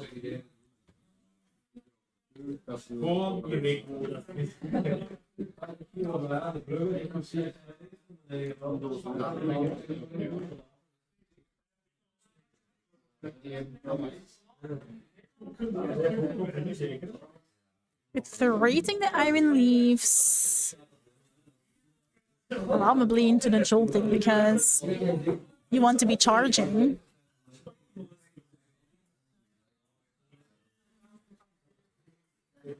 Yep, there it is, the retreat into the Joltik. And the Jolting charge. So 2 grass energy and 2 lightning energies, and you can attach them to your Pokemon in any way you like. It's not even benched Pokemon. I think I said benched Pokemon previous, but it's not even benched Pokemon. It's just to your Pokemon, but all 4 will go onto that Iron Hands.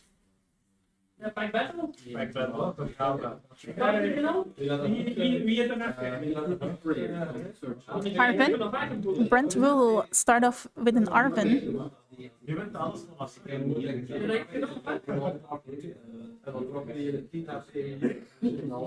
We'll get a Technical Machine Evolution and an Ultra Ball. I think the Genesect revealed from the Black and White series might actually be a great addition to a Gholdengo deck.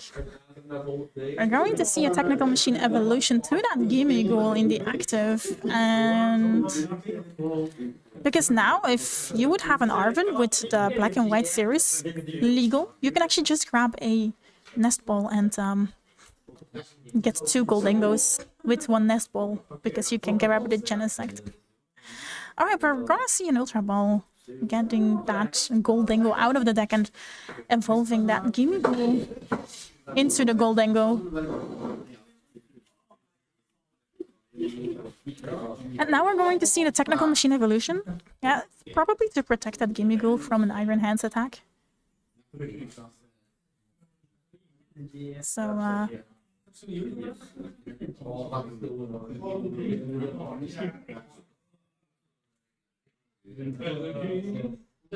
I mean, if he TM evolutioned with the Gimmighoul, he would have given 2 prize cards anyway, so...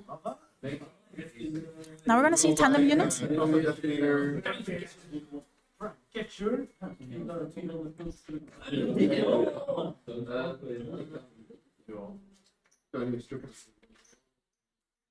What a Pikachu!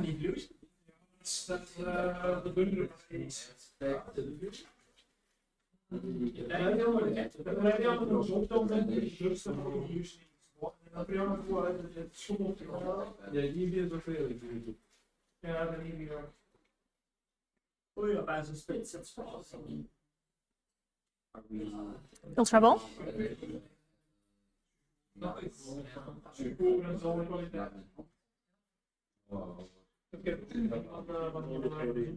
For the Galvantula, the normal, I mean, yeah, not normal, it's a grass type, obviously, duh, but it's the one price Galvantula. I like that card. I mean, being included. Now restart for 2. And a Pokegear, awesome.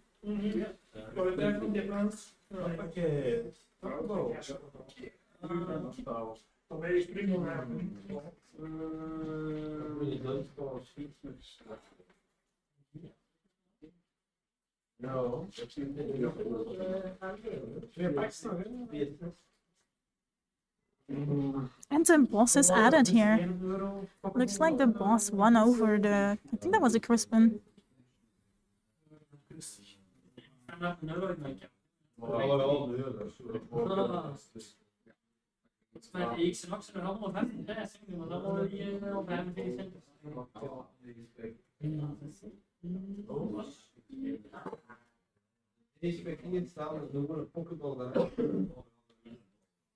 The boss is being played on the Gimigo. Interesting. So that's Gimigo. Now Heartbeat reaching that Galvantula out of the active spot into the Iron Hands and amp you very much. Amp you very, very much. Manually attaching to that Gholdengo. Alright, yeah, it had a lightning energy. Coin bonus and now Wrecking Directive. Ooh, that was a great Wrecking Directive into that Energy Search Pro. Searching his deck for energies of every type, but only one. Only one from every type. So basically a bunch of energies are added here. And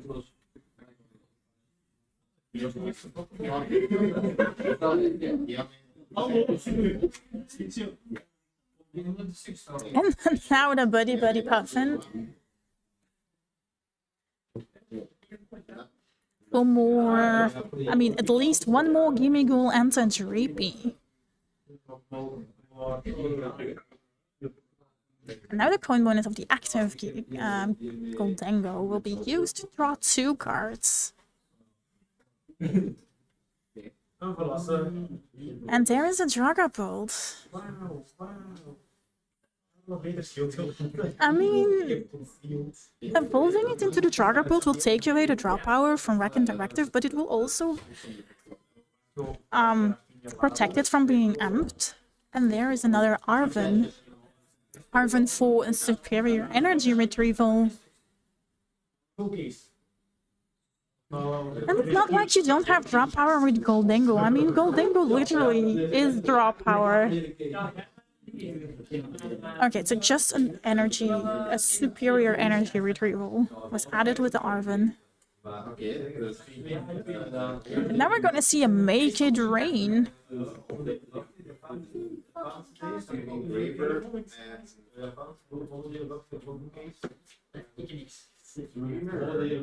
No, it's not a health boost. And taking down the Iron Hands.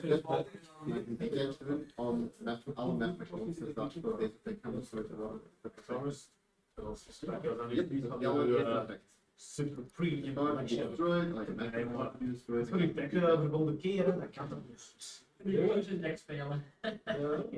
There is a Pheasant Tippity. It will be utilized immediately to draw 3 cards since that Iron Hand has been knocked out by damage during Brent's turn.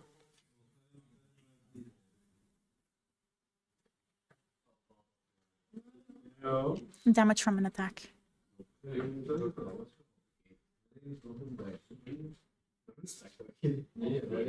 And there's Arvin. You can search for an item and a tool.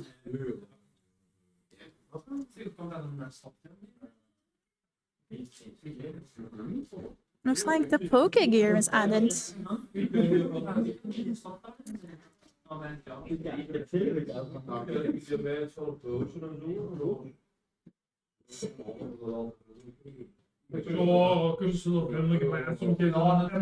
Attachment to the Pikachu.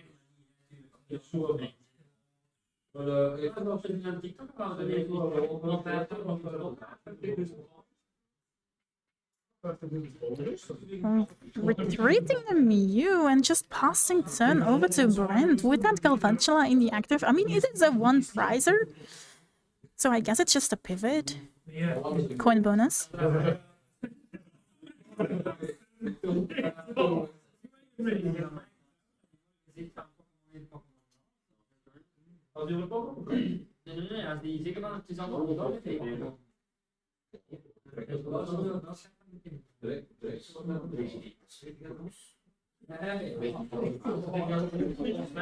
Coin bonus.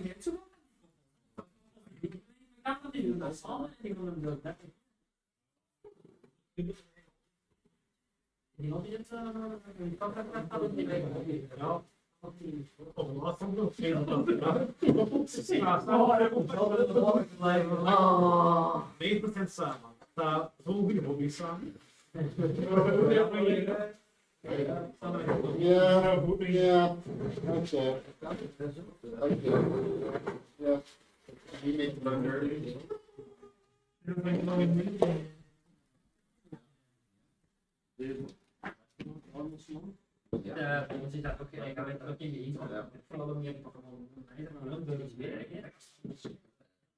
Okay, we're gonna see an amending attachment to the Dragapult EX. Yes, alright. Are we finally going to see a Dragapult being attacked? I mean, attacking in a Gholdengo EX deck? I've never seen it happen. I mean... We're gonna see the retreat on the Gholdengo. Going in, yay, we're going to see it! I've never seen a Dragapult EX attack in a Gholdengo deck. I saw the Truckloaks being used, but I actually never seen on the live stream, that is, maybe in a video on YouTube or whatever. And just a headbutt for 70, but not even KOing that Galvantula though. But anyway, this is the first time I see a Dragapult attacking the Gholdengo EX deck. Here on stream, that is.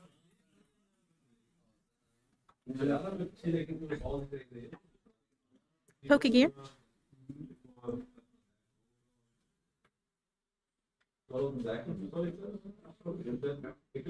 Check in real quick. Because, yeah.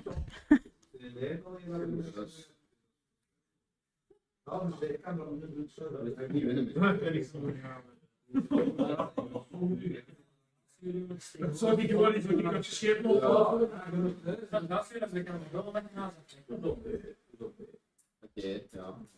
Als je nu tegen je laat bellen, dan is het wel What is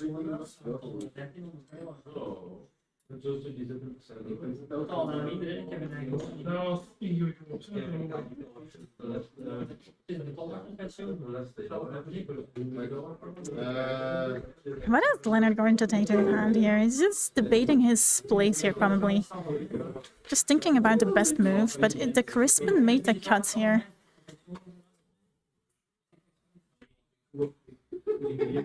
Hey Dreams, welcome, thank you, thank you. I'm doing my best here. Alright, Crispin is being utilized on a Grass Energy and a Lightning Energy. The start goes a little bit.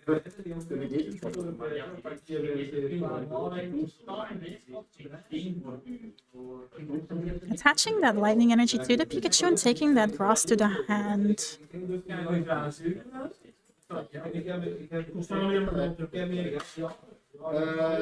There's still melee attachment over, because that Lightning Energy has been attached to the Pikachu with Arvin's effects. Decides to melee attach it to the Mew. and just passing turn. He's like, that's Galvantula can go. I don't mind it. I don't mind losing it. Coin bonus.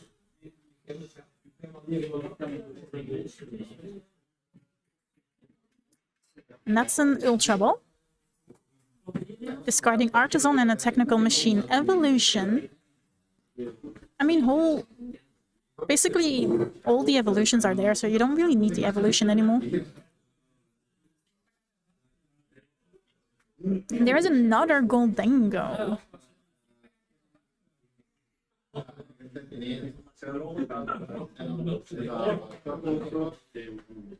Coin bonus.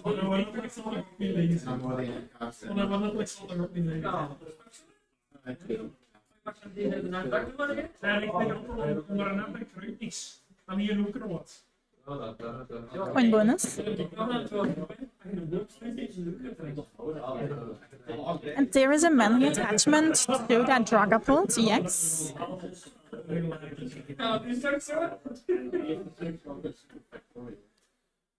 And the Monkey Dory.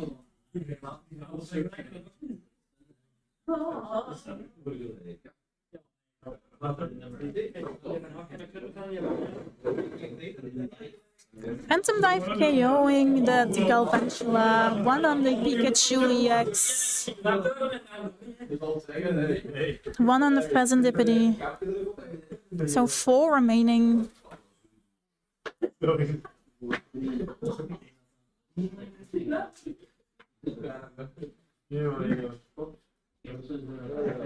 Two there. So 2 more remaining.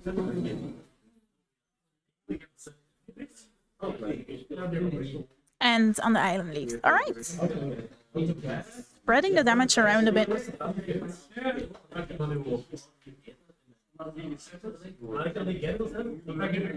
There goes a Mew in the active spawn because it's a free retreater.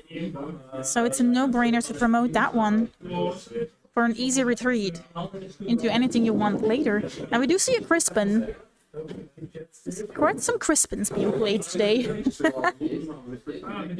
Oh, are we going to see a Phantom Dive in return?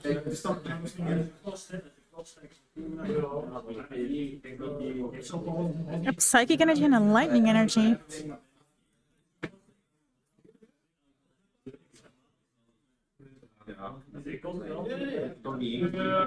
Right, one goes on the Mew and the other one is added to hand.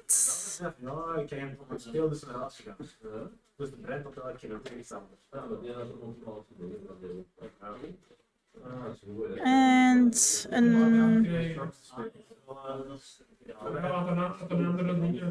manual attachment. Yeah, we're going to see a Phantom Dive here. Cool, cool. Oh, even better. We're going to see a Phantom Dive for weakness with that Lillie's Cleffairy on the bench. Oh, dang.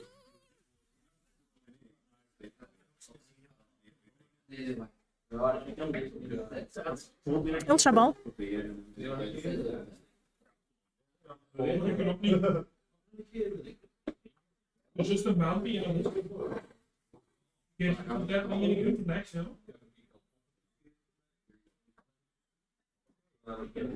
Ultra Ball discarding a Psychic Energy and the Pikachu. Grabbing that Iron Bundle to hand. Dat was altijd de beste dingen dat ik niet kan opvertellen. Niet echt heel veel. Ja, ik heb het probleem. De nieuwe Ignition support zit er helemaal in.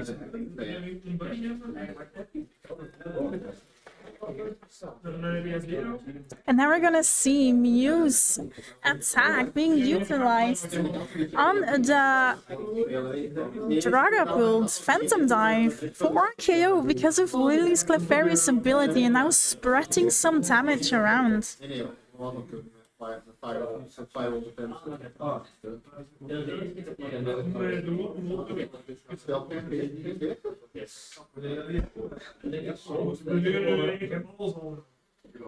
Right, promoting the Gholdengo. I guess Dragapult gets a cookie of its own dough. I mean, it's something we say in Belgium in Dutch, but I'm not sure if it's something like you say in English. But anyway, there's a jamming tower, just shutting down that bravery charm.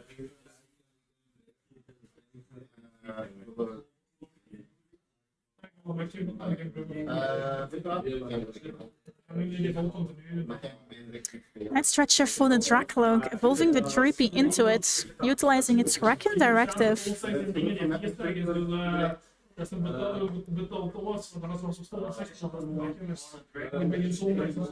Coin bonus.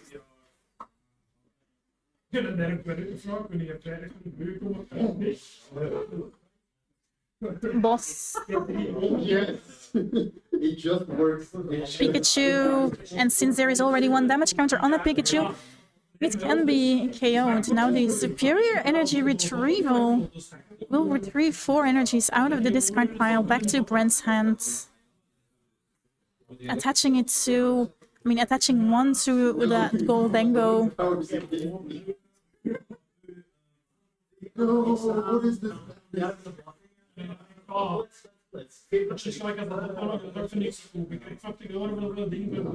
And making it rain to KO the Pikachu. But yeah, that Pikachu gets KO'd. They will put Brent on 1 prize card, and Leonard showed that Blood Moon or Saluna to KO that Gholdengo again. So taking game 1 here.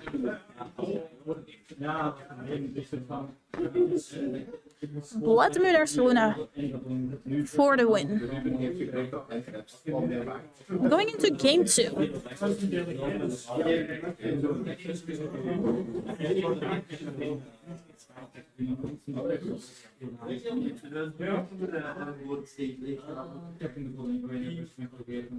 Die hebben allebei geen effect.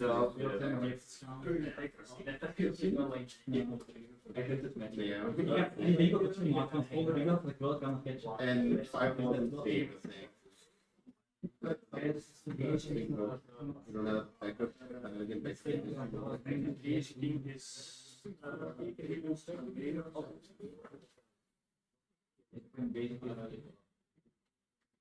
Alright, both players have a basic this time. Let's go. Let us go first. With that, of course. We ride on the EX. Now I'm using a tandem unit.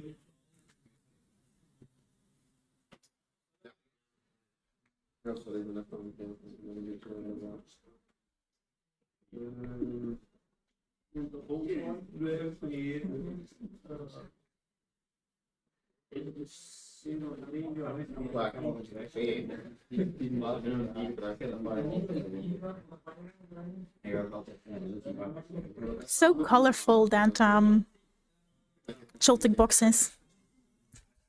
But basically every deck is so colorful with all different kinds of types of energy lately. Thanks to Crispin. Crispin makes our deck colorful. Op de Summer Dex of op de Summer Splash Mix. Oh, ik wou die 2. Ik zie je direct bekend, ik wou die 2.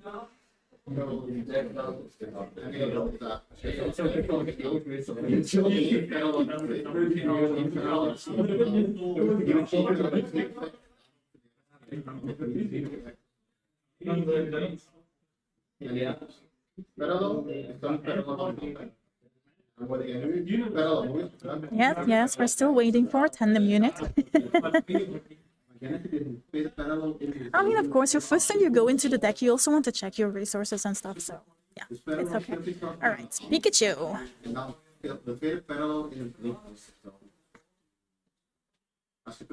Memory attachment. And passing turn over to Brent.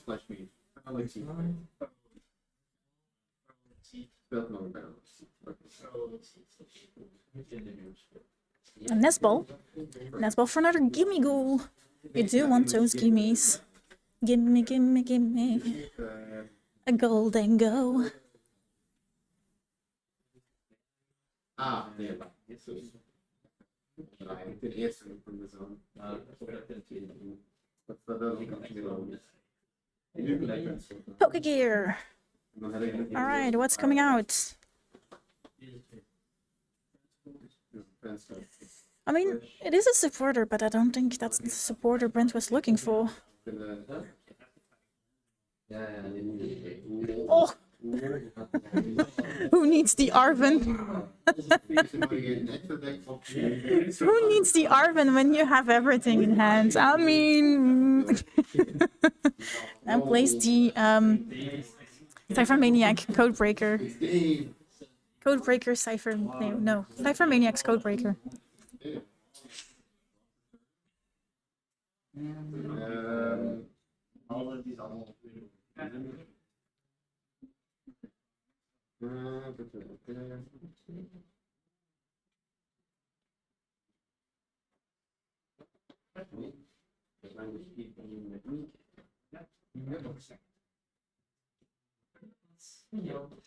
Oh, and just pass turn, of course, yeah. If he goes in with the Technical Machine Evolution, he changes the order of those cards again, of course.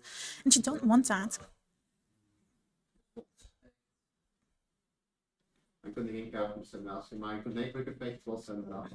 Tandem unit. In extra deck, nee. Je kunt opgevers zenden, je kunt... Het is toch een moeilijke job. I mean, we provide the players with tokens and stuff, and they still forget it. Yeah, that's why they're laughing about. Yeah, and he keeps forgetting to use the tokens. It's no biggie. It's no biggie, but. All right, another Pikachu, and there is a Joltik. Dus een ritual en dan oké.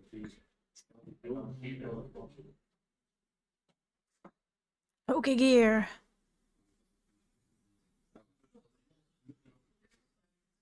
For the Crispin, awesome. Crispin being utilized here. Checking the deck for two energies with different types.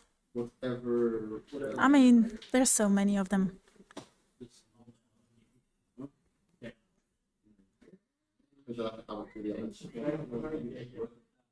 Nice right, right?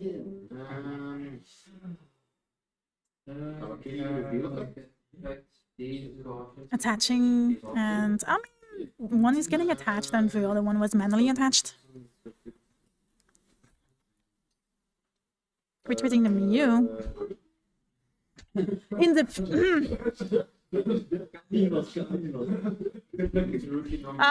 we didn't see anything. Now using Jolting Charge. Everybody close your eyes on stream. We didn't see anything.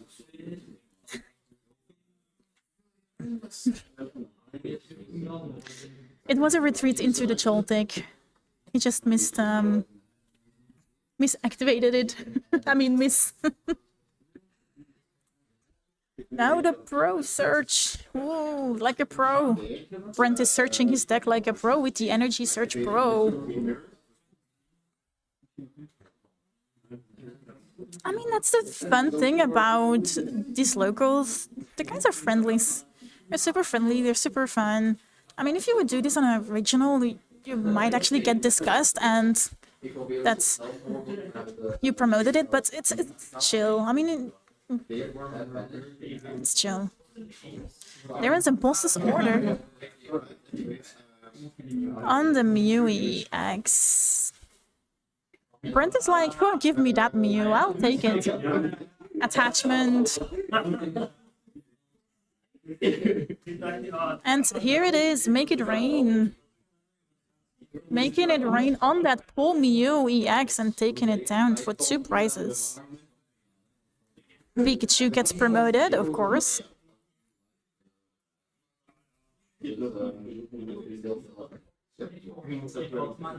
Attaching, manually attaching to that Pikachu. I can also some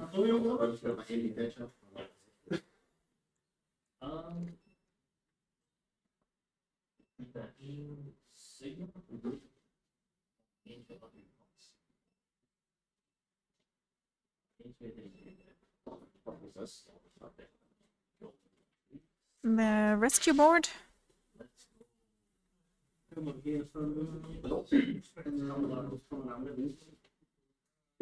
Vessel.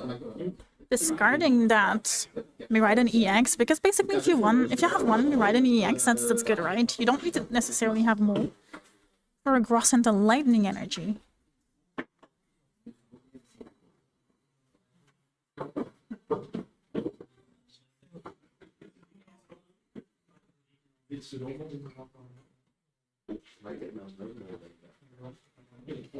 Now utilizing Topaz Bolt to KO the Gholdengo.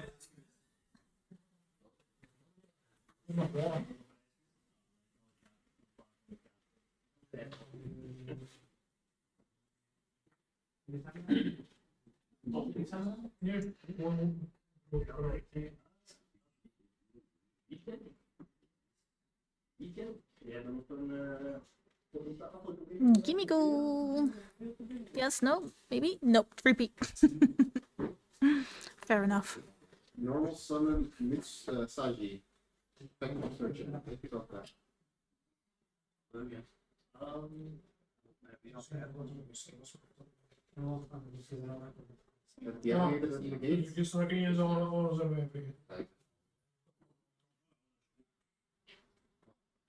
How is Brent going to respond to this? By activating an Arven, the Technical Machine Evolution, and Any spell prep.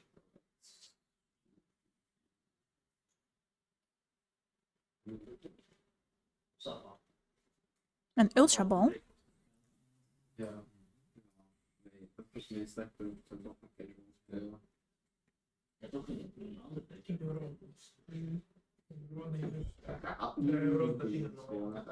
Series prayers.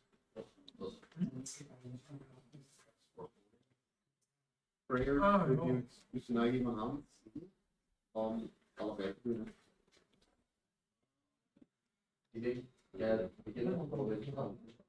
Tough decision here. Dus That's the Ultra Ball. Ooh, for the Pheasantipity. Brent wants to draw some cards.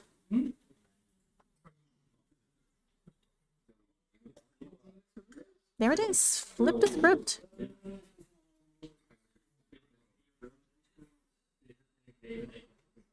ja, dus ik speel met iemand Attaching the Technical Machine Evolution to the Dreepy.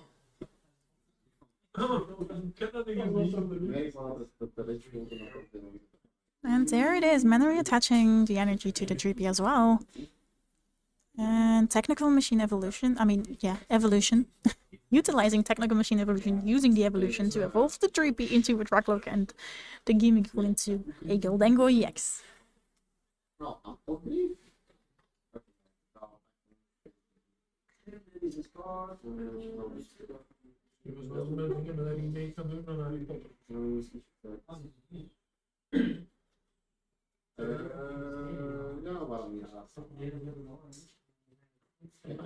And we keep adding energies to that Pikachu. Nestball. That's a very loaded Pikachu.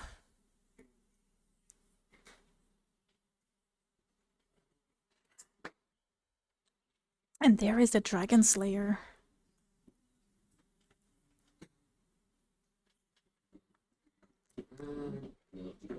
And Boss's order on that Gholdengo. Now retreating the Pikachu, utilizing the rescue board into that heavy loaded Pikachu.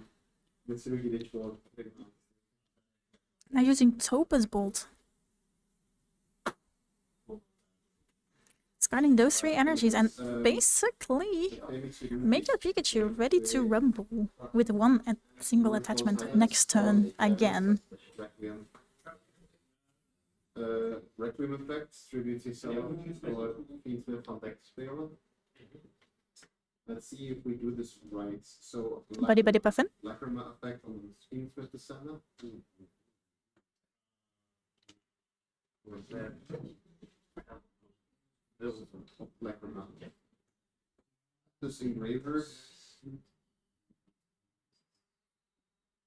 What's the 60 engraver effects?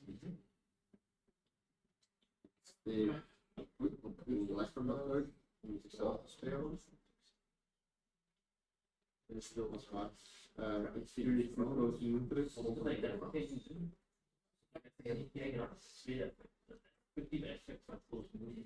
Maar kan niet doen natuurlijk. Dat moet link vers zijn. Het moet een link vers zijn. Correcting effect targeting data met de kussen. En dan lijkt het maar het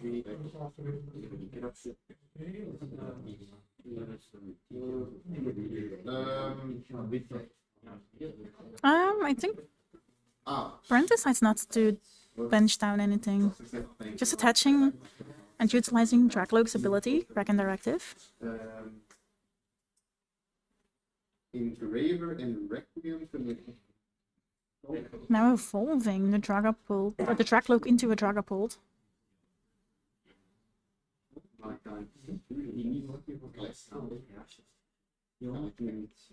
And Iono.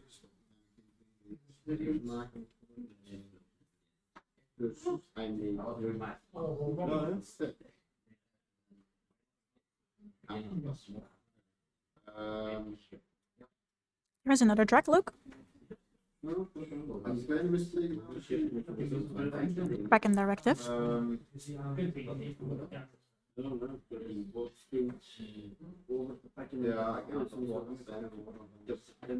Flip the script.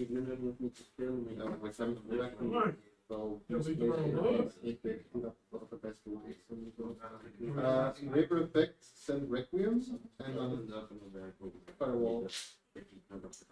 In a sense, And passing turnover. and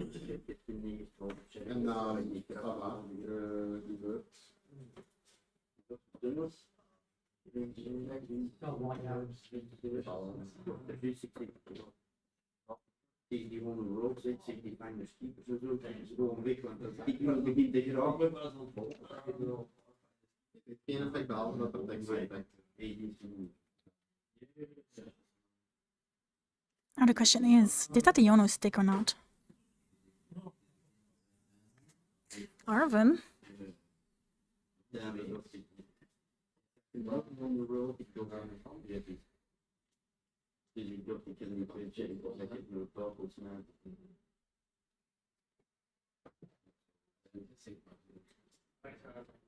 I see something weird.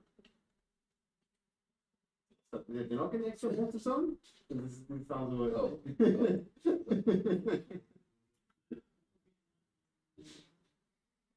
We can share.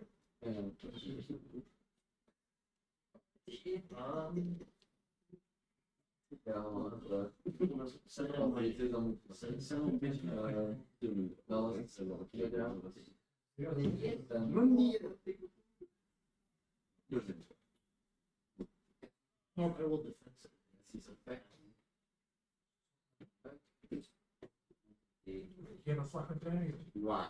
Oh my god. What is happening? Oh, man, he's super flying. Okay, Firewall defense.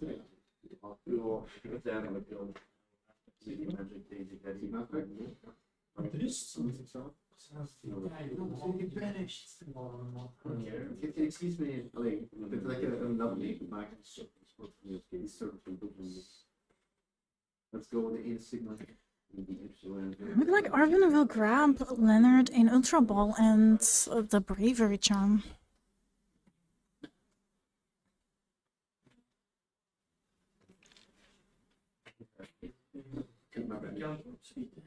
Ja, Ultra Ball.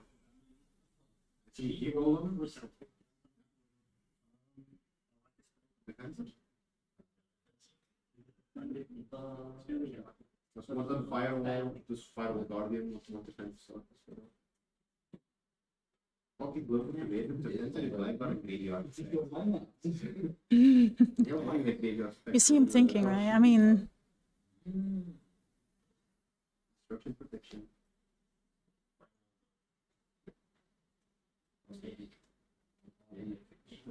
what's the best play here?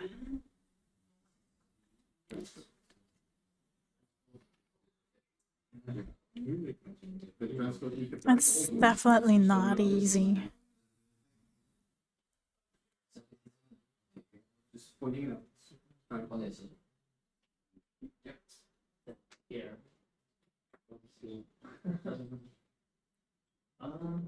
Als je dat als link moet je dat met is wat met de graveyard dat liggen als iemand tegen als je link moet tegen mijn link moet battle dan wordt het set 0 pension. Ah nee, de KT attack en dan spelen maar ik denk dat niet zero. Het wordt unaffected. Nee.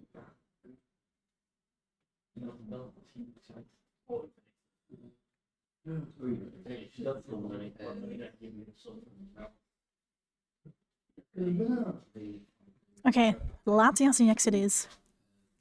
Benching it down. And attaching that Bravery Charm to that Cleffairy. Lillie's Cleffairy EX. Right now, just utilizing the Skyliner ability to retreat the Pikachu into the Joltik and using the Jolting charge. Attaching a Grass Energy to the Pikachu.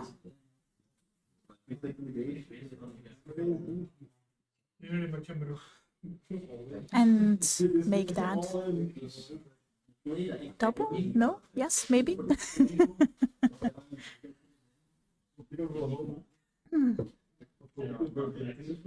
Yeah, well. Alright. Two there. Okay, so one Grass Energy to the Pikachu, oh, Grass and the Lightning Energy to the other Pikachu, and then there is one more energy remaining and goes to the Lillie's Cleffairy.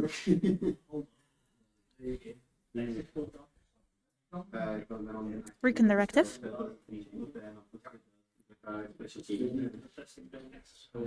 Is there anything Brent can work with?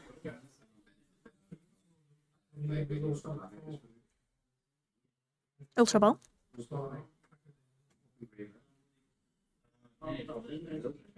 Ah, nee. Ja, ik denk het en dan big banish dat ik door dat ik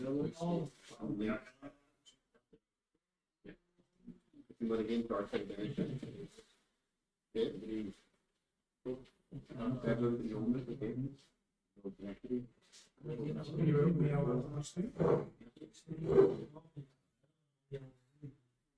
Let's have an Ultra Ball for another Gimme Ghoul.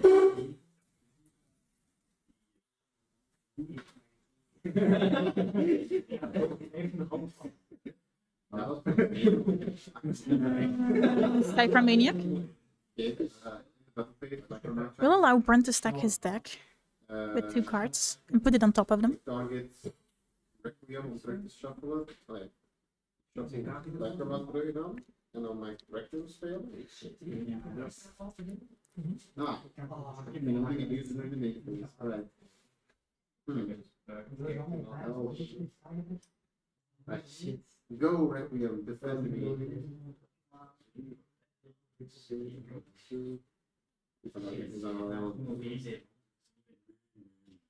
Oh, Requiem save the day. We did 100, 100, he's gonna 200 life.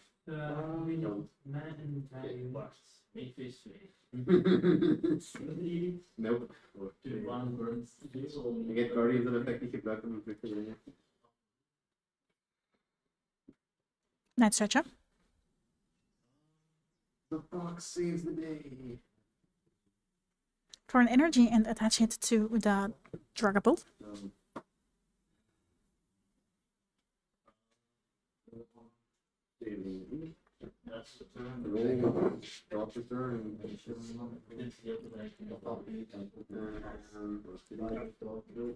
And passing turn over back to Leonard. One card. Arvin. Arvin Prime Catcher, top deck. Alright, looks like Leonard wins the cup. Prime Catcher for the fast and just KOing it with Pikachu. GG's to both players, but Leonard is our winner of today's cup and also the last cup of the season. This means we will not be streaming tournaments for the next coming 3 months, I guess. I think the season starts back into September.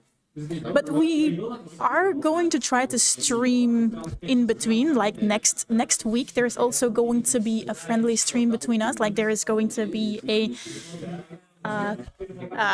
we did that stream already once with the Journey Together. What's it, Journey Together? Gonna play Joltik box today in Portland. Super cool to see it winning. Well, Joy Conic, thank you so much for stopping by and good luck with the Joltik box in Portland. Good luck. Go, go, go. Alright, so yeah, this was the last cup of the season. We will see you back in September, but we are gonna try to do some streams in between, like next week, like I was saying. Next week we are going to stream. Nick, Bo, and I are going to bring 3. Oh, they're gonna break off the stream. We're gonna each bring 3 decks and we're gonna compete against each other in a best out of 1 deck conquest, I guess. But yeah, thank you all for stopping by, guys. I hope you enjoyed the stream. We will see you back in the next one. And in the meantime, you can always keep watching our videos, of course. And I'll see you in the next one. Bye-bye.